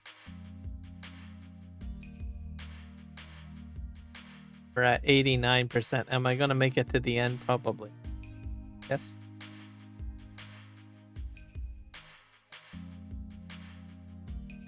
We're full.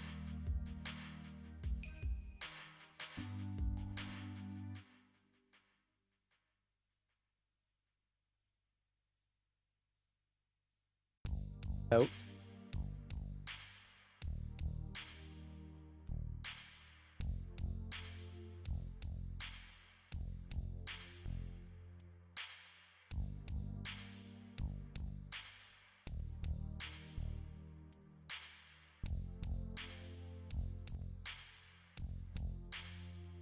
Potatoes.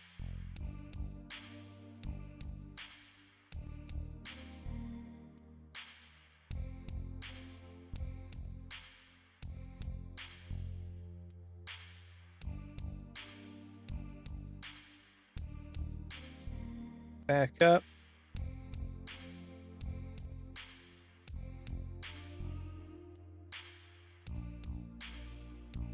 Just turn around the corner here.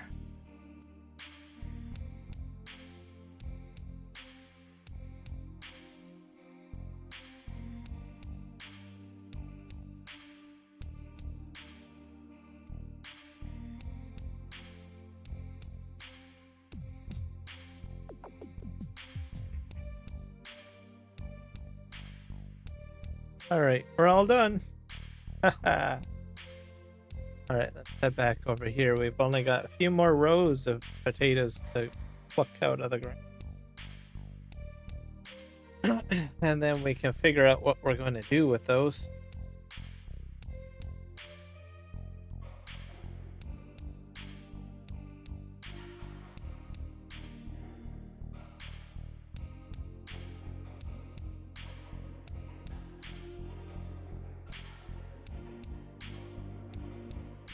I think I can see the rear. That must be the back of the machine. So the smaller camera in the upper right-hand corner is the rear.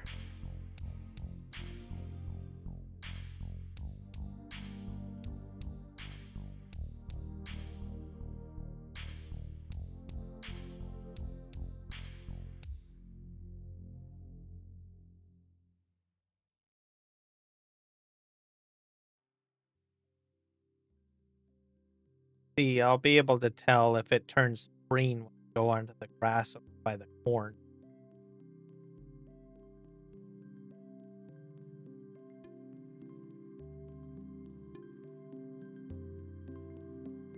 Right now it's all brown.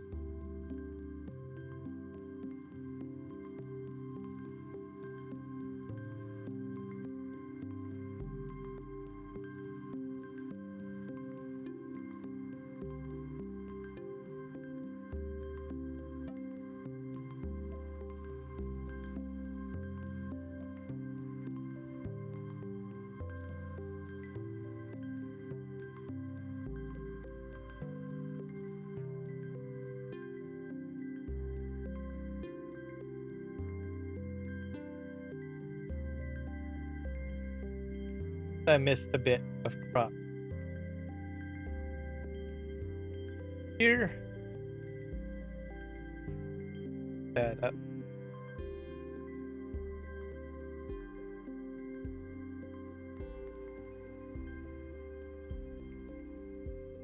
Oh, I guess it did switch to reverse. Something. Camera flickered a little bit. Flickering again. Now I'm on grass.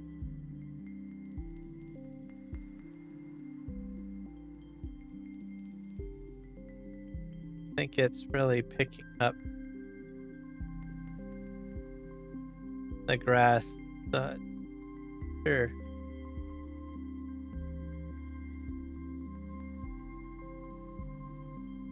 Maybe it's the front of the header. The front?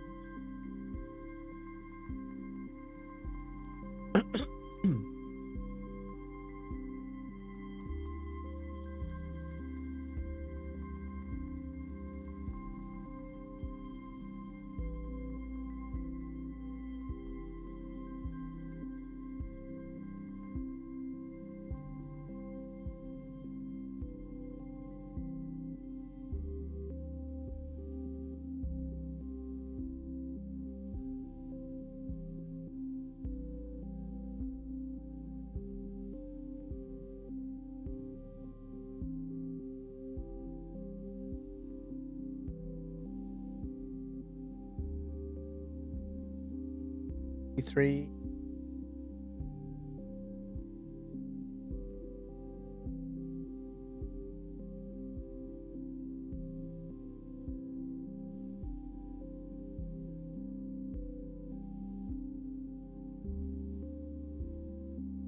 Playing left and right. The same. Yes.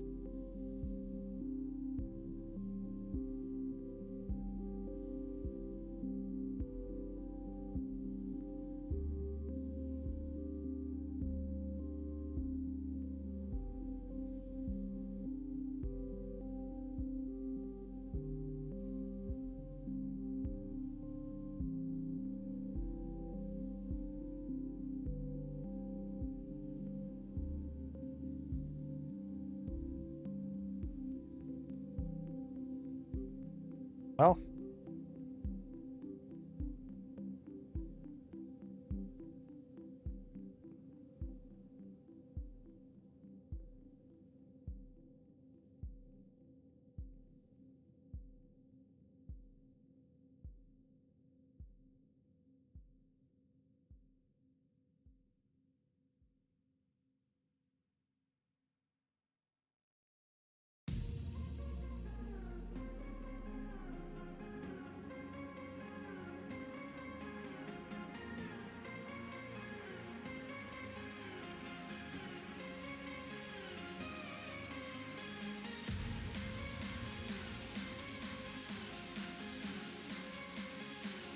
all right.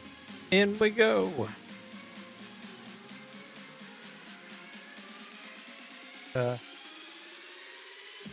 On just grab more and more stuff here.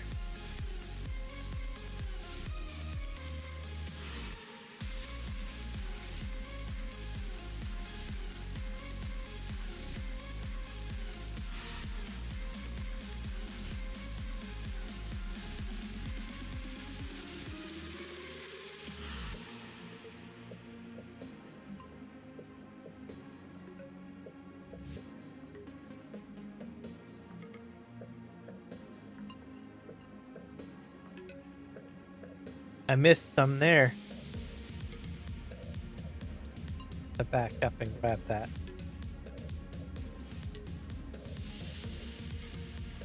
I missed. Maybe I wasn't quite aligned.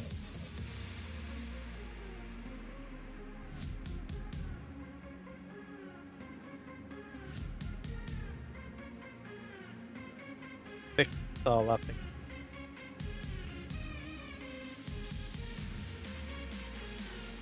Oop-a-doop-a-doo-doo. Go this way. Yeah, I think I should have it all now. I think. All right.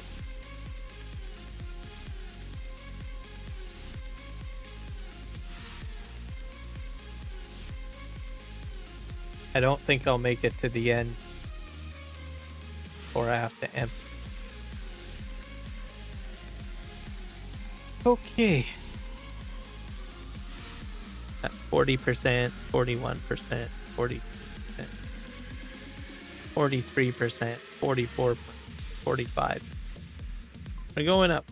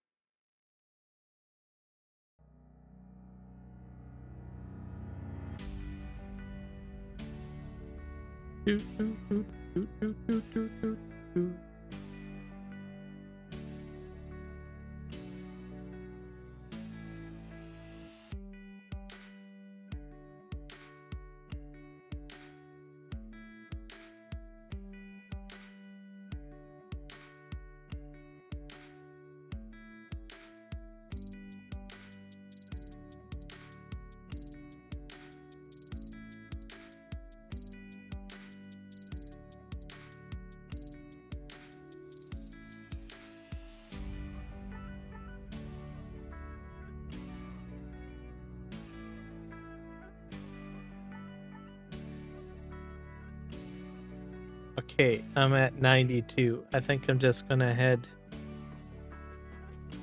unload.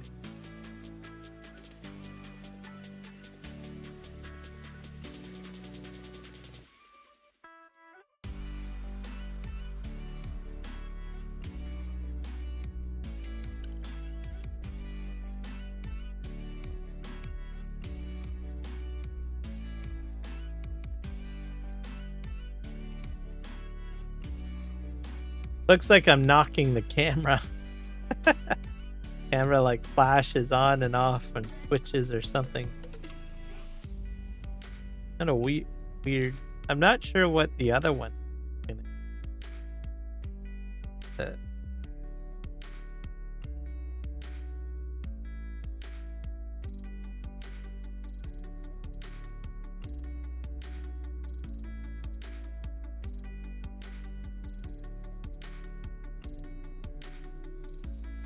This.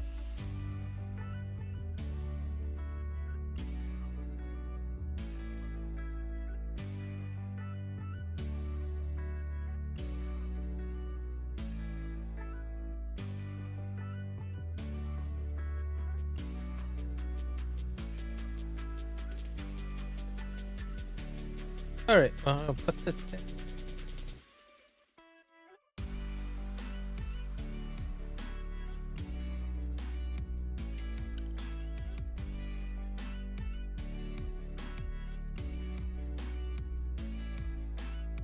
Forward we go.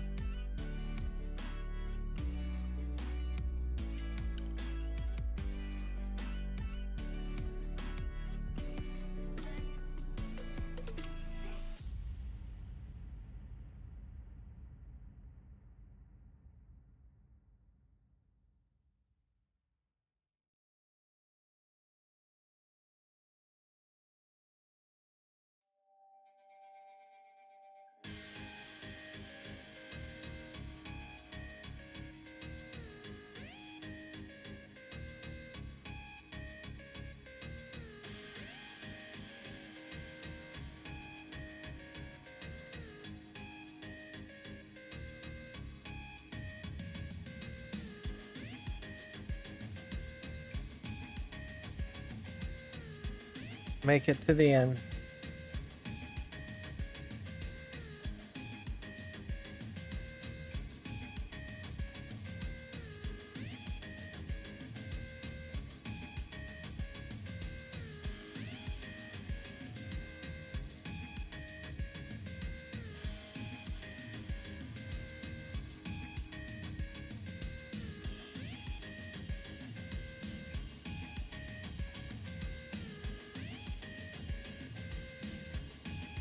It seems like I get about one strip, maybe? Full, I think. Maybe a little bit more. Say 60%. Probably that. Okay. 65, 66. So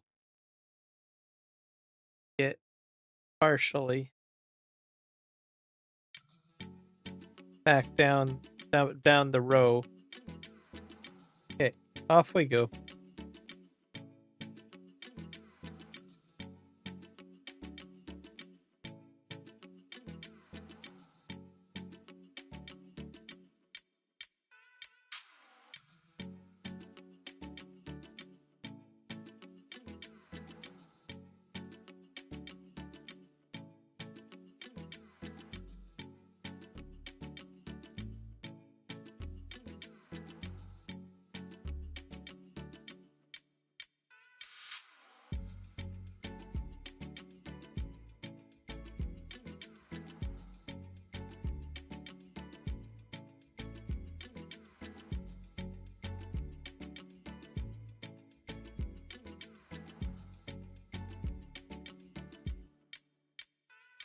At about 96%, 97.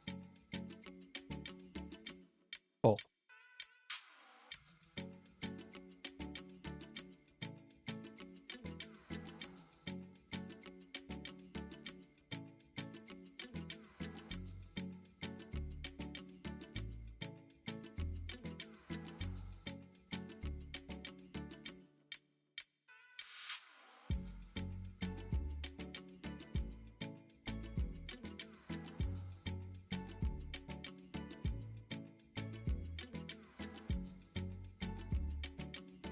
Unload.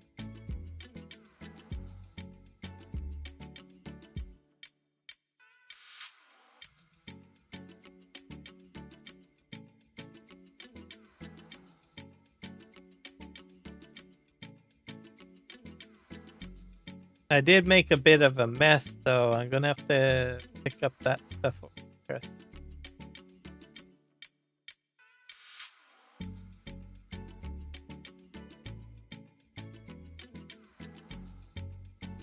Here.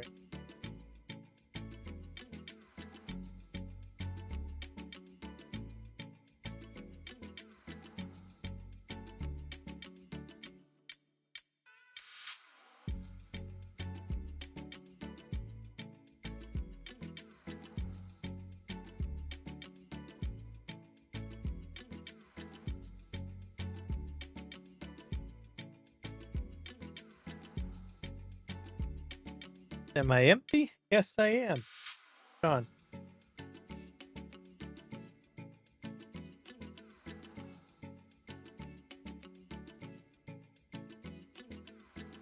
Go down the road.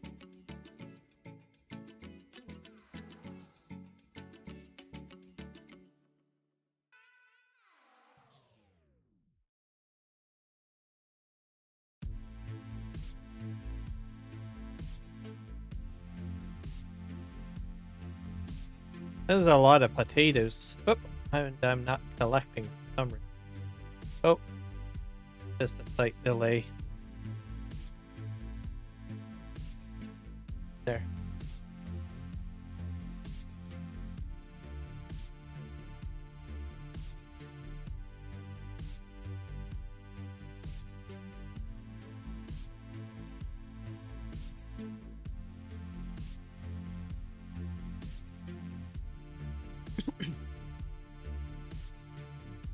I'm gonna hightail it to the end because getting to the end of the road. Come back down this way.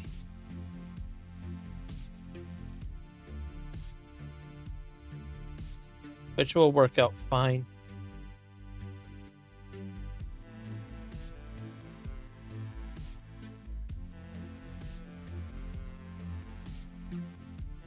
Brush it down.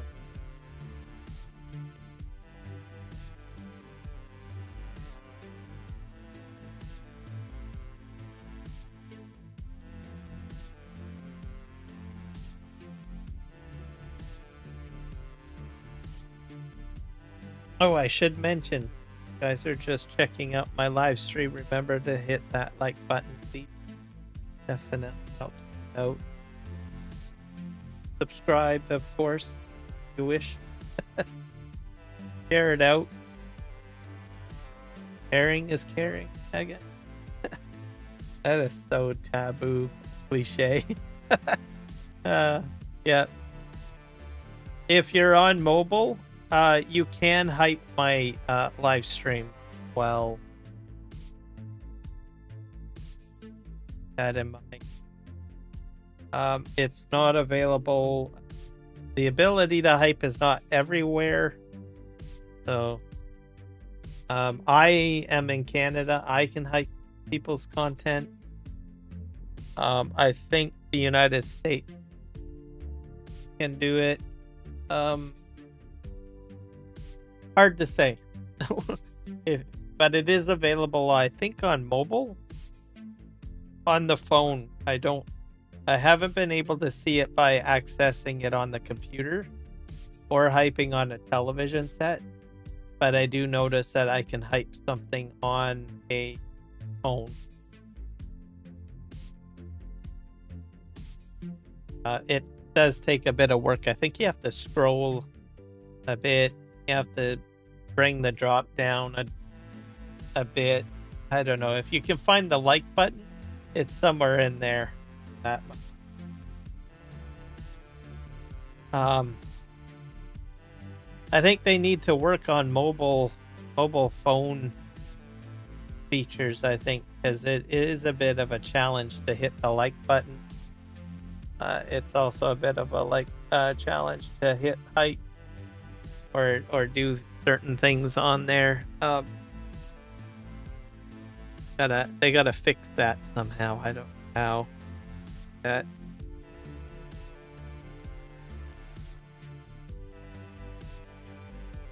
they should make maybe translucent buttons on the screen. Mind you, the only downside to that is it does cover up the visuals of the live stream, so to a degree.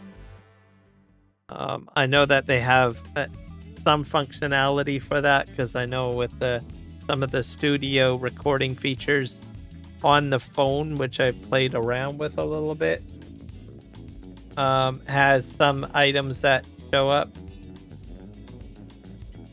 Like when you try to go live, I guess, on the phone.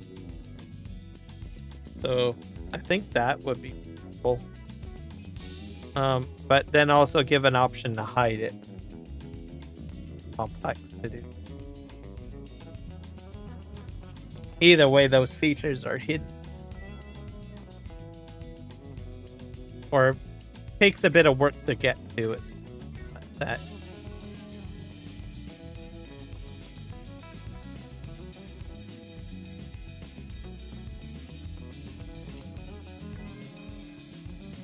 Center here.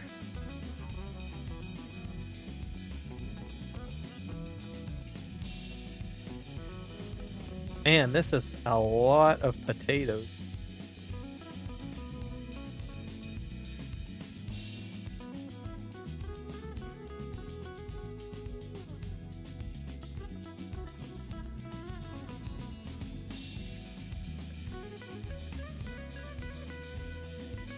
Close to the end, though. Go down. Go.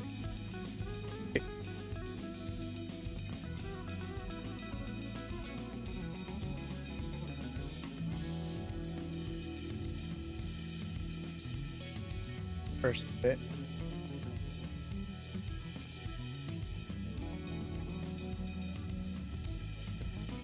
Here.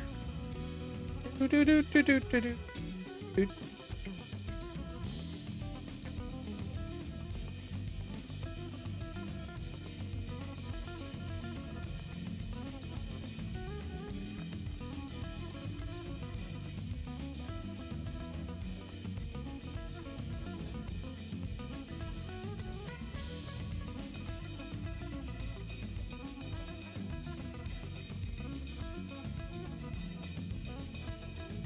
So I think probably 6 or 7 are left.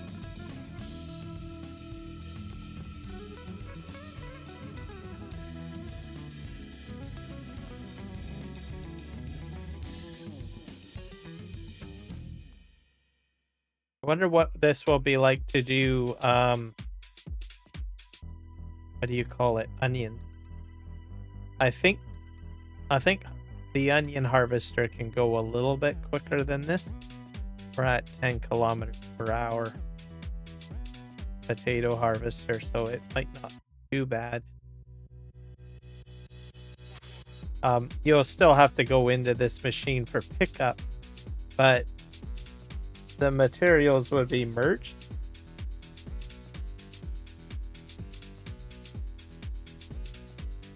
Depending on how you do it. So I think if you do like center windrowing with it,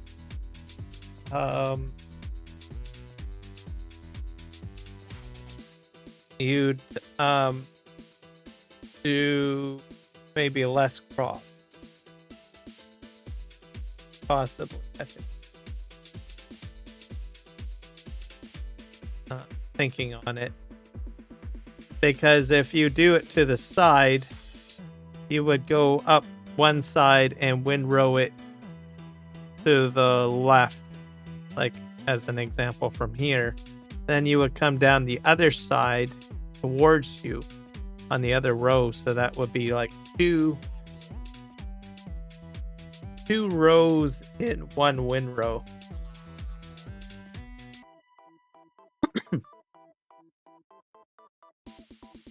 And then so you would be only picking up maybe one windrow, I guess. Well, I don't know.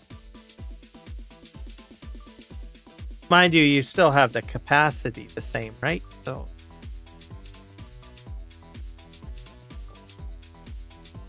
I don't know. Onions might be a lot more work.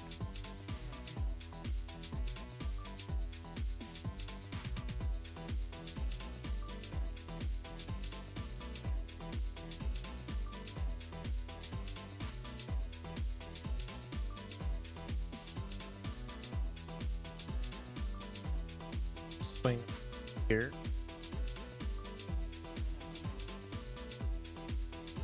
Okay, let's hit the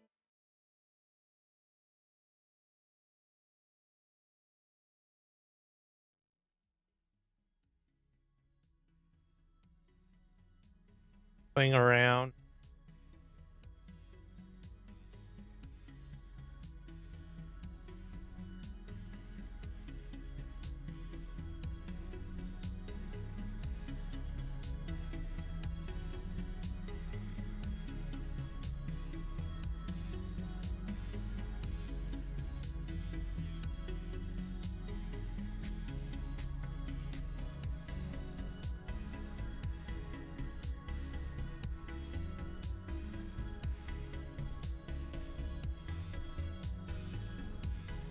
Try to get more potato chips. This is all going to be in potatoes.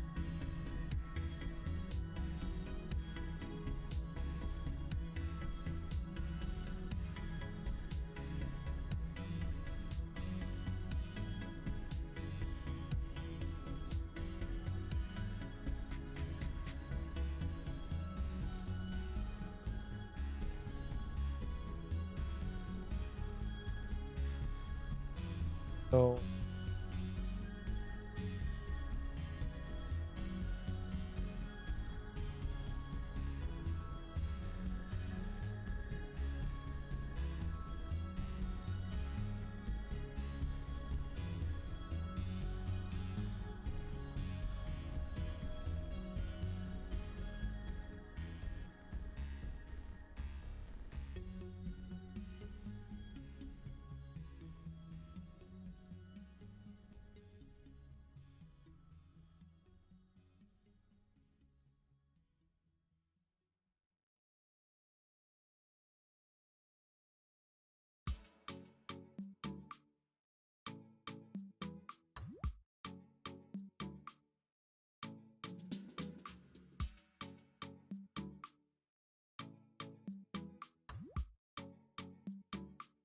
yep, almost there. A few more rows. Yeah, I'm just glad that I didn't choose a larger field.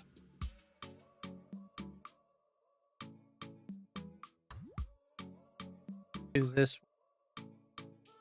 Mind you, this field on the left here looks a little smaller. Maybe that one for ideal. But all right. Get this all accomplished. I'm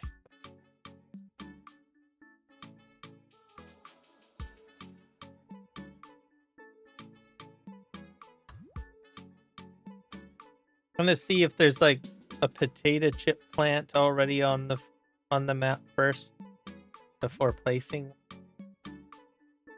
I don't do a very good job at placing stuff. I just kind of pop it down. Try to use some of the map pre-existing. What do you call it? Actually, that could be a problem because I don't have all the bridges built there.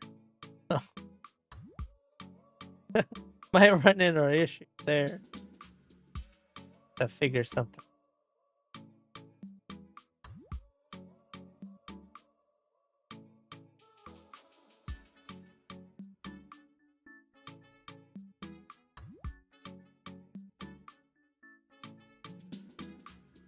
All right, we're up to 62%.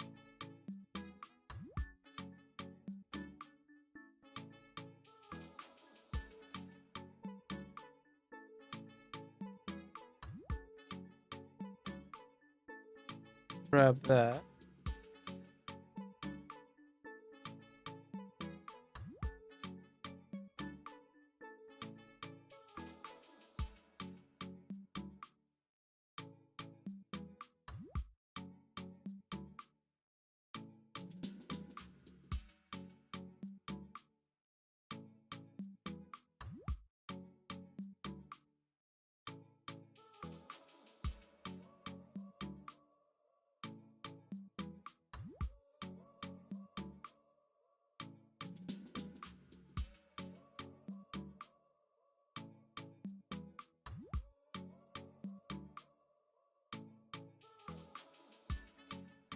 Okay, stop probably right at the same spot.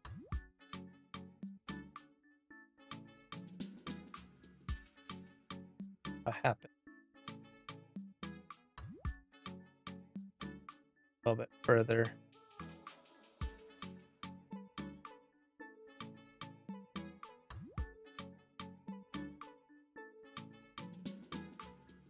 Kind of reminds me of like operating an earth mover. They kind of go in and they scoop up once they get the capacity. Um, they lift up the centerpiece. Forget what they call it. Cradle. That sort of drive on.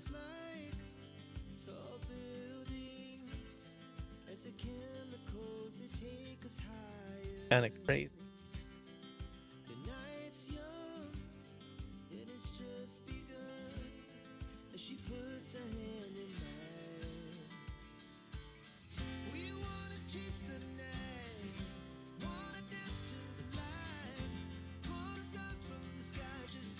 Amount of work that those earth movers do is just like crazy.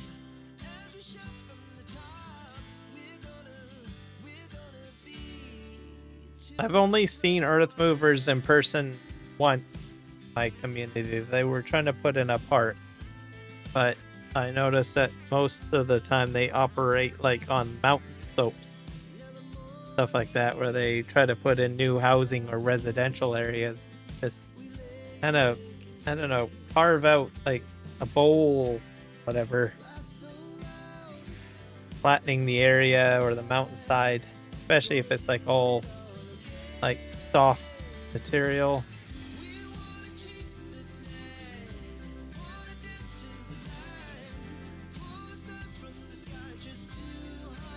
Seen a lot of videos of it more than anything else.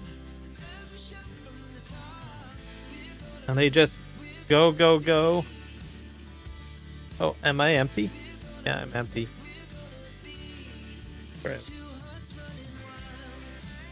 Head back over here.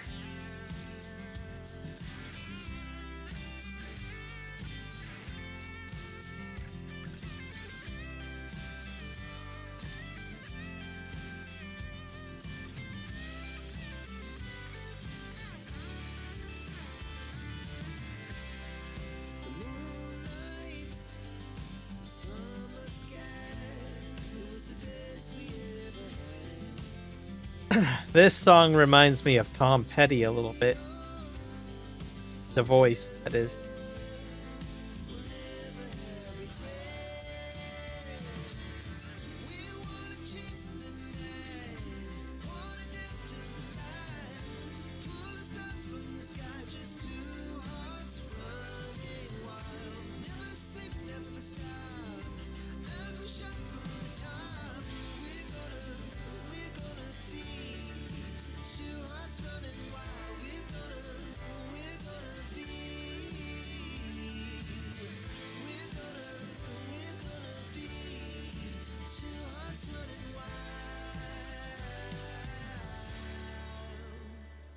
Yeah, I dug in a bit more there compared to the other side. Maybe the yield is fluctuating or something.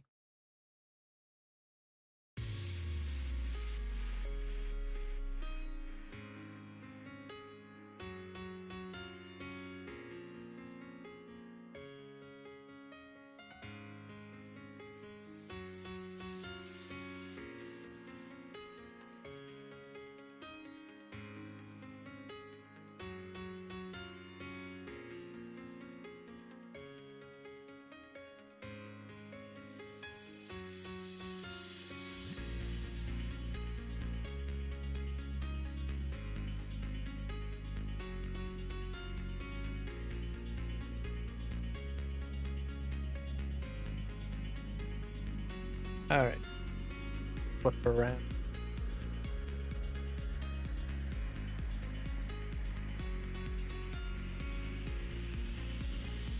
Something I might try doing is actually doing this.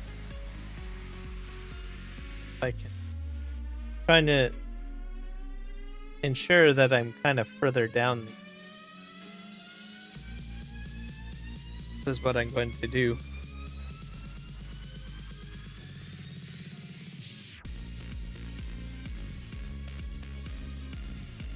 I'm gonna hit midway, so then I'll come up this way and then go back down this way. I don't know if my logic is all that great. I'm at about 80.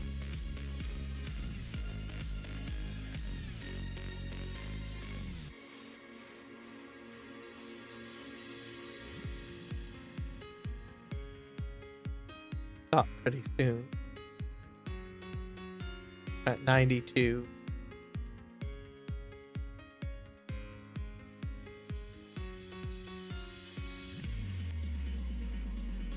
Go.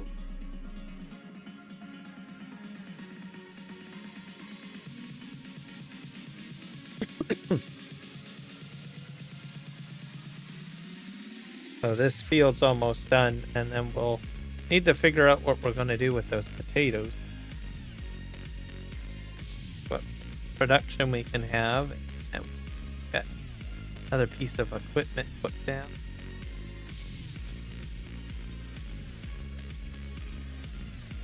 Just put this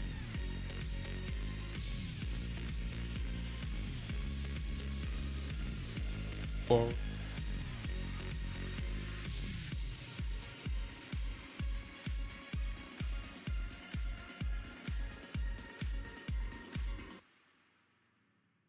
%. Green 491.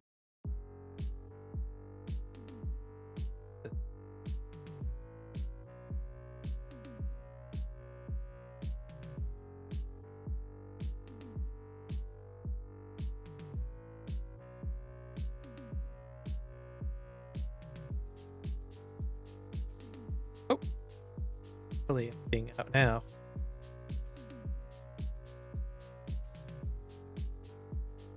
Burst up a bit.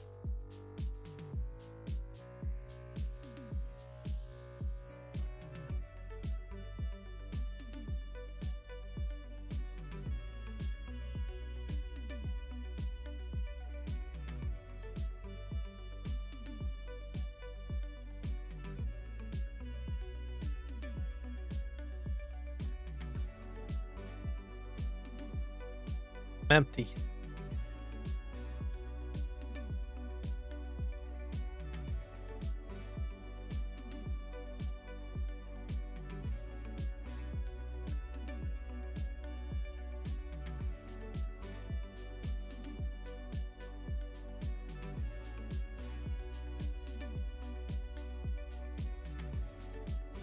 All right, off we go.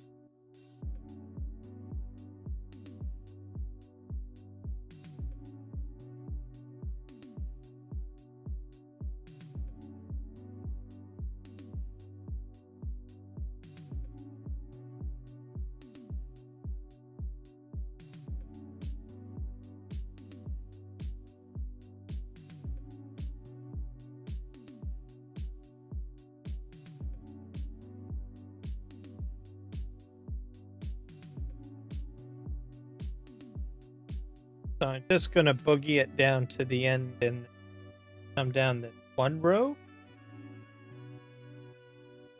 I guess the rest.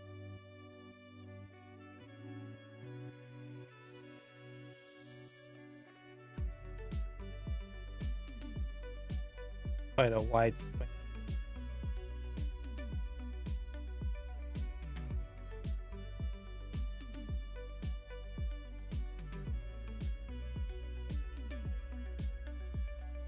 All of this picked up.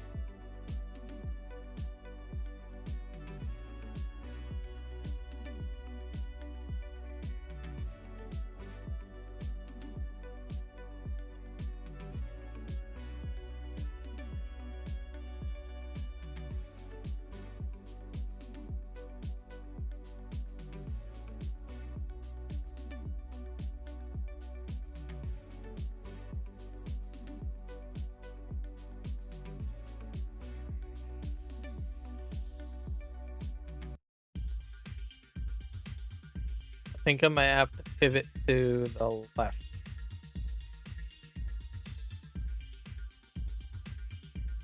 Whatever's left, I might be able to just... Actually, I'm going to get quite a bit. Get to the...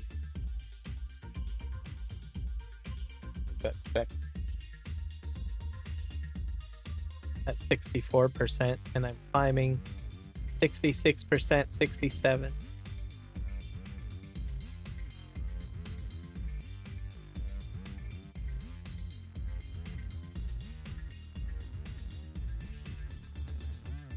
Not sure if I'll make it to the end. Maybe I will. That would help. And just get all of this to the end. Great. Because then I've only got 2 half rows left. At about 86.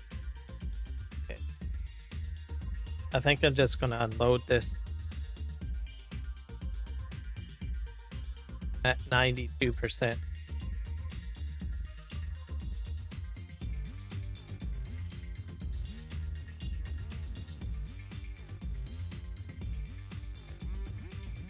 I'd probably stack it in front of here. This big pile of potatoes. Woohoo! Okay, that's just done. This is crazy.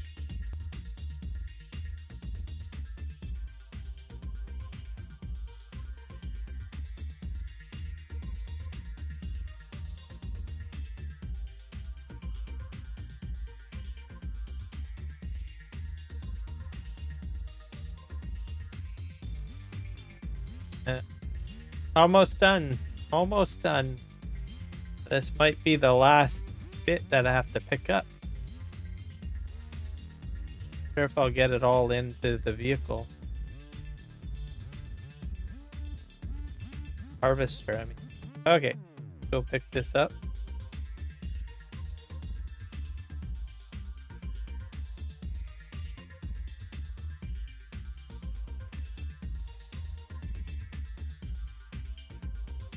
Boogie it.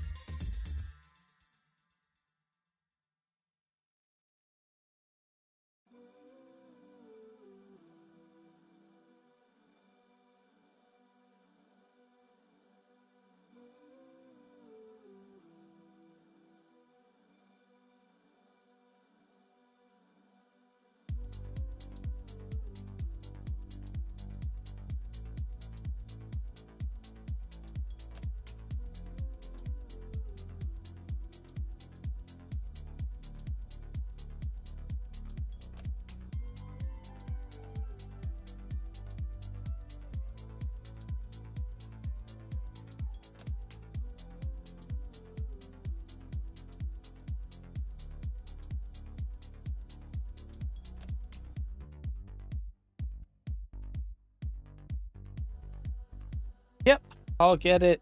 I'll get it all. Row. Or sorry.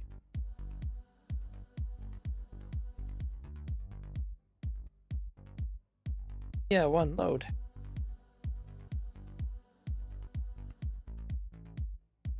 I'm done pretty.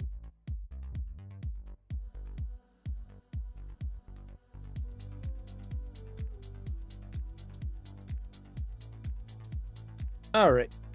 grab all of this.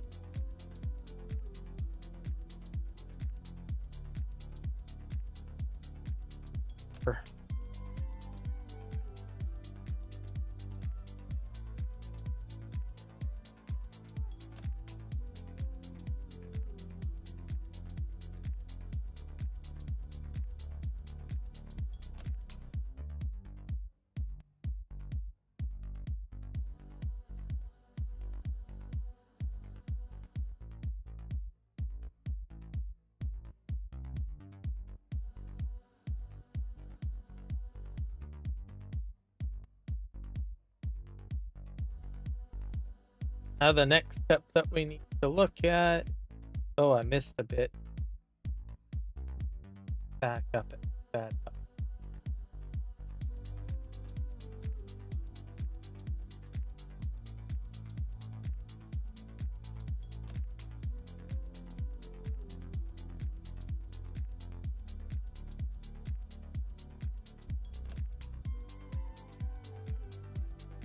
To figure out if we have something on the map that I can buy.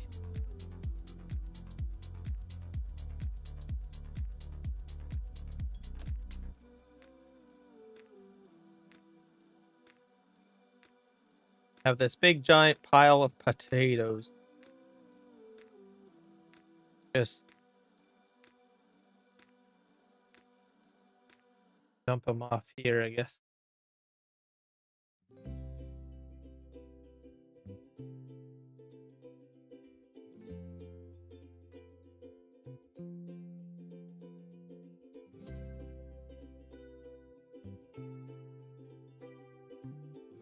There we go. Now I can return that.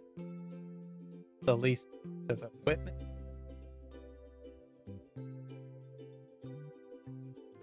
The whole. I think it's under vehicles.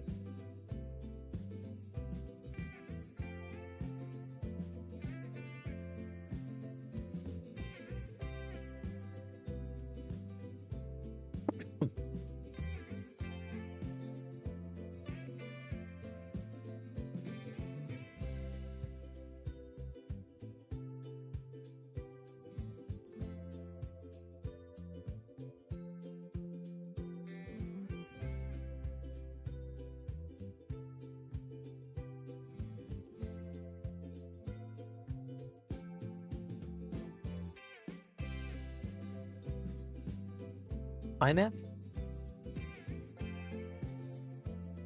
There's probably a garage I can.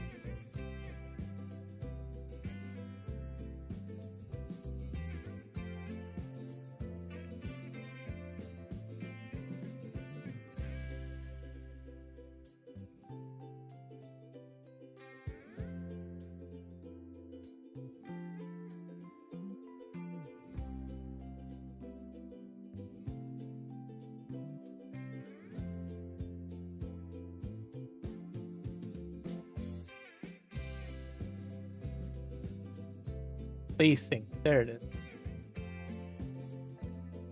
Cost me about 7,000.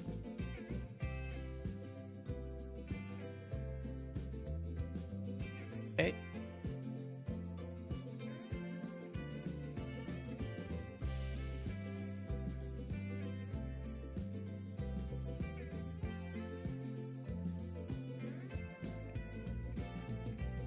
This.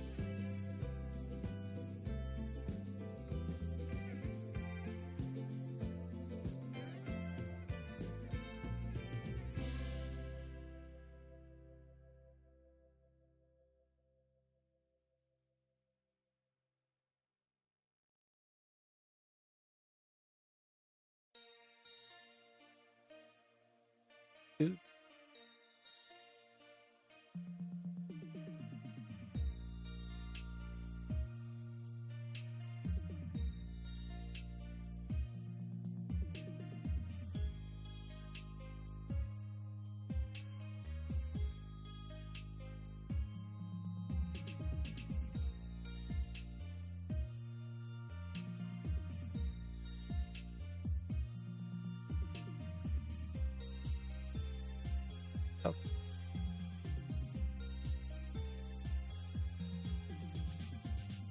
Hi. Just make sure it's the mod. Bye.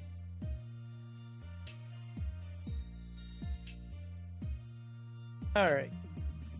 I'm going to need some trucks too.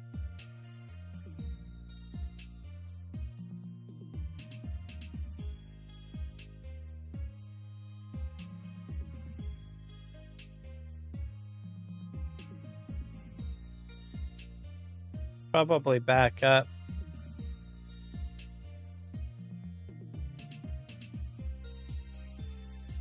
We'll tackle it from this side.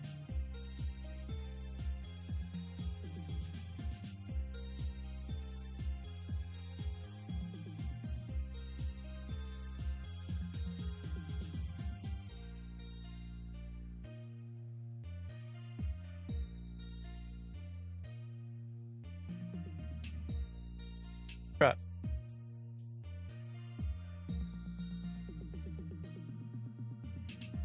This looks like it's in good shape. Okay, do I have any more trailers that I can pick up?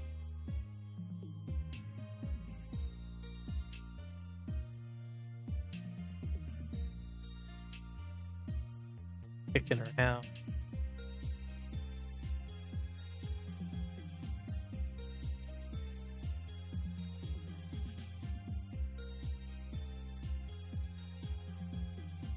Some gold.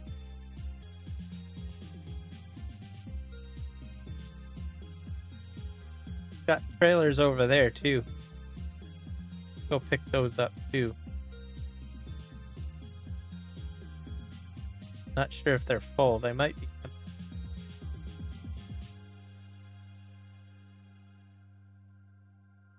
Large B train.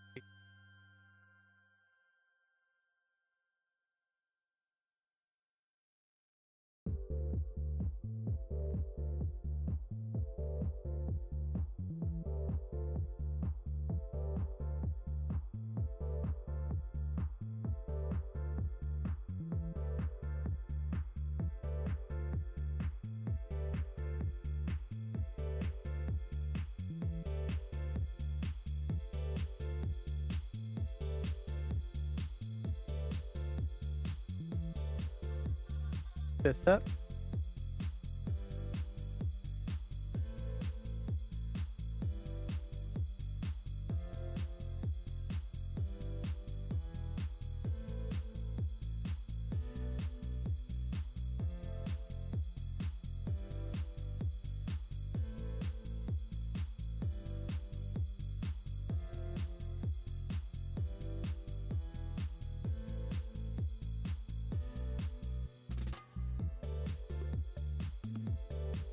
Perfect.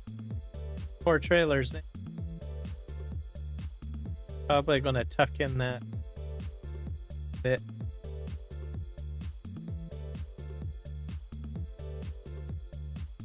The wheels basically tuck. There we go. Go up the hill. We'll get to where we have to go.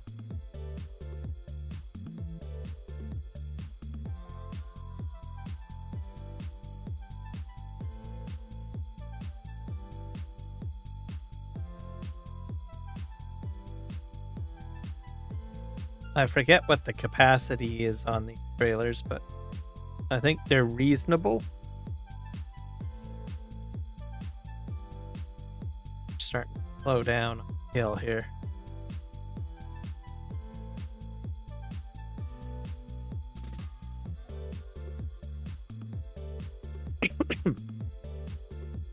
I might be able to get all of the crop into these trailers. Maybe.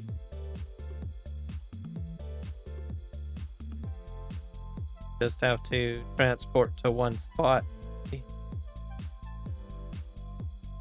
Spinner.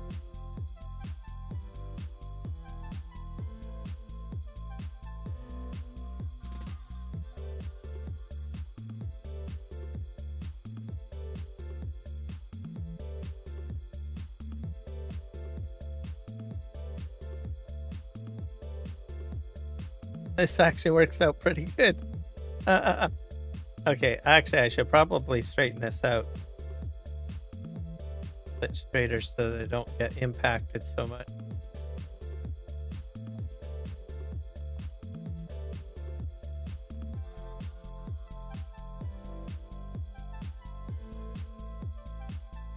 All the three.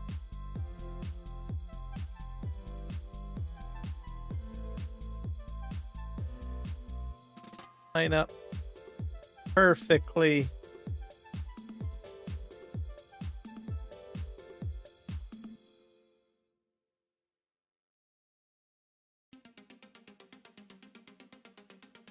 Try it one more time. Pass.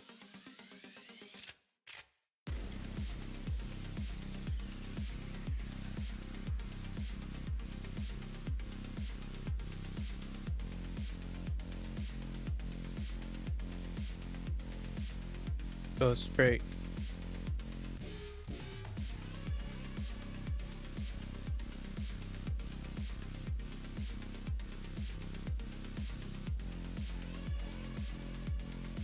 Should do it. How this all works.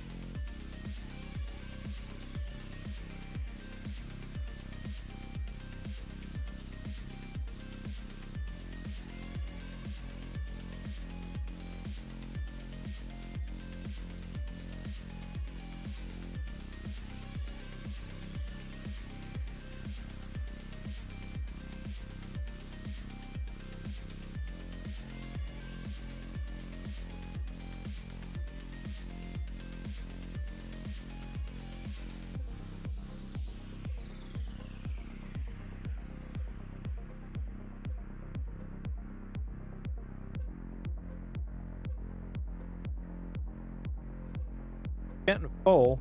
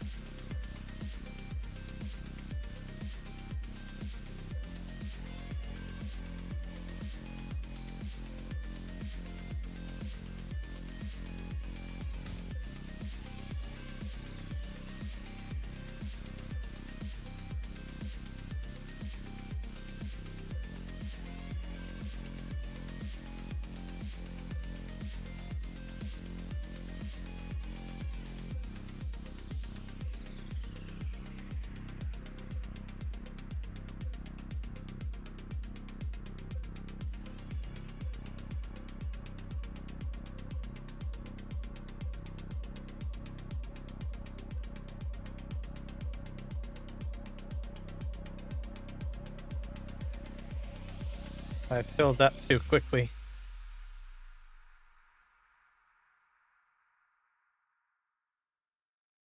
Let's just back this up a little bit.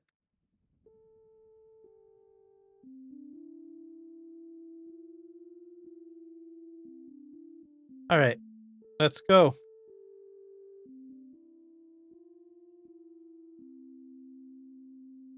Let's go. Let's go.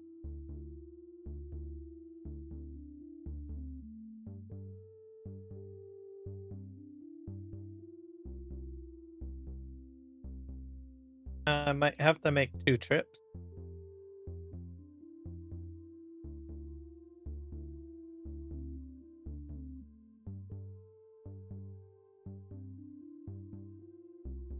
Yeah. Wow, that's a lot of potatoes.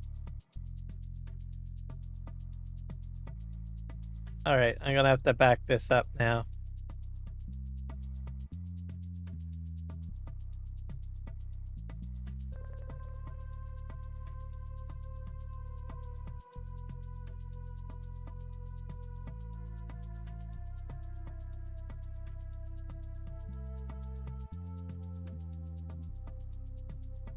All right, park that there.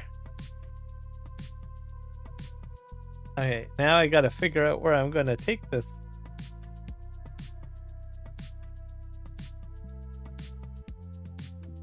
I'm not sure what sort of productions I have on them that I easily access and yet still own available. Examples: charcoal factory, concrete factory, pallet factory, Pepsi factory, vodka factory.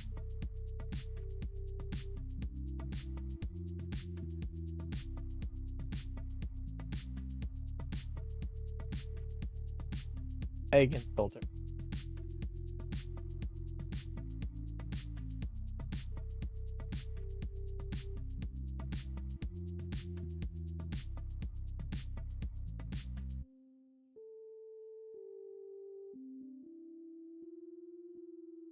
Now, I think I have to put something down. I think.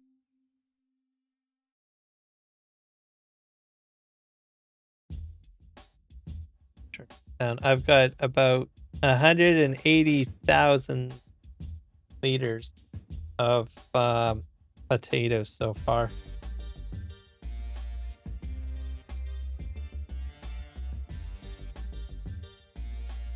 Put something down that can make potatoes or use potatoes.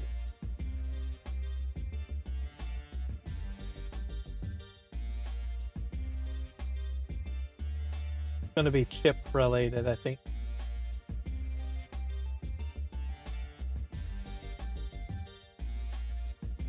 Textiles, vinegar, whiskey, wine. Vinegar takes corn, enough.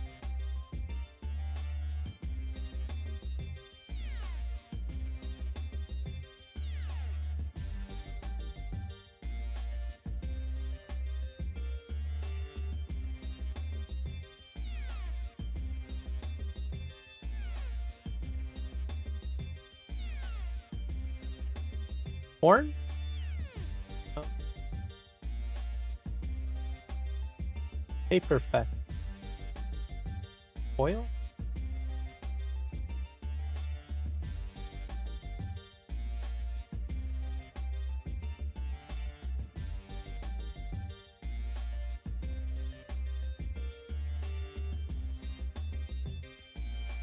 Potatoes.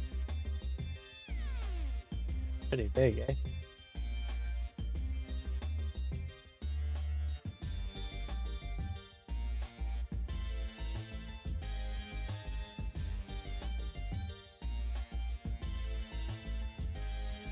I'm gonna put my potato factory.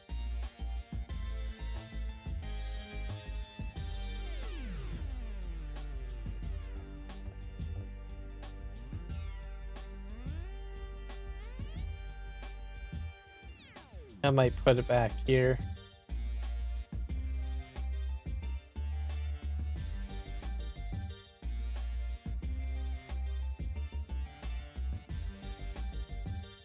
Or over here. Oh, sorry.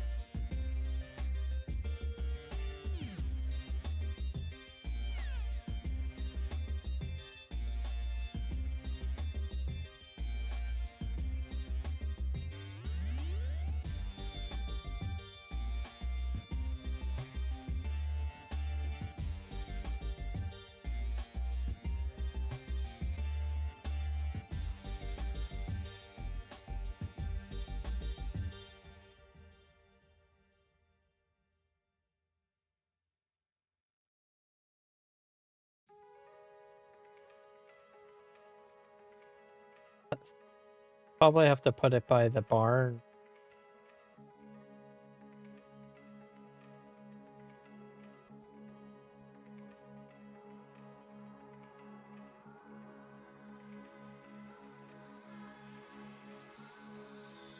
Here's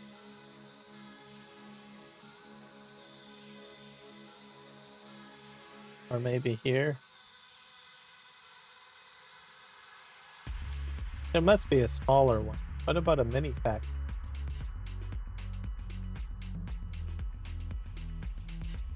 Oh.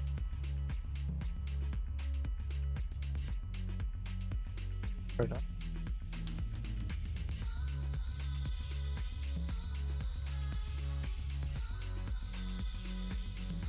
Define mini factory. I don't think there's a mini chip factory. Preserve?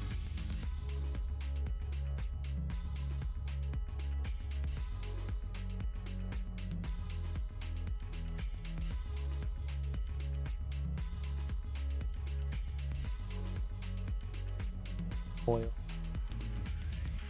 Spinning. Sugar.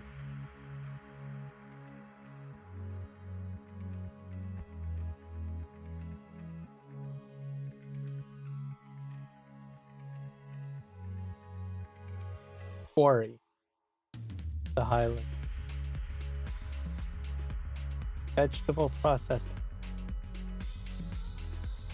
That's 2, I bet.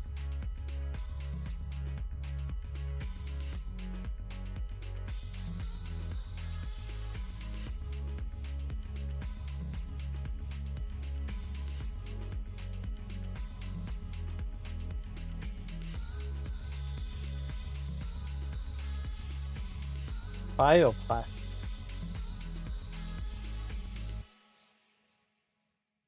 Takes goods and transforms them into different products. Stone and wood are crushed. Sand is packed. Just they want to destroy my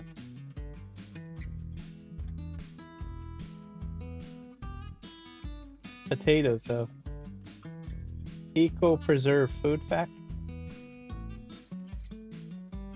Takes goods and transform them into the bioplastic production.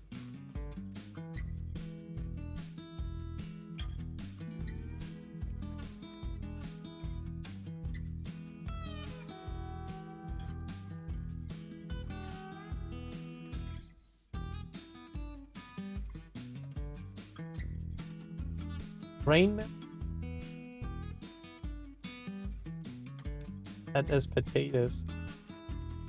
How big is this? Oh, that's a huge thing.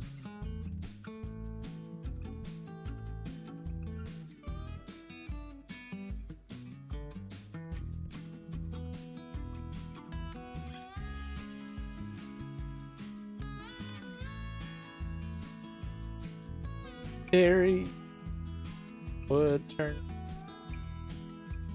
cereal factory.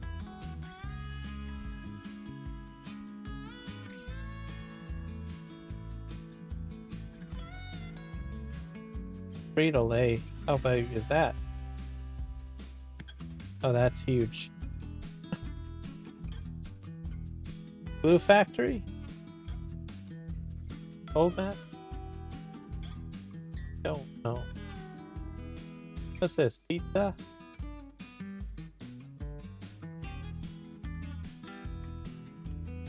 That's smaller.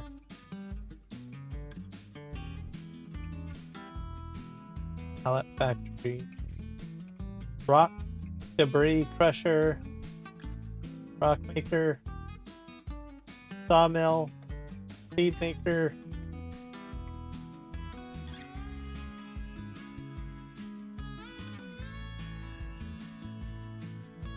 Coffee factory. Silk soy drink.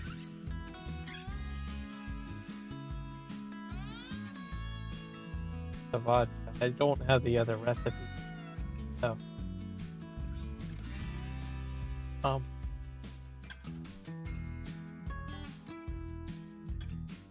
Brewery.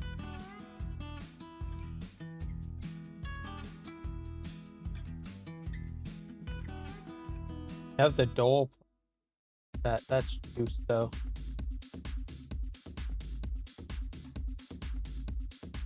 Sugar flour factory. Road.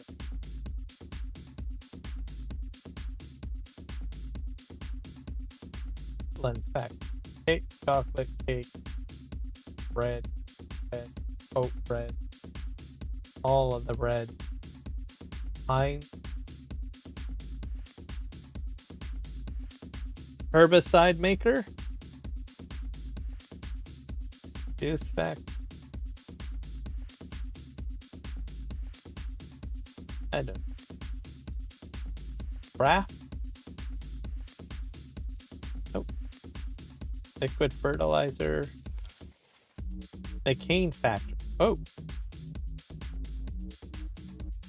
Fries hash brown. Oh, that thing is huge. Pizza, pickles, PVC oil.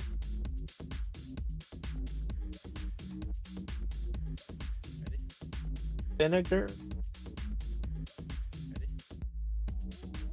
I think I gotta go back to chips, I guess. I'll have to figure out how I'm gonna get that on.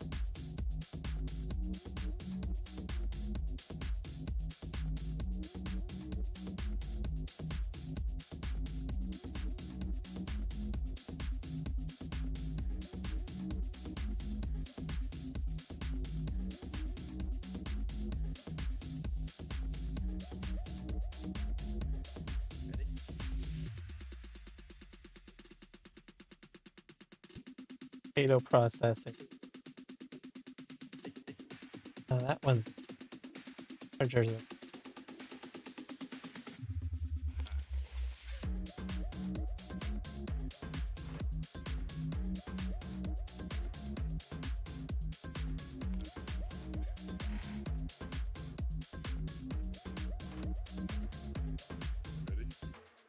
Now let's see if we can fit this somewhere.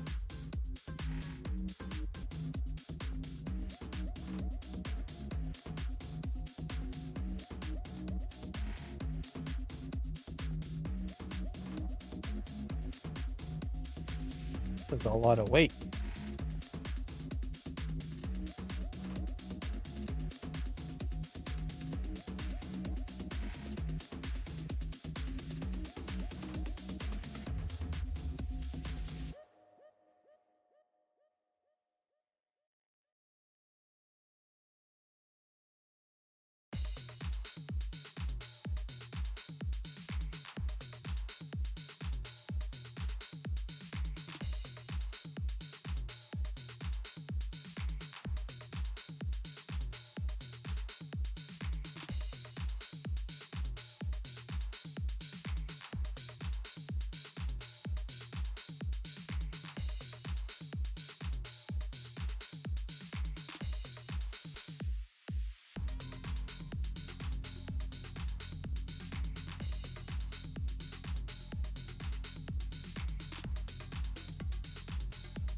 Not entirely sure if all of that will go in there.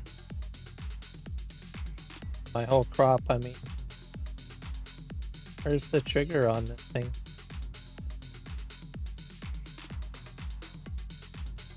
$15,000. Oh, here it is.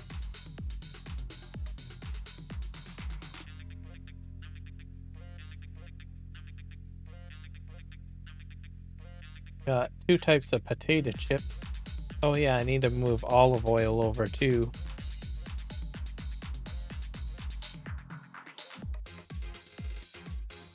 Take sunflower oil, canola oil, olive oil.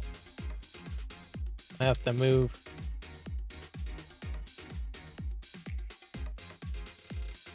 all of the olive oil over. Need something to lift with.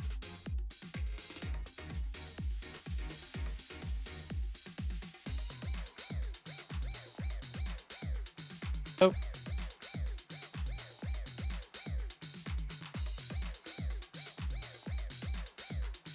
What happened to my fork on the thing?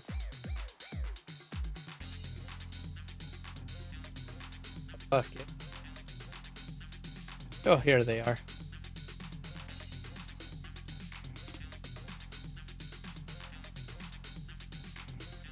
I have a lot of oil.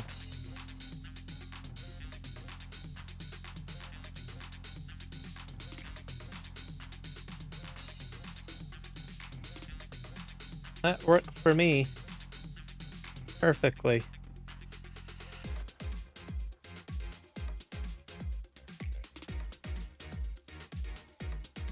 Get more oil, I guess, picked up.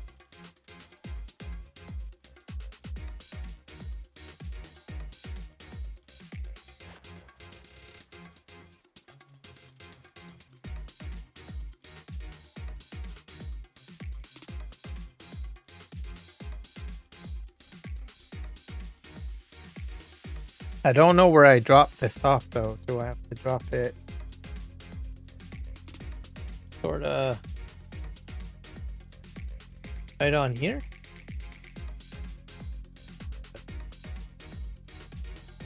Tweak that under there.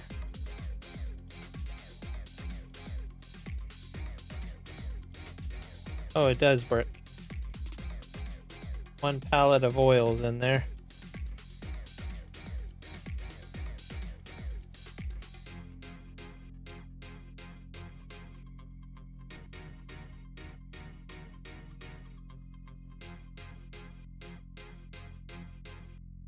We have canola oil in.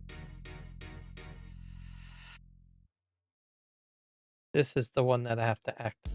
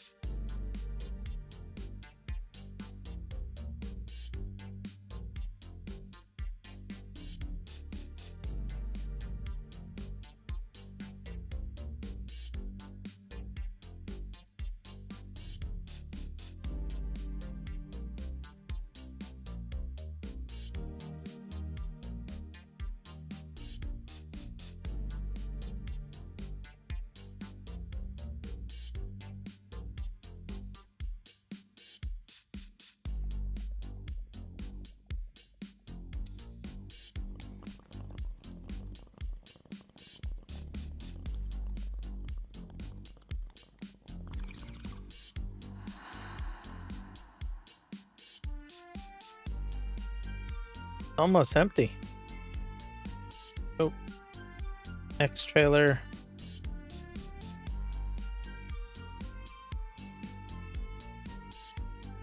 Just do the next trailer.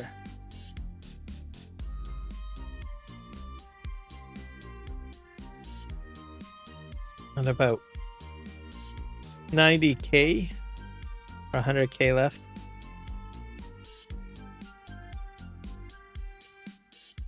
I don't know if I'll be able to fit it all in there though.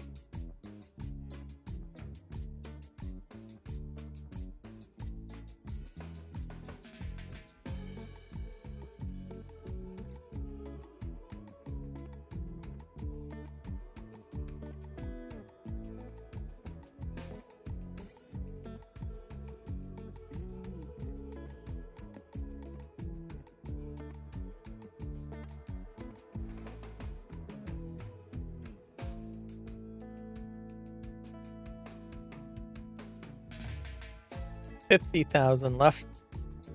The trailers. Crazy. That's a lot of potatoes.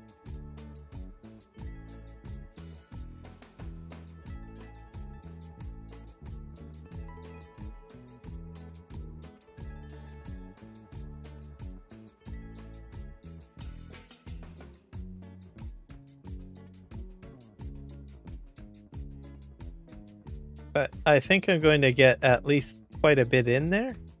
And then I should be able to fit the remaining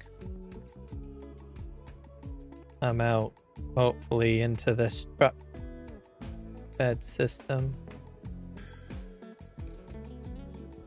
We'll see what happens. See out this one.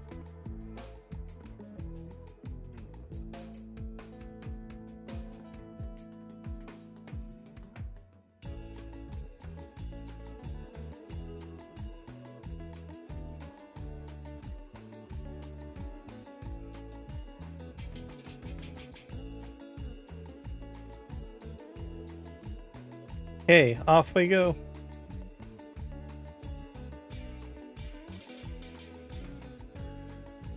The rest of this into the trailers and then I'll be happy, I guess.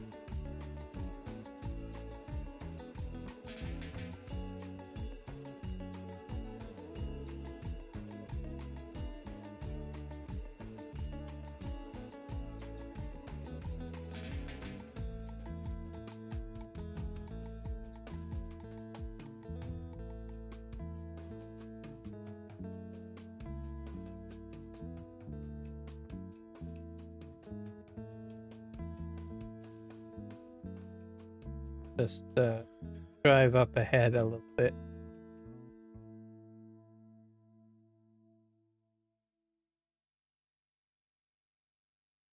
Let's see if we can get the rest of these in there.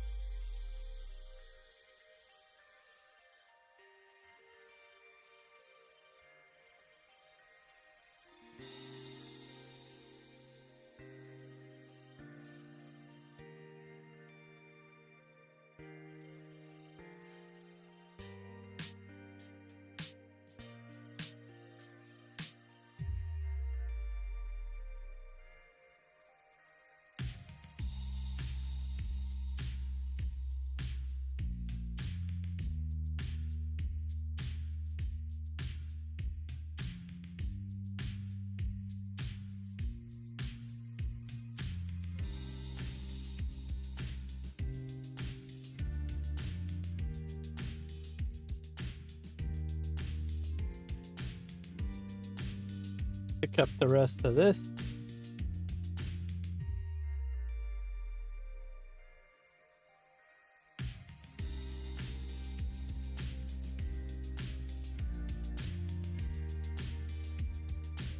Swing around this way. Pick up more of this over here.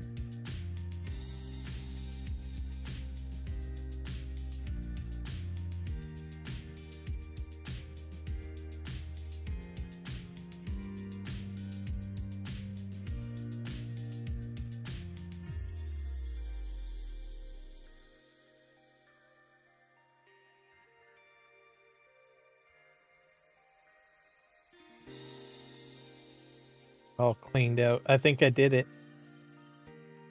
Perfect.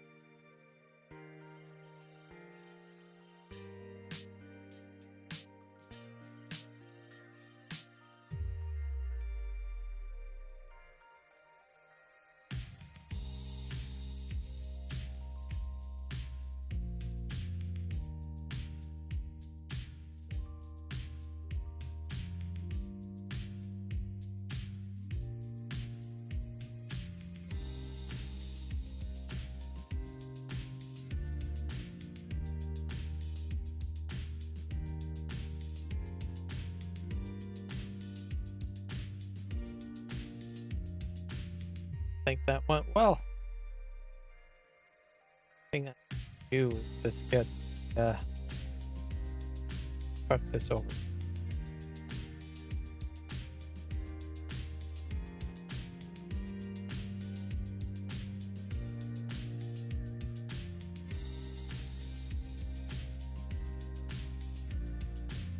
What am I looking for? Probably this truck.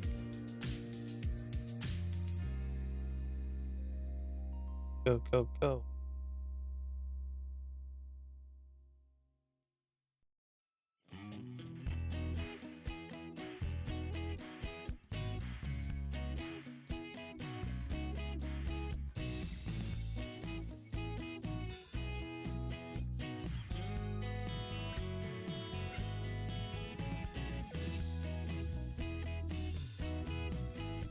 I'm not entirely sure if I can fit all of this. I think what I'll do is I'll sort of line myself up.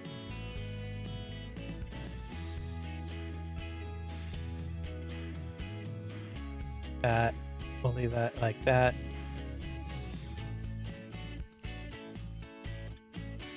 I think I have a universal auto load trailer.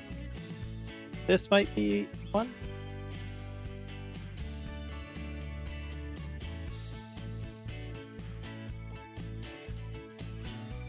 Pick up what I need.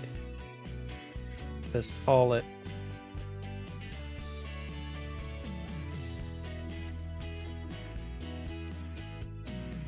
Fortunately, there's bread in it too.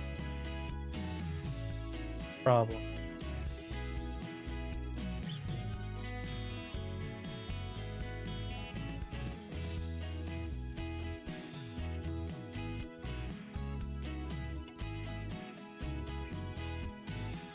Figured it was pick up bread. The oil.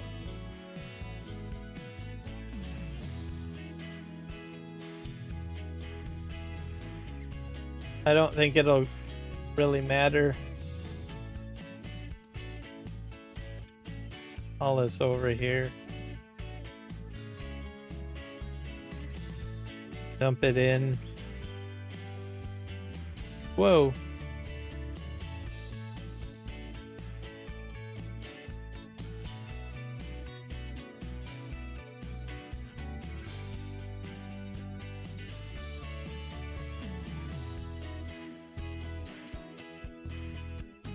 Is it taking the bread too?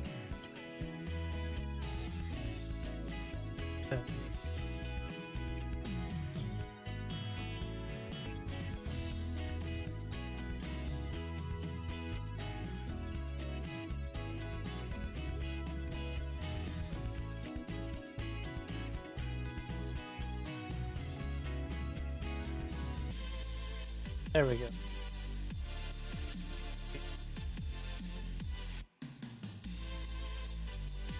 This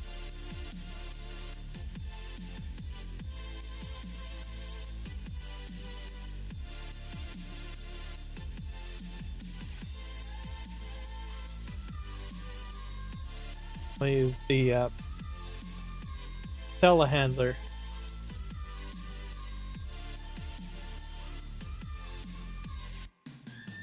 Here's one.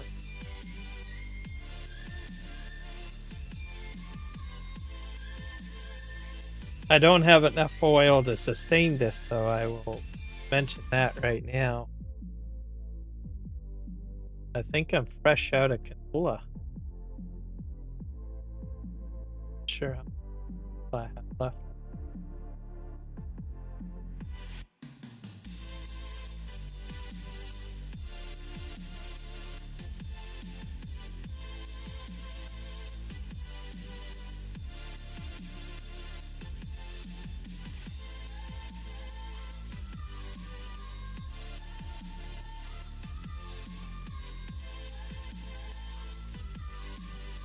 Hopefully over time this will just simply drop in here.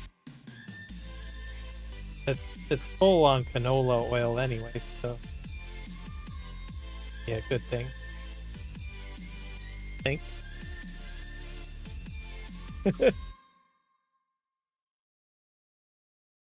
Grab this. Nope. I did not get that. Dang.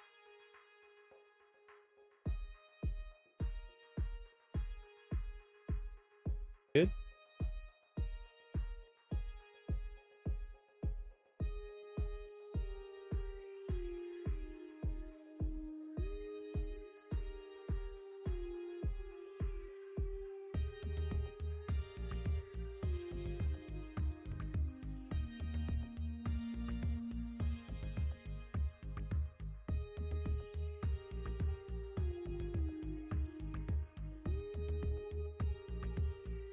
I'll have to get a canola crop going and sunflower seed crop again.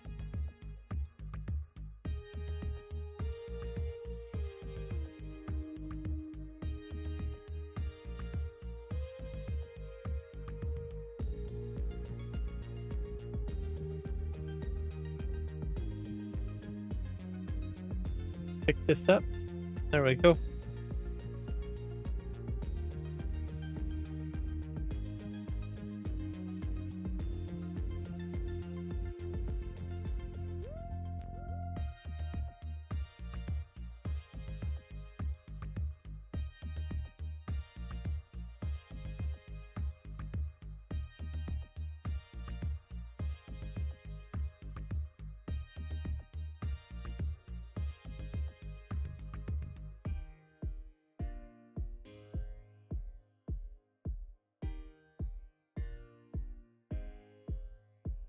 Universal auto.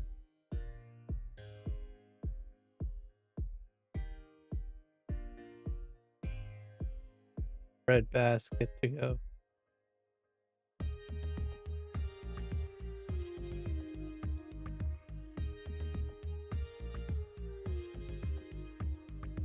So I don't think I'll need any more potatoes for a while. Simply because I think it's going to take a while before I can get through all of the potatoes I have already. I think.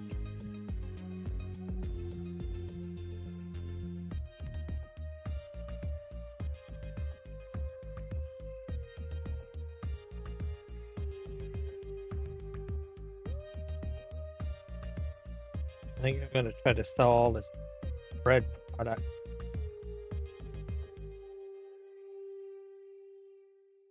Quite a bit.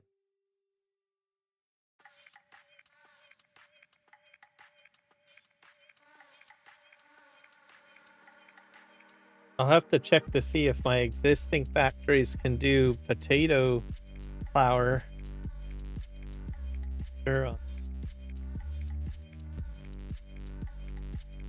I don't think the ones that I have right now can do that, and they do rice.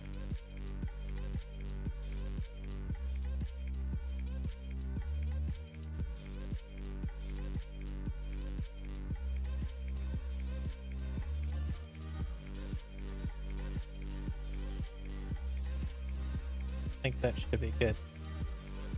Universal auto load.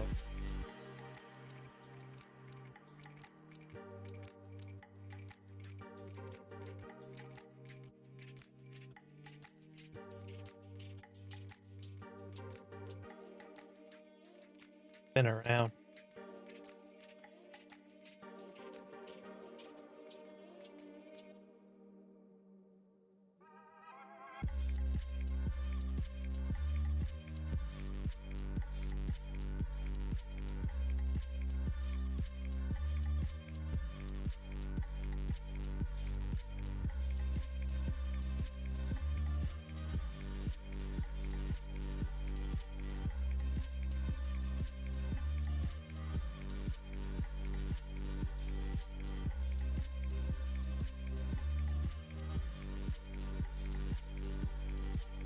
See if there's any more over here. I think I got like 1 or 2 to pick up.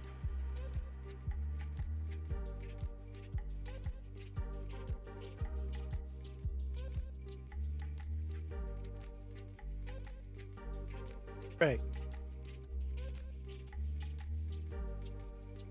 They can't load anymore.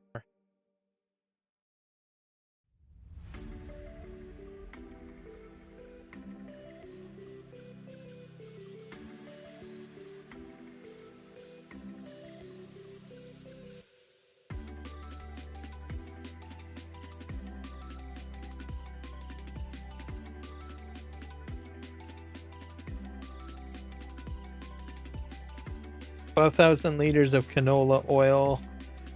Wonder how much It goes 5 per 100, I guess. For one chip bag.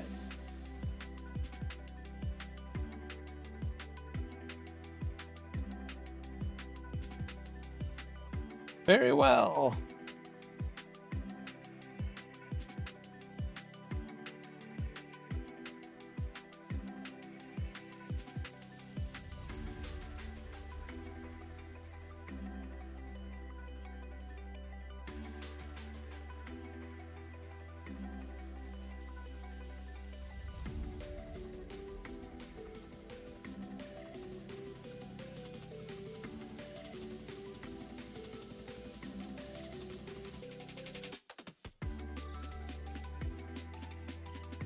I'm gonna see. I'm gonna end the stream, but I'll see if I can send you guys someone active.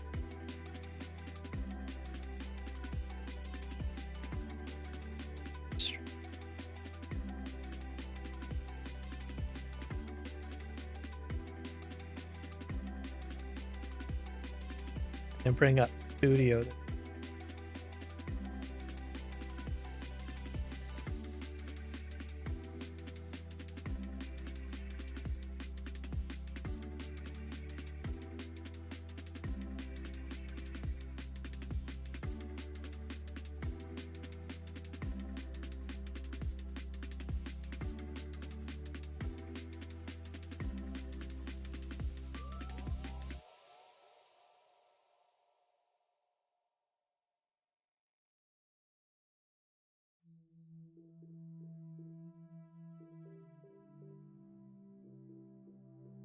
I would have thought the Kiwi would have been live streaming.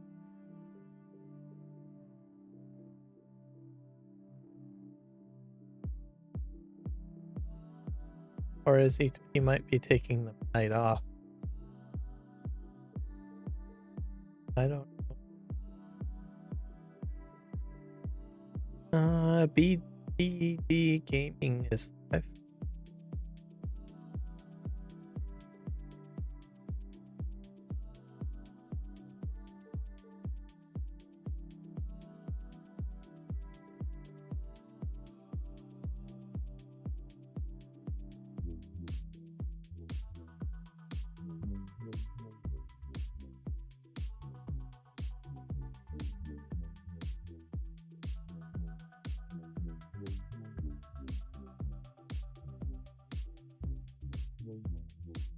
There.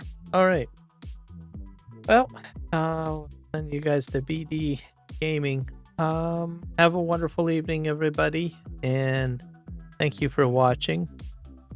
We will see you guys in the next one. Remember to like, subscribe, and follow or hype. And we'll see you guys in the next one. Cheerio. Oh my gosh. I just have to say a huge thank you to my amazing October contributor, Kenshin. Seriously, your support means the world to me. I can't even express how grateful I am. I mean, it's just fantastic to have you on board, and I really appreciate everything you've done. You're like a shining star in my October. Let's keep this awesome energy going. Thank you. Oh my gosh. I just have to take a moment to give a huge shout out to my amazing channel moderators. You guys are simply the best. A massive thank you to the Sim Guy, Juan, Jess, James, Argsy Gaming, Michael, Villafana, Legion, Mark Taylor, Farm Sim Freak, Kiwi, Rocket, and of course, Mark Thor. You all rock. Seriously, without your support, this channel wouldn't be the same. I mean, you keep everything running smoothly, and I can't appreciate you enough. Let's keep oh my god. I really hope you all enjoyed today's live stream. It was such a blast, right? I can't wait to see you all next time. And hey, don't forget, if you loved it, please remember to like, subscribe, and share the stream. It really helps us out, and I just want to keep this amazing vibe going. You guys are the best.